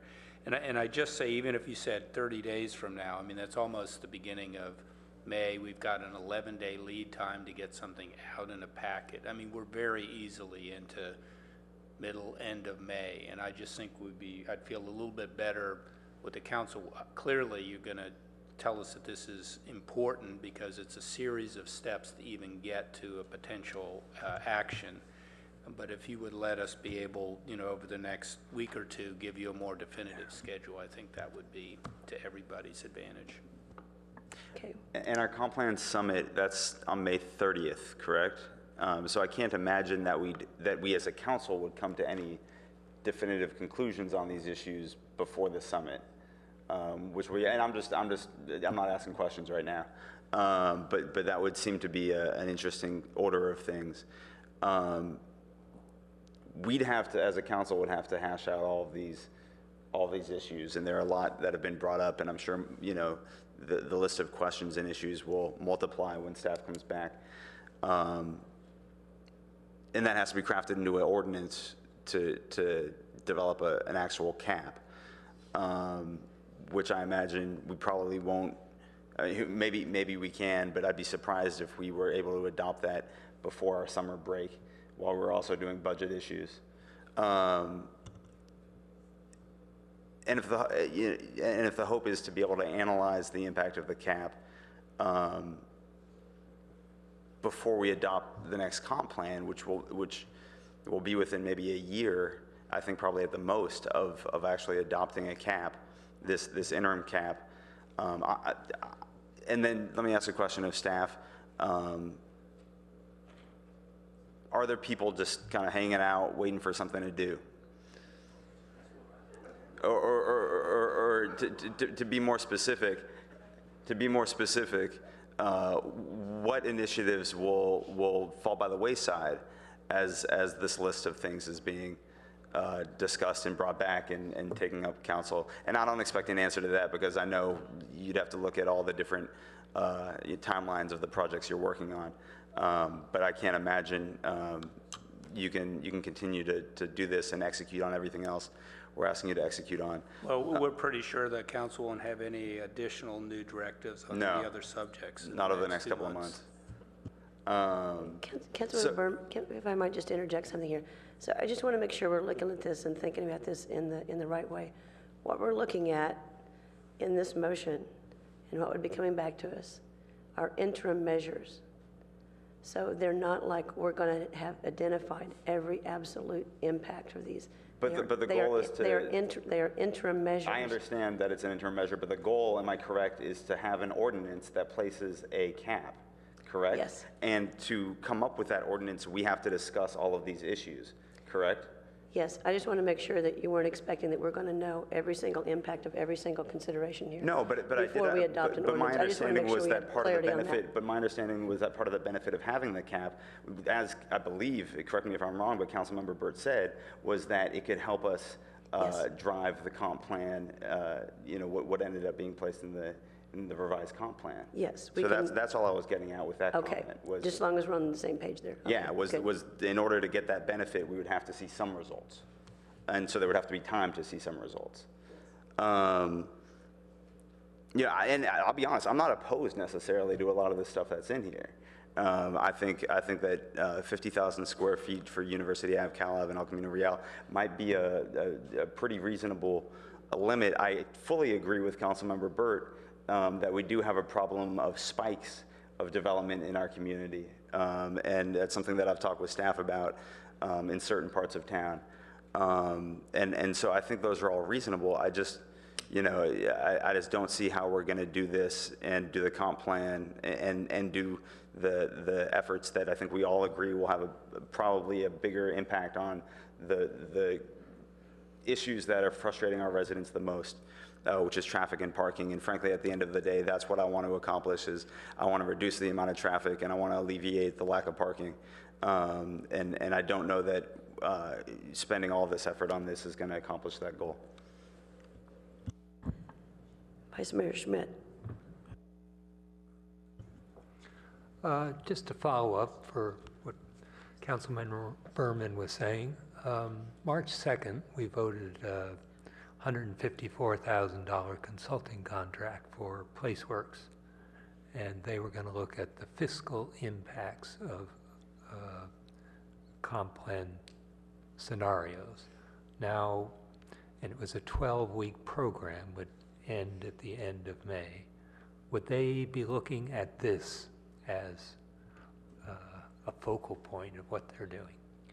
Well, thank you for the question, Councilmember or Vice Mayor Schmid. The contract with PlaceWorks is for a fiscal analysis of the comprehensive plan update, and my understanding of the motion is we're talking about an interim ordinance that would precede the comprehensive plan update and would not be ultimately included in the comprehensive plan. So I guess what the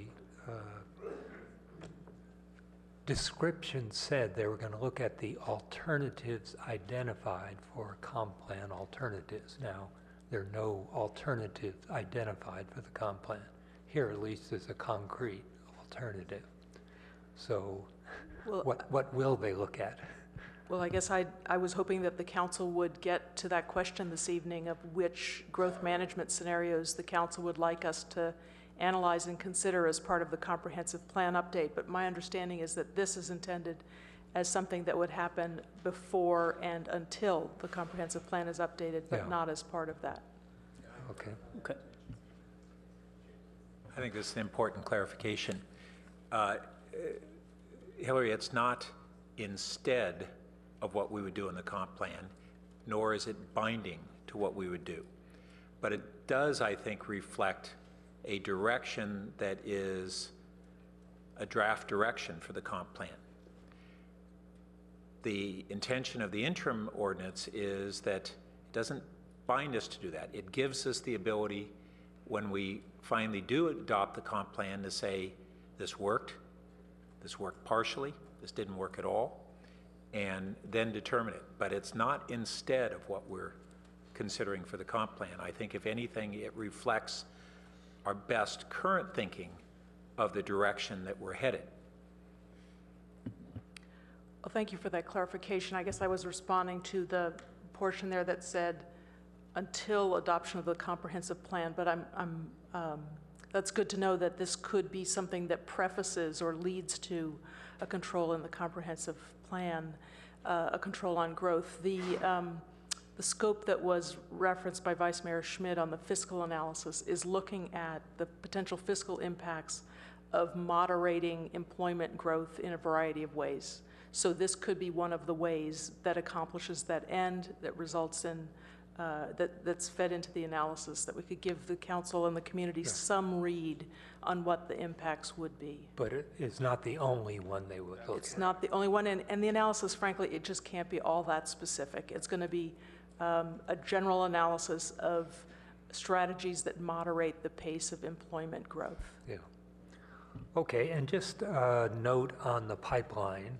I guess an important date was the December date when staff came to council with a proposal to do a development limit. So that might be a significant date in looking at distinguishing pipeline. Actually, I think the first date we came to council was on February 9th. The December date was just the last time we had come up with a good list of pipeline projects. We're doing it again right now, so we'll have a good snapshot at the end of this first quarter of what projects are in the pipeline, how big they are, and because we're looking at the retail question for April 6th, we're also looking at specifics about what each pipeline project does in terms of net change in retail square footage. Yeah, no, I was just making the case that was when the staff publicly said we should look at a development cap. So it might have induced some players to come forward. Councilmember Wobach. So a few comments and questions. A question for staff. Just to clarify, and just provide a little bit of background context, could you remind me, did we have a moratorium in place in the discussion period of the previous comp plan drafting? Did we have a citywide moratorium or cap that was specific to that period while we were drafting the last comp plan? Councilmember Wolbach, I apologize. I will have to refer you to Mr. Moss's submittal from earlier today.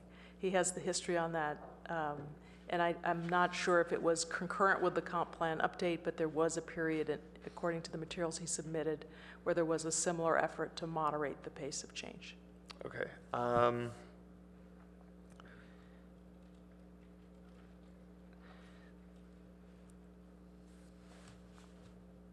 I'm honestly still kind of undecided about this. I really respect the direction that this is going.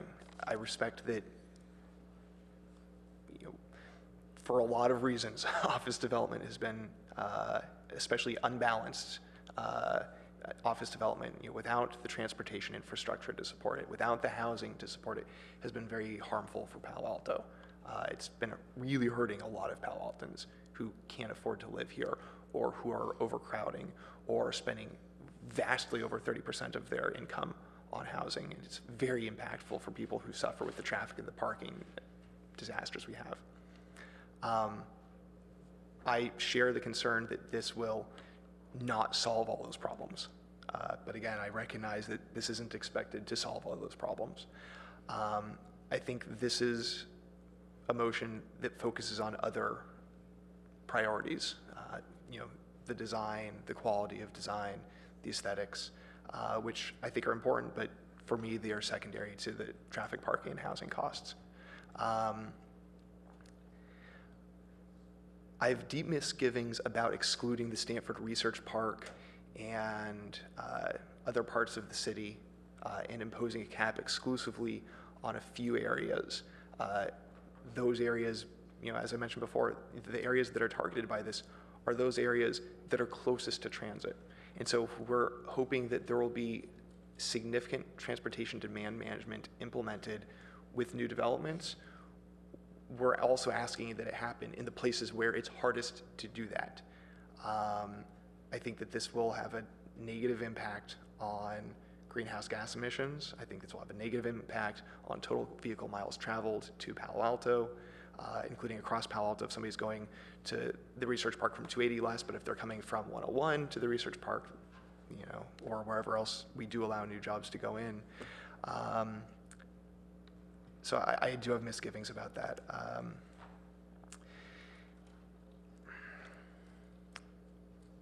But that's one of the things we'll, I'm sure, consider and talk more about when this comes back, as it looks like it's very likely to.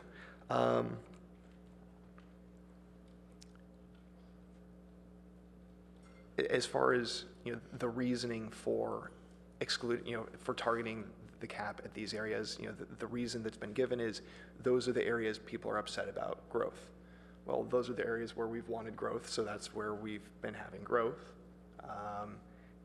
We've wanted growth there because we've been trying to target growth in certain areas to protect the rest of the city from having too much growth, and we've been targeting growth there to reduce vehicle miles traveled and single occupancy vehicle trips and reduce greenhouse gases. And I am concerned that this might just force the problem onto other parts of the city, and I worry that that potentially could have a negative impact on what people experience in other parts of the city. So I just wanted to put that out there for consideration. Again, we'll talk more about this, I know, when it comes back, but I just want that to be a thought percolating in our brains. Perhaps in the things that staff discusses, I don't know if it needs to be included in the motion, but I'm open to thoughts on this. There were a couple things I mentioned before. There are a number of types of development that I think we should probably exclude. Perhaps some explicit mention, it was mentioned before about nonprofits, might also say governmental developments. If the city wants to do something, are we going to include ourselves in a cap?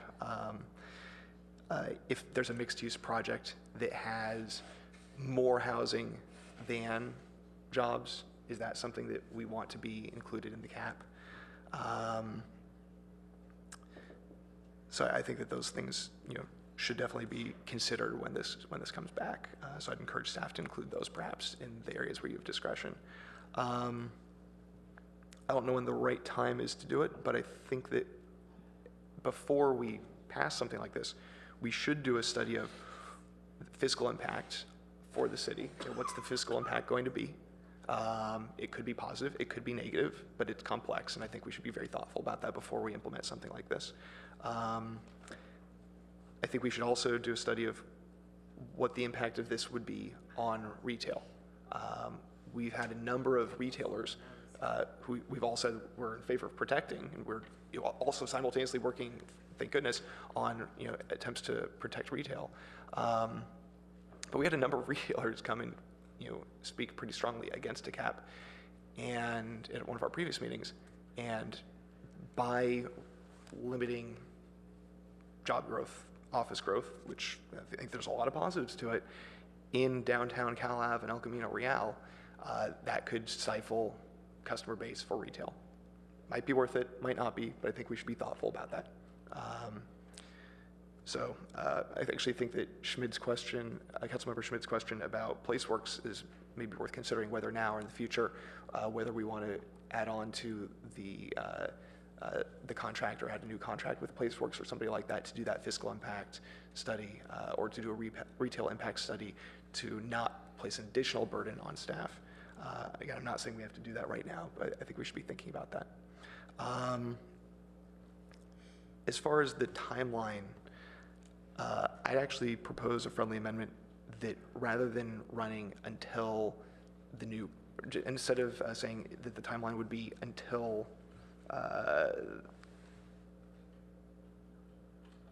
the new comp plan, that it would run until the adoption of the new comp plan or 2 years, whichever is sooner. So that would force us to restudy this in 2 years, even if we're not done with our comp plan process in 2 years. I think that we should be done with our comp plan process and update in 2 years, but just in case, I would propose a friendly amendment that the cap would run until the adoption of the new comp plan or 2 years, whichever is sooner. Councilmember Burt. No, I don't want to accept that one, although that's something that still could be brought up at the next meeting because none of these things are finalized. I would accept that and second it if you're interested. So second that motion by, or now that amendment by Councilmember Scharf. Councilmember Wilbach, do you need to speak any further to this? To that particular motion, Yes. no, I had a couple other questions, but Okay, that's it Councilmember for now. Scharf. Yeah, I think Councilmember Wilbach is correct. I think it's actually really important to have a time frame on this if we decide to have more and more meetings on the comp plan. We could always decide at that point to extend it so it becomes incumbent upon us to extend it further as opposed to it just automatically drags on. And I really hope the comp plan process doesn't drag on that long. But you could see a situation, I would at least like council to give it some thought of how this is done at that point. I mean, when I say how this is done, it's, how is it performed? Do we need to change the cap? Do we need to get rid of it? What does it look like? At least we give it some thought at that point and it shows up on our agendas as opposed to just, we go along forever and not get there. Councilmember Burt. That discussion will be occurring in the context of the comp plan, just invariably. So if we have this as our interim ordinance and we're proceeding, even if we didn't have a comp plan complete by spring of 2017, which is what would necessitate triggering it, I don't think that's a far-fetched idea. But it's not that this is just going to carry on. This would be an active discussion in the comp plan where this is a reference point. So it's not going to fall off the radar. And if we wanted to change it later, we could, but I don't want to see it automatically be dropped if the comp plan runs another 6 months past it. City Manager. Thank you. But unless I'm missing something, the council isn't taking a specific action. You're directing us to bring all of this back. We may have some thoughts about some of the implications, and the council's going to have a chance to rediscuss this even the next time that you come and refine this or convert it to something more specific or whatever, right? So these are all directions to us to explore. Yeah, yes. I actually agree with Councilmember Burt on his comments. I think it's just unnecessary at this point in time, and hope that we don't start adding a lot of ornaments on the tree here. So all those in favor of the amendment, or please vote on the amendment on the board, please. What are we voting on here? The amendment.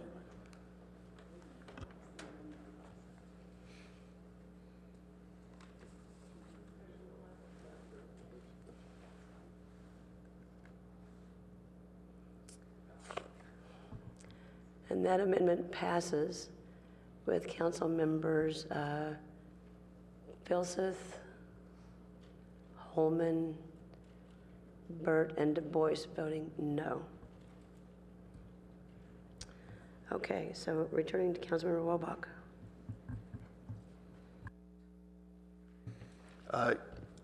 Also, things to consider, when we have this discussion further. I would like one of the things we consider excluding from this to be specific plans or precise plans where we would have had a lot of community input. So I would just encourage staff to include that as one of the options when this comes back for our consideration and discussion at that point. That doesn't require an amendment right now.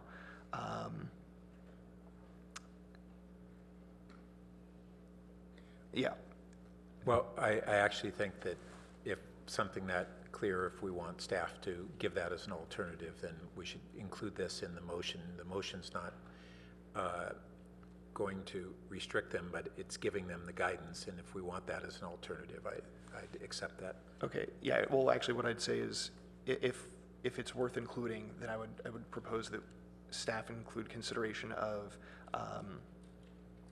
excluding specific or precise plans, excluding governmental or nonprofit projects, and excluding projects which are mixed use, which are housing positive, where more than half, or wherein more than half of the project is housing, or stipulated that they provide a positive impact on addressing our jobs, housing, and balance. Okay, so you just added a whole bunch of things on top of what I said I was comfortable with. Yes, you might not accept this as a friendly amendment. But again, I'm just saying that we should have a discussion about these. Why don't we just keep it, accept something that's more general, which is staff to return with alternatives of types of development that might be excluded from the interim ordinance. Are you good with that, Councilmember Wobach? I'd rather have the specifics in there. If there isn't a second, then I'll go with what's accepted. Then it doesn't sound like there's a second. Then I won't accept it as I think if you want to include it, you're going to need to keep it more general. All right, let's go with general then. Okay, all right, thank you. So, staff, you can eliminate that amendment. Okay, is there anything else, Councilmember Wobach? That's it for now. I see no other lights. Okay, there you go, Councilmember Berman. So I think Councilmember Rollbach brought up a good point in regards to the fiscal analysis. Is that something that, and I guess I'll ask the maker and the seconder, but do we want to have something in there about, making sure that we analyze the fiscal impact of a cap, or is that something to add when this comes back? Frankly, I'm fine either way as long as it's something that gets analyzed. I don't think it's feasible for the interim, but it would be what would occur for the comp plan. And that's part of how this will inform the comp plan discussion.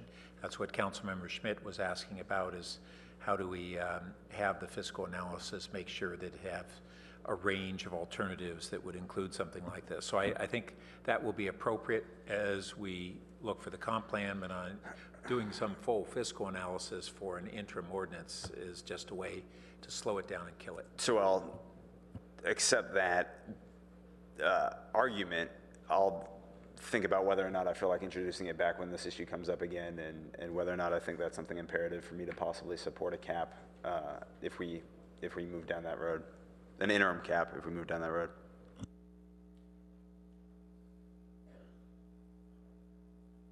Excuse me, Vice Mayor Schmidt, you had a follow-up question? Yeah, just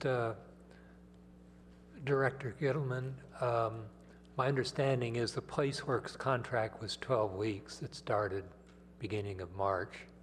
So they will be completing it at the end of May. So would this piece be available at that time? Could I do a quick point of information, Mayor? The audience cannot see the writing as it's going up there. If you can make it into a larger type. Thank you, Vice Mayor, or Councilmember Schmidt. What's your name? Yes. Thank you for the Hillary. question, Vice Mayor Schmidt. I think the question is whether the fiscal analysis that we're undertaking will be ready by the time of the summit, and I don't think that it will be completed by then. I think it's going to be sometime after the summit that we get results. I'm hoping that we have some preliminary, idea of where the analysis is trending, but the consultants have not, that they don't expect to be able to give us their study by the end of May. Okay. So yeah, maybe at that time, Councilmember. Councilmember Du Bois. Just like to clarify again, I mean, we were asked about interim ordinances, which we're talking about here, and then we were asked about further defining and evaluating things as part of the comp plan update process, and that's not explicit in this. Are we going to entertain another motion for things to consider as part of the comp plan update process, separate? Sorry. First, we will be entertaining this. And the reason that we need to get this out there first is because of the issue of conflicts. So if we can do quickly, I'm looking at, it's 10:35. We have one more item on tonight's agenda. I'm not sure if it's time sensitive or not. We also have a closed session. So the critical thing for us to get done tonight is this, the interim steps, because of the conflicts issue that staff needs to go research and get back to us on. But we have a summit on May 30th, and we really haven't directed anything to be considered as part of that comp plan update process. So we have another chance to do that? We'll have to look for a time on the agenda to do that. Or on our schedule, I should say. Hillary. Excuse me, Mayor Holman, if I understood Councilmember Burt's earlier comment, the intention was that this interim strategy would also be considered, some form of this might be considered as part of the comprehensive plan update. What we haven't heard from council is whether there's another alternative to this that you'd like considered in the comprehensive plan update. And I don't know when we would get that direction from you, if not this evening, given our schedule is filled, coming back with a retail ordinance, a number of other items that are on your calendar, and now this response to your request this evening. Councilmember Burt. But Hillary, you already had a range of alternatives that were going to be at the summit. This doesn't put a limitation on those, correct? Councilmember Burt, I guess if the council would like us to create alternatives that could be analyzed in the comprehensive plan, we'd be happy to do that at a staff level. I was hoping this evening for council direction, if there's something that you would affirmatively like us to study as part of that effort, other than this would be a great opportunity for us to learn that. Yeah, I guess this kind of goes back to this concern I expressed in the fall over the nature of this summit and presenting alternatives at the summit when it should be, in fact, we talked about not liking the term summit, and that we need to have a process where we educate the community on the context for a set of alternatives before we kind of race forward in asking for their opinions and disposition on alternatives. So that presents a whole nother set of concerns over what was intended at this summit. My hope would be is that this is an educational process and the beginning of a discussion in the community about the nature of what we have had in the comp plan, what we're looking at changing, sentiments, but not choices over alternatives, not asking them in the same day that we go through an educational process in the afternoon to flip into their recommendations on decisions, and we throw a switch and in one day we've had the bulk of the community input on the direction of the comp plan. We had a much more iterative and deliberative process in our last comp plan. We're not going to have that level of community engagement, but I don't think we should go from one extreme to the other. I know that there were going to be follow-up meetings from this, but I'm still concerned that too much is attempting to be accomplished in this one summit meeting, and I don't even like the term.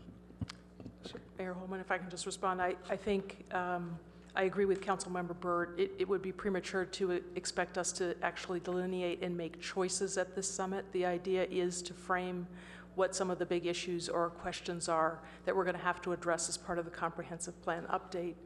Given the council's priority to be involved and focus this comprehensive plan update, our hope was that if you had ideas about growth management strategies that you would like to be tested and discussed at the summit and as part of the comprehensive plan update, that you would raise those ideas here. I think we've got a great set of ideas and questions to follow up on.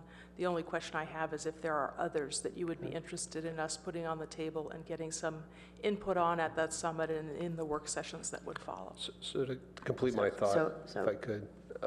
Hold on here, please. So I have lights from Eric and... Okay, but I thought I was still talking and then kind of branched off. But Okay, so apologies then. okay, so I mean, with that in mind, I guess if it all has to be one motion, I would propose an amendment, or can I propose a separate thing for them to consider? I would like us to focus on this motion, and if there are other things that you want to be considered as a part of the comprehensive plan consideration, do a separate motion, please. After this is over? Yes, please. Okay, so just for this motion, I would suggest, I'm still not clear. I mean, should we just make it explicit in the wording that we want this to be defined and evaluated as part of the comp plan update process? I mean, I guess we've said it, but it's not in the motion. I think it can be pretty clear to staff. We've made enough comments to say that this interim, these interim measures, whatever we end up adopting, should inform what we go forward with as a part of the comprehensive plan. Okay. I don't think we need to put that language in the motion. Councilmember Burt, it's your motion. Are you in agreement with that? It may not be necessary, but maybe it would be helpful. I'm looking up at the first paragraph, return with a prospective interim ordinance. No, let's leave it out for now. I think you're right. And I think we got to move on tonight, but I understand the sentiment and agree with it. Councilmember Filseth. This motion. This motion is very, No, I was just going to comment that, at this point, we're looking at a 50,000 square foot cap for three areas of Palo Alto. We're already adding exceptions to it. This is not a very draconian cap. And so I just want to make the suggestion. I think we're hitting a point of diminishing returns on sort of trying to make it better. I think we should proceed as fast as we can to, voting on it. Councilmember Boelbach, you had your light on? Like Du Bois, I'll wait till after this one. Okay, all right. I have a couple of comments. Councilmember Burt, you had mentioned Stanford Research Park earlier, but you did not add it, nor has anyone else. I'd offer as an amendment to exclude Stanford Research Park, but only with a clear and present, a clear and definitive addressing of single occupancy vehicle trips, 1, and 2, also looking at restriction of conversion of R&D to office. So we're in agreement on that we want those things to move forward. I'm just struggling whether the right place to put them is in this interim ordinance as opposed to additional guidance for the comp plan discussion. And I think that's the right place to do it. Maybe they can be folded into Councilmember Du Bois's intended next motion around that. Because,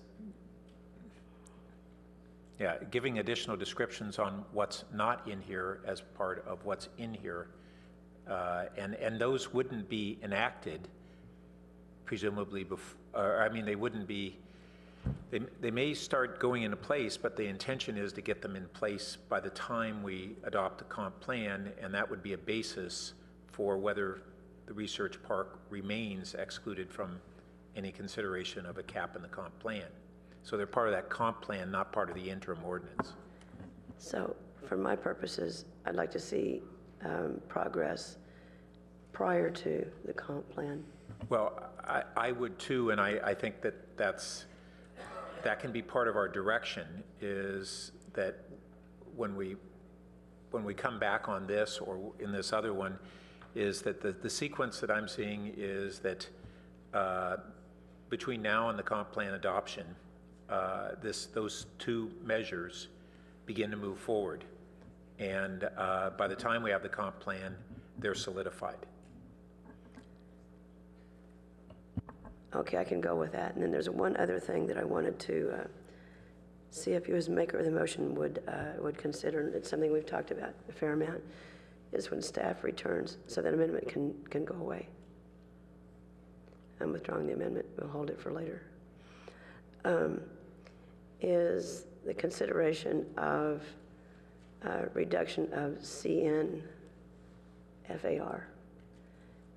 And just a simple returning it to its 0.9 FAR, 0.9 to 1 FAR, as it was previously. And part of the reason for that is because of the state density bonus law. Well, you and I are in agreement, and we've had this discussion on the appropriateness of that change, but I don't see it as part of the interim ordinance. I see it as other interim zoning measures that staff had asked us to consider, and I think those are still on the table. We haven't finished that discussion, but I don't see it as part of an interim ordinance. I see it as part of a zoning change. So let me ask staff, if we didn't do it here, where would we include it?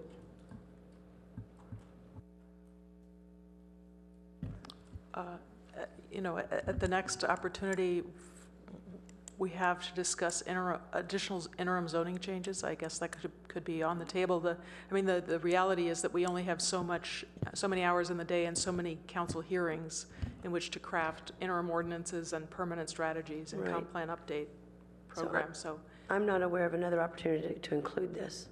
Why couldn't we fold over the ability to, at the next meeting, the May 5th or whenever it is, we have this agendized so that, and other interim measures. I can do that. Okay. You'll accept that, Councilmember Sharp. Will you include that? Say that again. Will you accept the consideration of CNFAR and return it to 0.9? No. Okay, I need it. Could I just jump in with some clarification? Sure. Madam Mayor? A couple things. So first of all, as it relates to the schedule, what I'd like to go back to is what I said is for us to be able to come back within 2 weeks to give you a more definitive schedule. So and it may have to be done live by the April 6th meeting that tells you when we can come back. May 4th is already jam-packed with stuff. That's your council meeting there, so it might be another day in May. But I am a little concerned with the intro on the wording to the motion from Pat, which really speaks more to return with an interim ordinance, and I thought we've moved away from that in the sense of, I mean, it's a prelude, you know, it's an outline and more in-depth discussion. Yes, of these items. so I agree with you. The intent, and let's see whether everybody was the same, was return with for discussion of elements of an interim ordinance. Is that captured? Yes. And is that acceptable to the second? And along those lines, I might then add that we'll have at least some more meat on the bone here in relation to these items. Some things might shift, and there would be nothing that would preclude the council from bringing up exactly what you're saying right now at that meeting, you know, when we're at least a little bit further down the road. And Mayor, on your other item, what I had said I thought would be appropriate is for us to simply roll over kind of the intent that had been in the last several meetings, which is and consideration of any other interim zoning measures, and just leave it open-ended without being specific, and then it could be at that meeting or a follow-on meeting that we address, for instance, this one, but not limited to it. Well, I just want to make sure this one does get addressed because it's been hanging out there for a good long while. So, so if you're okay with that, so the language you suggested was what?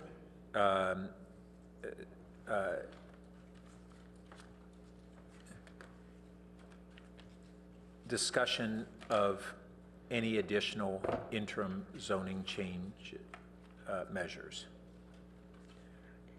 Yep. Okay, all right. All right, I see no other lights. I think we're actually ready to vote on this motion. And pardon me for not reading it. And that passes unanimously. So congratulations, folks. So I want to double check with the city attorney that you have enough information here with enough specificity. Good. Okay. Don't want you to be lacking when you leave here.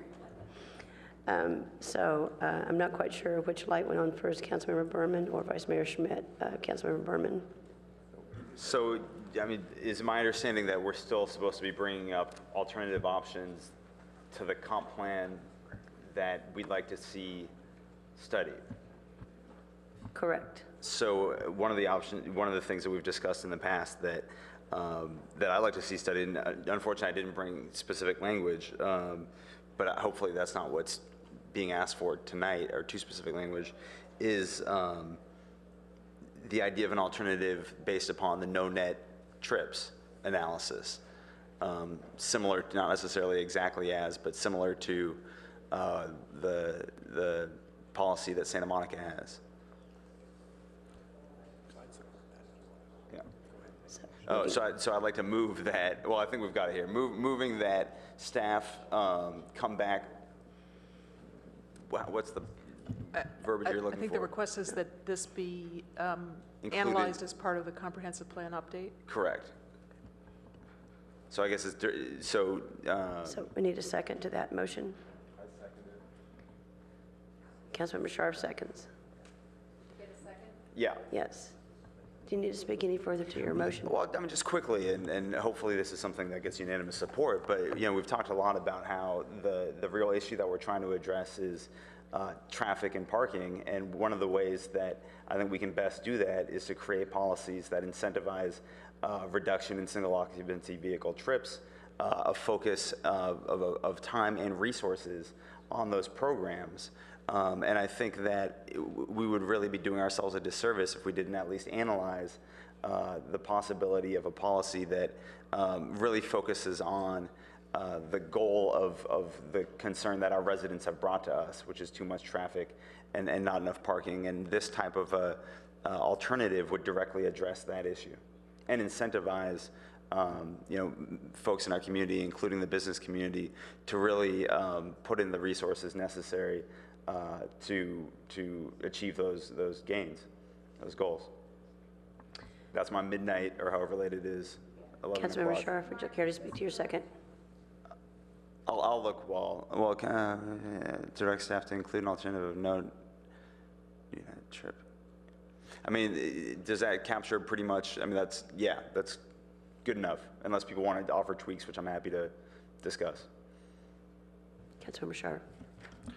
So I agree with Councilmember Berman. I mean, part of the whole thing of doing a comp plan update is to look at various alternatives. and you presented us with a Santa Monica model, I think it was, right? And I think that's something that's definitely worth studying.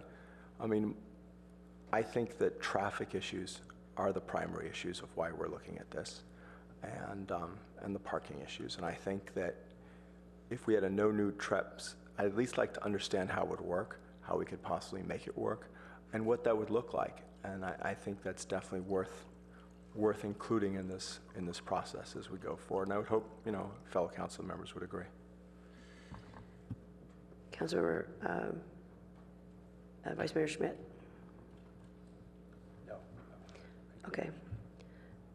Councilmember Wilbach. I would just offer a friendly amendment.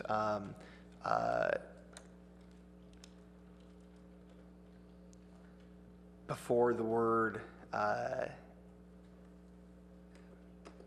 between the words net and trip, I would add single occupancy vehicle.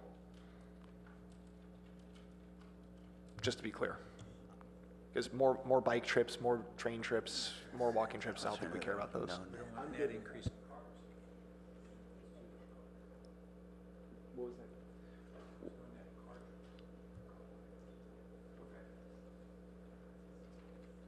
So I'm sorry, I'm confused as to what So, I believe we're amending. Single occupancy vehicle is better because you could have a situation where you have. I think single occupancy vehicle is better because you could have a situation where you increase like lift, but you take 3 other cars off the road. Maybe that's no new net. I guess maybe that works that way, or I don't know.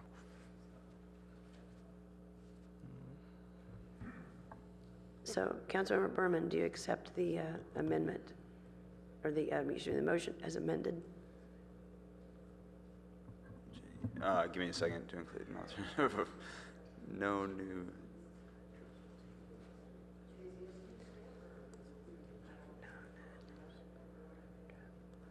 Doesn't read very well. It doesn't read very well. Councilmember Wilbach. Actually, I think that there are 2 possible, amendments. I'm okay with either one, either single occupancy vehicle or just car. So either one would be fine for me. Do you have a preference? Let's use the one that's. And it should go before trip after net. So no new net car trips or single occupancy vehicle. You're fine with car? Councilmember Sharp? Let's go with car. That was the one that Councilmember Burt preferred. That's fine if we can get consensus. And then staff will delete the amendment underneath that. Kumbaya. Great. Okay. Does anybody else need to speak to this motion? Councilmember Burt. Yes, just briefly, I'm fine with this, provided that it's not being framed as necessarily an alternative to constraining our office growth, but it may be in addition to it. It could be either, but... well, I think it could be either or. Yeah. And I think I'm not saying this is the alternative, but I think it could be either or. But it's might do both. By either or, you mean well, it it can might be and? Either. It could be and as well. That's what I want to clarify. Okay. Okay, Councilmember Filseth. You want to speak to this? Yeah, I do. But first, I'd like the answer to hear the answer to Commissioner Burt's question again, or Councilman Burt's question. Is it and or? I wouldn't like to see this replace the motion, the directive we just made. Okay. Okay. So it's both. It could. I mean, it could be either or and. Councilmember Berman, you need to turn your mic on. Councilmember Sharp, you need to turn yours off, please. So is it possible that this is going to replace the limit we just agreed on? Well, this isn't. We haven't agreed on a limit in the comp plan. Yeah. Comp plan. Okay, yeah. I understand. Okay. Yeah. So then okay, I understand. Okay. Fair enough. So my comment on this one is not an amendment or anything like that. It's a direction that I hope staff, if we're going to pursue something called a no net car trip increase, right? I hope like it really will be a no net car trip. I mean, there should be some teeth in it, right? If you look at the Santa Monica plan looks to me like a combination of some development fees and some funding for buses, and we all have a review in the year 2030, Okay, that does not seem like a real no-net car trips plan to me. So if we're going to do something like that, I would like to see something with some teeth in it. Seeing no other lights, let's vote on this motion.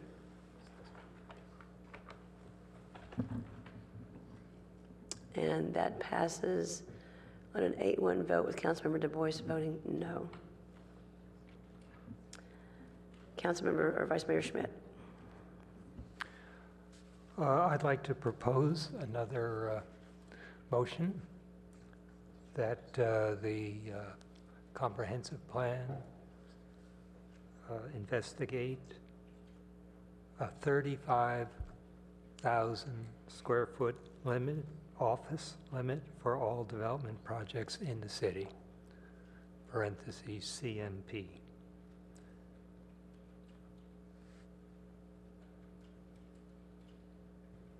What is CNP? Oh, it's the congestion management program. It's the database I'm referring to, which is the whole city. So the motion is by Vice Mayor Schmidt. Looking for a second. I see no second. Councilmember Du Bois. So I'd like to make a motion to direct staff to further define and evaluate as part of the comp plan update process ways to encourage mixed-use projects that are not predominantly office space.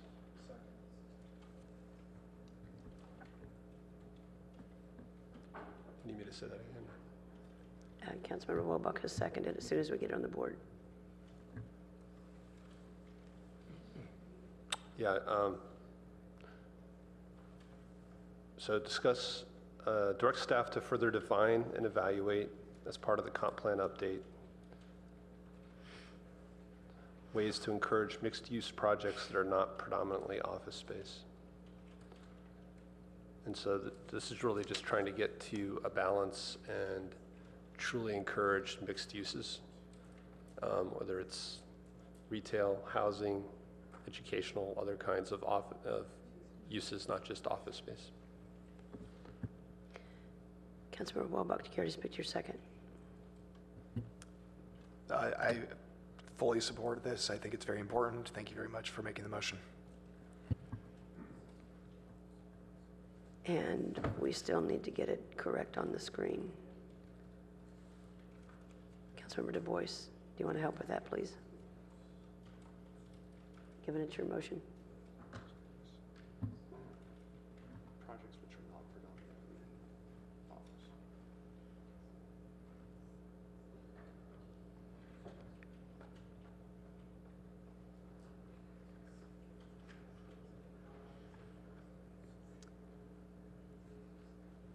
Okay. I see no lights to speak to this motion. So all those that are on the board, please. That passes unanimously. Are there other considerations? Councilmember Scharf. So one of the things that always sort of concerns me a little bit is that we've talked a lot about encouraging smaller units in Palo Alto, and yet, you know, we basically have unit limitations on residential and not FAR limitations.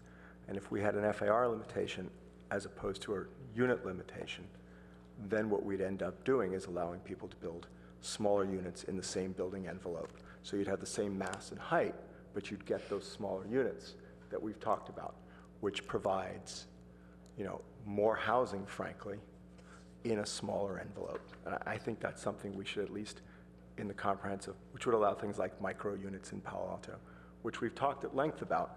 And I think we should direct staff to evaluate that in the comprehensive plan.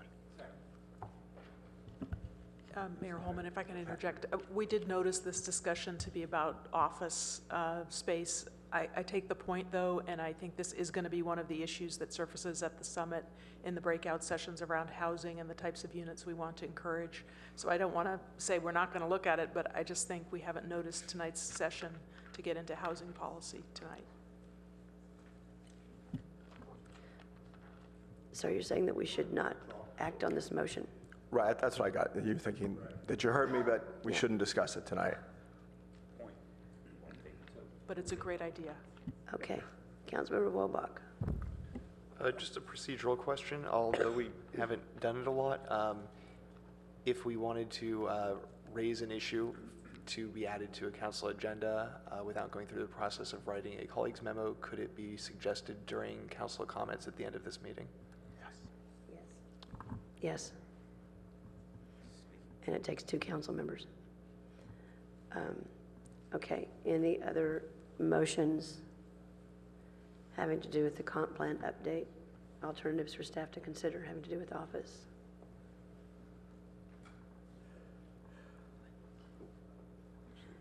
I don't see any. Councilmember Wolbach? Yes, there's one that I'd mentioned passing earlier, and I'm not sure we're going to move with it, but I think it's worth consideration. And that's the idea of levying a fee or a tax on jobs that would be graduated depending on the number of jobs, the number of employees that a particular company has. So I'd make a motion that, in the context of the comprehensive plan discussion as regards office development or office and job growth, that staff include consideration of employee fee or taxes. Looking for a second. I'll second that. Vice Mayor Schmidt seconds. Councilmember Wolbach, do you care to speak further?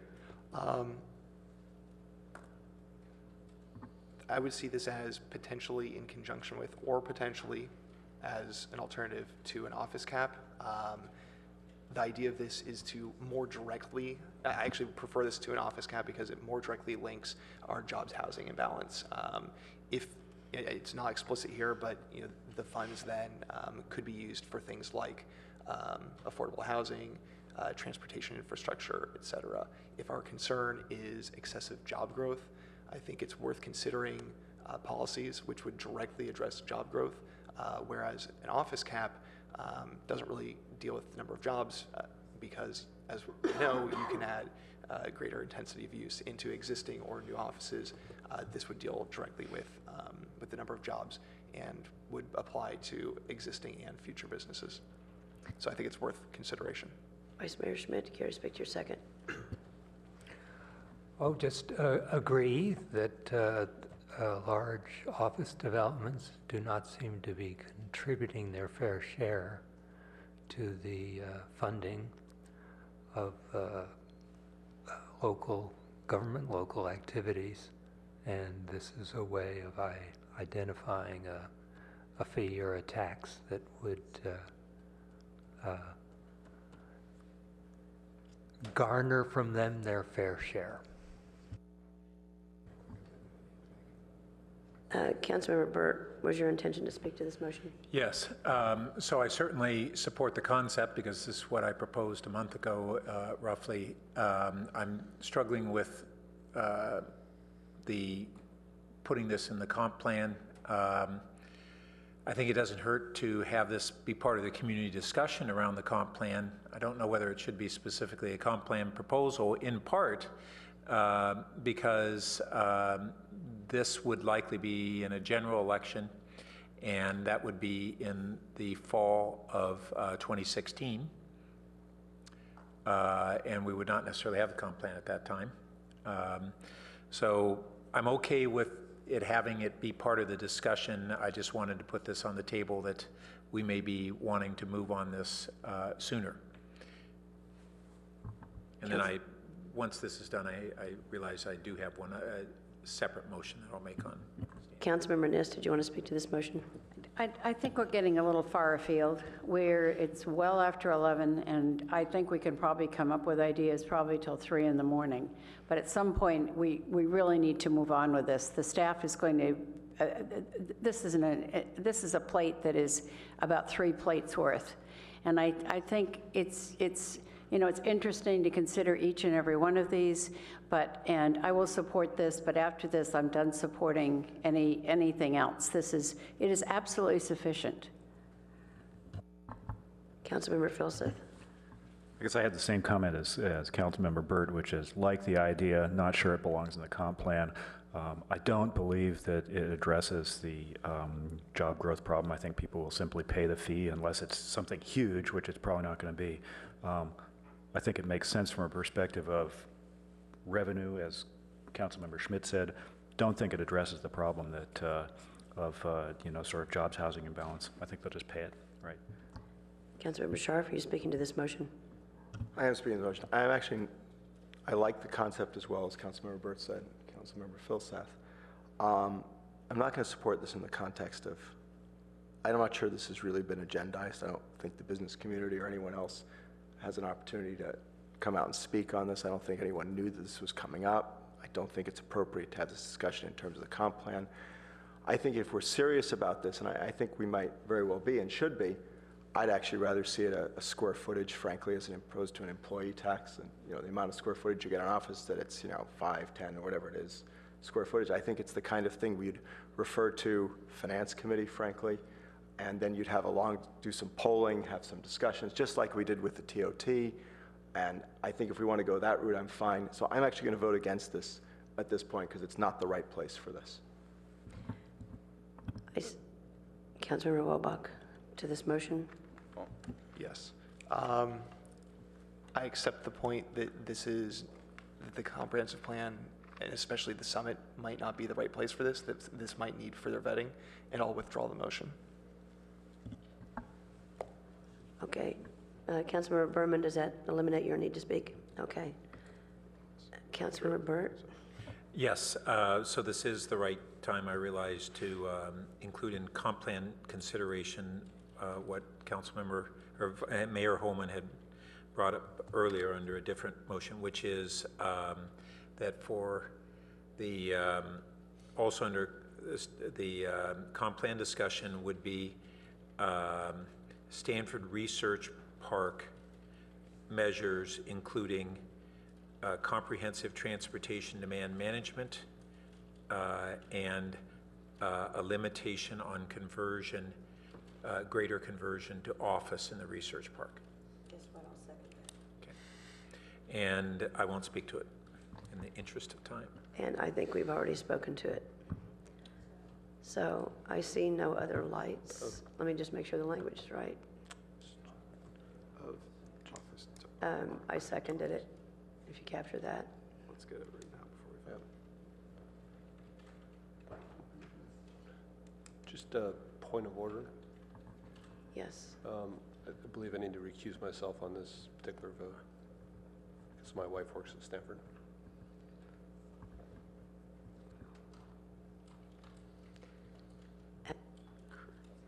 At this level, city attorney, at this level. Excuse me, at this level, should he still recuse himself? Certainly, if Councilmember Du Bois wants to recuse himself, then that would be a wise thing to do. Okay, thank you.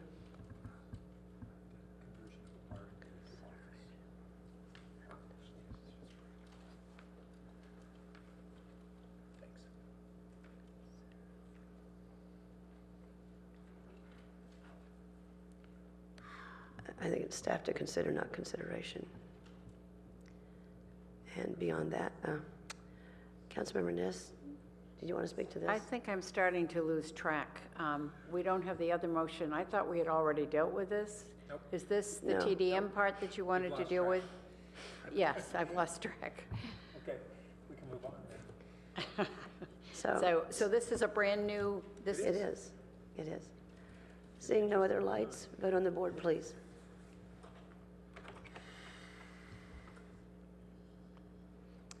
That passes on an 8-0 with Councilmember Du Bois not participating. Is there anything else, or can we move on to the next item? Thank you all. I see no other lights, so hip hip. So we will conclude item number 9 and move to item number 10. Thank you for your patience, and this item should not take long. think the staff has a quick presentation, and of course, we will just remind the council, this has already been vetted through the Finance Committee. Phil Volvel, Public Works.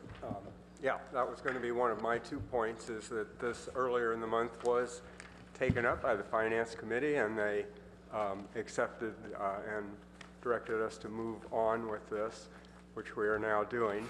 Second point I'd make is just that at this late hour, you have a golden opportunity to actually reduce greenhouse gases, which you've been talking about for a while, and reduce the length of truck trips of our vehicles. So Ron Arp, our manager of Zero Waste Programs, is going to give a brief presentation on this. Matt Krupp is here with us, our staff person that works on this, and there's several green waste people here should you have questions. So Ron? Yeah, hi, Ron Arp, Solid Waste Manager. I'll try to briefly go through this presentation. So this slide, just to summarize our recommended actions, we'd like you to, we're asking you to approve a residential curbside compost collection program where residents would put food scraps and food soiled paper in the green cart instead of where it's going now, which is mostly in the black cart going to landfill. We'd also like you to recommend that you adopt a budget amendment ordinance for $387,000 for fiscal year 15 for the purchase of kitchen buckets and development of outreach. This graph shows our zero waste goal of zero waste to landfill by 2021. You can kind of see how we're doing. We hit about 80% in 2010, and so after that we've kind of leveled out. We think we need to jumpstart the program. And that's what we are proposing. So this pie chart shows the composition of our garbage, the city's garbage. So as you can see, that piece to the right is almost 40% of our garbage in the black cart is compostable. That is what we're targeting. In early March, we went to the Finance Committee, and we propose a kind of a three-legged plan to address compostables in both commercial and residential. And here's kind of the three-legged kind of plan to get at this 40% of compostables that's in the garbage, which is about 12,000 tons per year.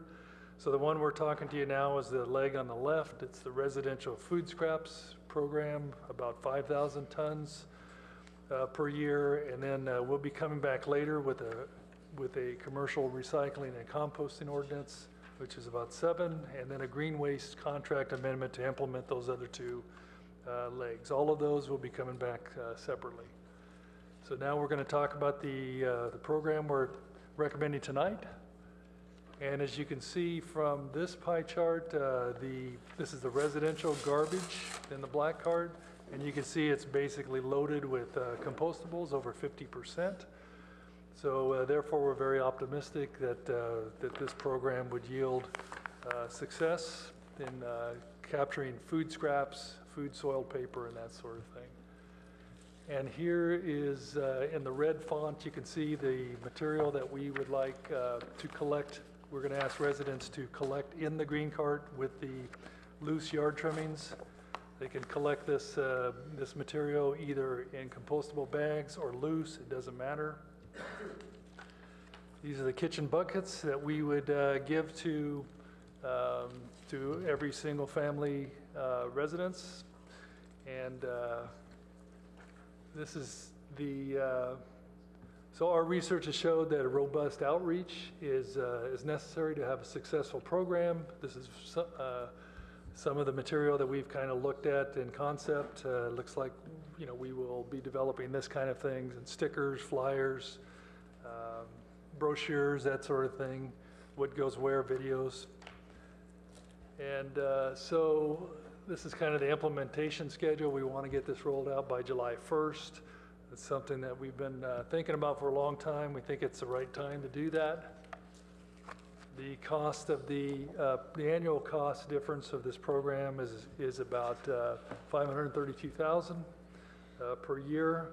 Most of that is just basically a tip fee. Once the food scraps goes into the yard trimmings, there'll be an additional tip fee. We're recommending it goes to the Zero Waste Energy Development facility in the North San Jose. It's a green waste facility. And here, this slide is probably fairly important on why we need to do this. The environmental benefits are significant. If we can divert 3,000 tons per year, that would generate renewable energy. It could generate compost to bring nutrients back to the soil, conserve landfill space, and reduce, one of the important things, reduce citywide greenhouse gas emissions by about 1,140 metric tons per year. And that's about the same as taking 228 vehicles off the road. And so we think there's some pretty good benefits. And finally, this is just a recap of the two recommendations. Approve the new residential food scrap curbside collection program, and also adopt a budget amendment ordinance to pay for the kitchen buckets and the outreach materials. Thank you. Thank you. Councilmember Wolbach. I'd like to move the staff recommendation. City Clerk, do we have any speakers on this item?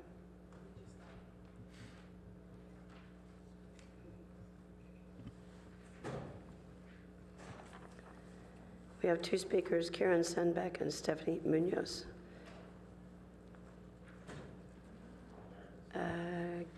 I do not see Karen. So Stephanie Munoz.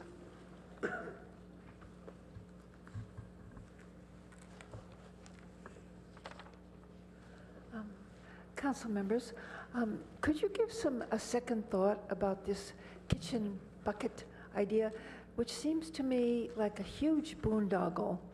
My daughter designs kitchens, and if you see the prospectuses of the kitchen design industry, they put a picture of a gorgeous, gorgeous kitchen. Well, I just it seems kind of a trivial thing to bother you with at 11 o'clock at night, but I just don't see these buckets as a grace note to this $50,000 designer kitchen. If you keep the buckets, well, they have to have a lid, and I keep such a bucket. And I have tried, I've experimented with many different kinds of cylindrical buckets. Do they fit? Should it be white or cream color? Should it be ceramic? There is a size of bucket that something comes in that kind of looks like that bucket, and it's not too unsatisfactory. And the thing is, if you put it down below, it's not that useful. I think everybody involved in the city should just take a look at his or her kitchen and imagine how this bucket is going to fit into it. And probably some people have something around that would do just as well as this city bucket that you're going to send. And I'm not expressing this very well, but I guess the gist of my appeal is don't be too hasty to find one more thing to spend the city's money on.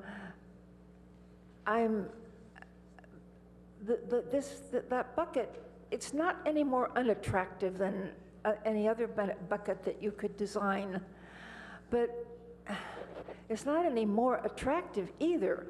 So hey, if you had a bridge contest, maybe you could have a bucket design contest. I wouldn't waste my money on that. It's a great idea, composts, and you have to put them in something, that's true. But it just seems as if it hasn't been really thought out with the housewife in mind, or the house husband in mind. And I apologize for not having my ideas. It's late after all, but why don't you do some outreach? You send bills out every month. Why don't you put in a little questionnaire on the bill? What do you want in a bucket? Do you want the city to send buckets? Thanks. Okay, returning to council. Councilmember Du Bois, your light's on. I guess I wanted to speak to the motion. Well, after they speak to it, I guess. yes. I mean, if the motion's on the table. Corey, would you care to make your motion again, please, now that we've heard from the public? I'd like to move the staff recommendation. And seconded by Councilmember Scharf. Do you care to speak to your motion? Councilmember Scharf? Yeah, just briefly, I'll say this came before the Finance Committee. Appreciate the presentation you guys did. I'm really glad we're moving forward on this. A lot of people over the years have actually asked me why we don't have residential composting. And I think this is a big hole in our program. And so I know it's been on my bucket list, and I hope it'll be on everyone else's bucket list. Thanks. Councilmember Du Bois. I want to thank staff for the speed with which this is moving. I mean, we're at the end of March. You're talking about July 1st. It's just over 3 months. I mean, I would say I hope we can do something with RPP to speed that up, but that's a separate topic. I did get one question from the community. How will this impact multi-unit housing with shared compost bins? And the concern was expressed that food will be sitting there for a week and attracting vermin. And do we have any thoughts about that?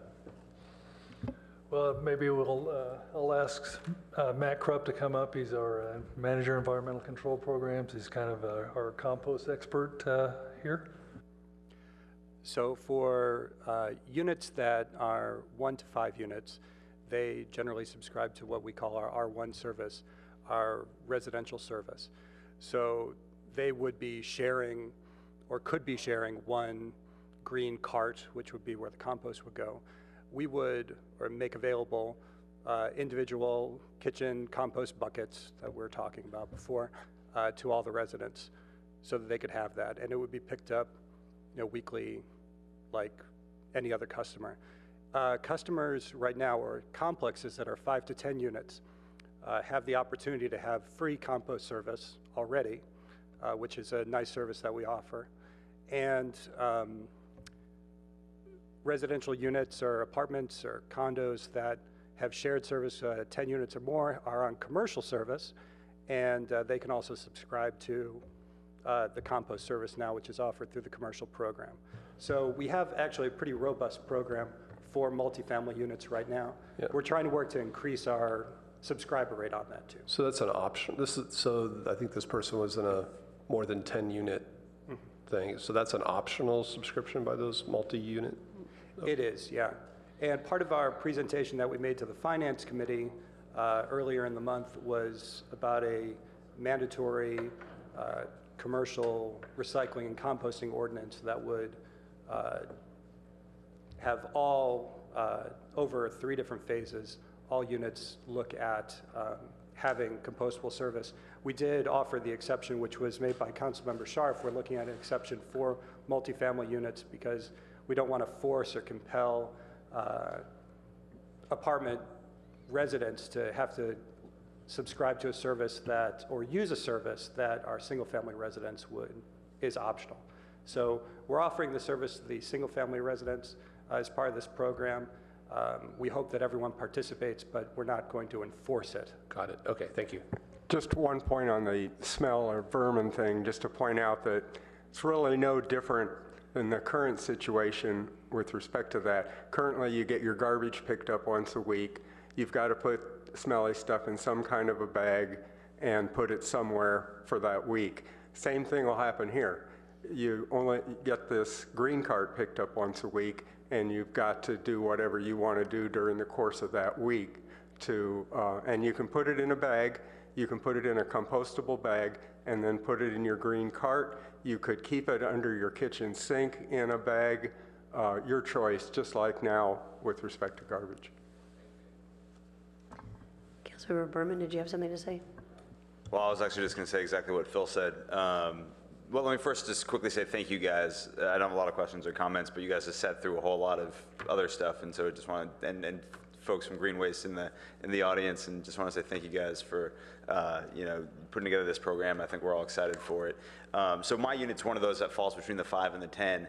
My building is, and so we have it, and we haven't had any problems with any sort of rats or anything like that. I have noticed, though, that people do tend to wait until, ours gets picked up on Monday morning, so they wait until Sunday night to throw in all their kind of loose leaf food scraps and kind of stuff like that. But I was just saying to Councilmember Scharf that I need to do a better job of composting more, and I think the individual bucket option will help residents achieve that. So I think it's great. Councilmember Ness. Phil, I cannot let tonight go without saying you have been a leader in so many ways. And I know you stayed late tonight, and we all really appreciate it. But especially all those years you have led us down all the right paths. Even if I don't put the bucket on my kitchen counter, you'll understand. Well, it's really Ron and Matt on this one. Okay, seeing no other lights, then we are voting to approve a new residential curbside collection and composting program, and also adopting a budget amendment ordinance, the amount of $387,000 to fund the purchase of kitchen buckets and outreach materials. Vote on the board, please. I don't really know if I want to fund kitchen. And that motion passes unanimously. Thank you, staff. And thank you for bearing with us this evening. Well, so I look to staff first. We do have this closed session on our agenda this evening. Is it time sensitive? Do we need to take it up this evening? So I would note that the utilities director, her assistant director, and staff have been waiting to assist you with this item. So, if council is able to focus, I think we can be quite direct. So thank you for pointing that out, and thank you for hanging in there with us. So we need comments, questions, or motion regarding a closed session, potential litigation, potential initiation of litigation with regards to Santa Clara Valley Water move to District. go into closed session. So we have a motion by Councilmember Ness and a second by Councilmember Filseth to go into closed session. I also have lights by Councilmember Wobach and Councilmember Scharf. I was just going to move to go to closed session. Councilmember Scharf? I was just going to make council questions, comments, and announcements, so I can do that after we vote. All right. So are there any council member comments, questions, and announcements that couldn't wait till next week? Yes. Okay. We will be going into closed session, but Councilmember Scharf? Go ahead and make the comments now. Please. So the reason I was late today, I was at the Expressway Plan 2040 meeting. And one of the interesting things that came out of that is that the county has not been maintaining the expressways. In 2010, they basically stopped doing the preventative maintenance on the expressways in terms of the road paving. And what's going on is the road PCI index is going from 80, which was in 2010. It's now down to 74, and next year it'll be worse. And it's expected that within 5 years or so, it'll be well into the 60s. The only way that they're planning on getting out of this at this point is getting money when we do the transportation tax that people are talking about putting on in 2016. And so we've talked a lot about Caltrain and how important that is to us. But I actually think our expressway system is fairly important to us as well. And so I think when we advocate, we should advocate for money for our expressway system as well. We also had some discussions, and I think at least 2 of the supervisors there indicated they might change board policy and actually put money into the expressways, because right now they just rely on the gas tax fund, which has been declining on a regular basis every year, which is what's causing this fiscal constraint for them. The other big point I took out of this, which I wanted to point out to everyone, is that by 2025, the expressways will all be at level of service F mean, not all of them, but I mean, if you look at, I'll send out the chart for everyone to look at, but a significant portion, if nothing is done. If they actually had the money to do it, what they would like to do, they would then not be at a level service of F. They would actually be somewhere between level of service C and D, depending on which ones they are, which makes a huge difference in terms of mobility. So our expressway system is really not getting the attention it deserves, and I think we should focus on that a little bit when we think about the 2016 ballot measure. And there was a lot of discussion about how BART really has sucked up all the money for this, and now it's time to look at some of the other things of which have not gotten any money. Thanks. Councilmember Wobach. I was just going to say that the Gun High School production of Anything Goes was fantastic. Congratulations to theater director Jim Shelby and the entire cast and crew. Councilmember Burt. Yes, I had the pleasure to make a presentation and be a panelist at the Local Government Commission Annual Conference over this weekend, and it was about our climate action plan and carbon neutrality as a city in our future initiative. And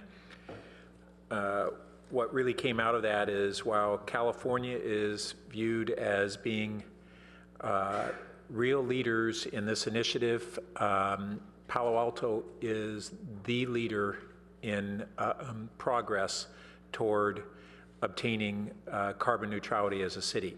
Now, we got a long ways to go, but there are a lot of eyes on us, and we're identifying issues and challenges that will need to be conquered for not only us to do this, but for subsequent cities and states to follow. So it's really actually being viewed as a very meaningful measure that is going to help lead the way for others. Councilmember Du Bois. I know it's late and sorry to do this, but we have several neighborhoods that I think are interested in the single-story overlay. And I wanted to see if council would support waiving the fees. They're I think, over $7,300 for them to come to council. And so I wanted to see if there was support for temporarily suspending those, maybe for 6 months during this boom period. You have to ask So, Okay, that can't be a council.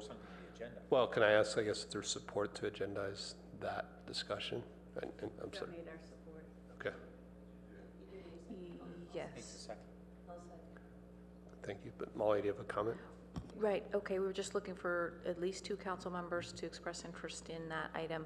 I know that there is at least 1 council member, maybe more, who live in one of these neighborhoods, so we will be needing to look at a list of which neighborhoods are potentially interested, because even at this early stage, you would not want to participate if you were in one of those neighborhoods.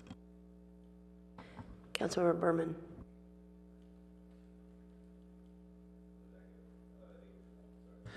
So I had the pleasure, along with Councilmember Philseth, of attending Mix It Up at my elementary school alma mater, Duveneck Elementary School, last week, Tuesday or Wednesday, where students from all different grades were brought together to go through a project over the lunch period, and the bottom line goal of it was mixing the students from the different grades up, and it was really great to see older kids kind of watch after the kindergartners and first graders, and the younger kids look up to the older kids. So it was a great opportunity for students from different ages to kind of mix and mingle and get to know each other better, which I thought was fantastic, and it made me appreciate teachers that much more.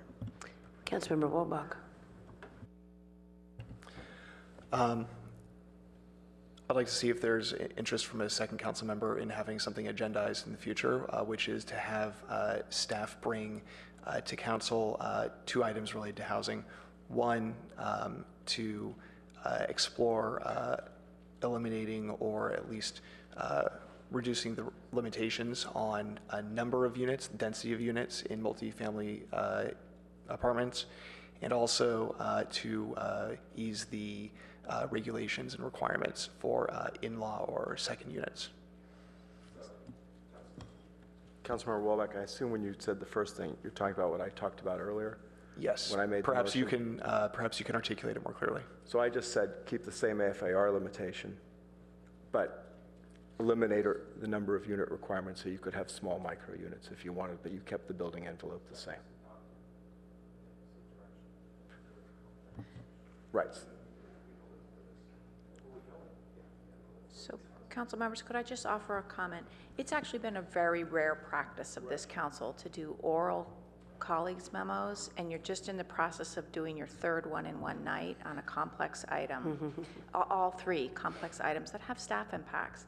When you do a colleagues memo, you give us a chance to put a staff impact there, and so you as a body get to see that when you decide if you want to refer it. I would really encourage you to keep with the standard practice of taking the time to write your thoughts up and giving us a chance to add a staff impact section. So I'll still support you on that, and I'll support you on the second part of it that you had, which was in-law units. The city attorney is asking for a colleague's memo to be written so that... Well, that's not our rules, and we just did other ones, so, I mean, city attorney can ask for it, but I'm not going to support it. That's our current rules, and I want to do this. I don't really want to write a colleague's memo on this. I want staff to come back on it. About a colleague's memo about whether you're going to use the colleague's memo process.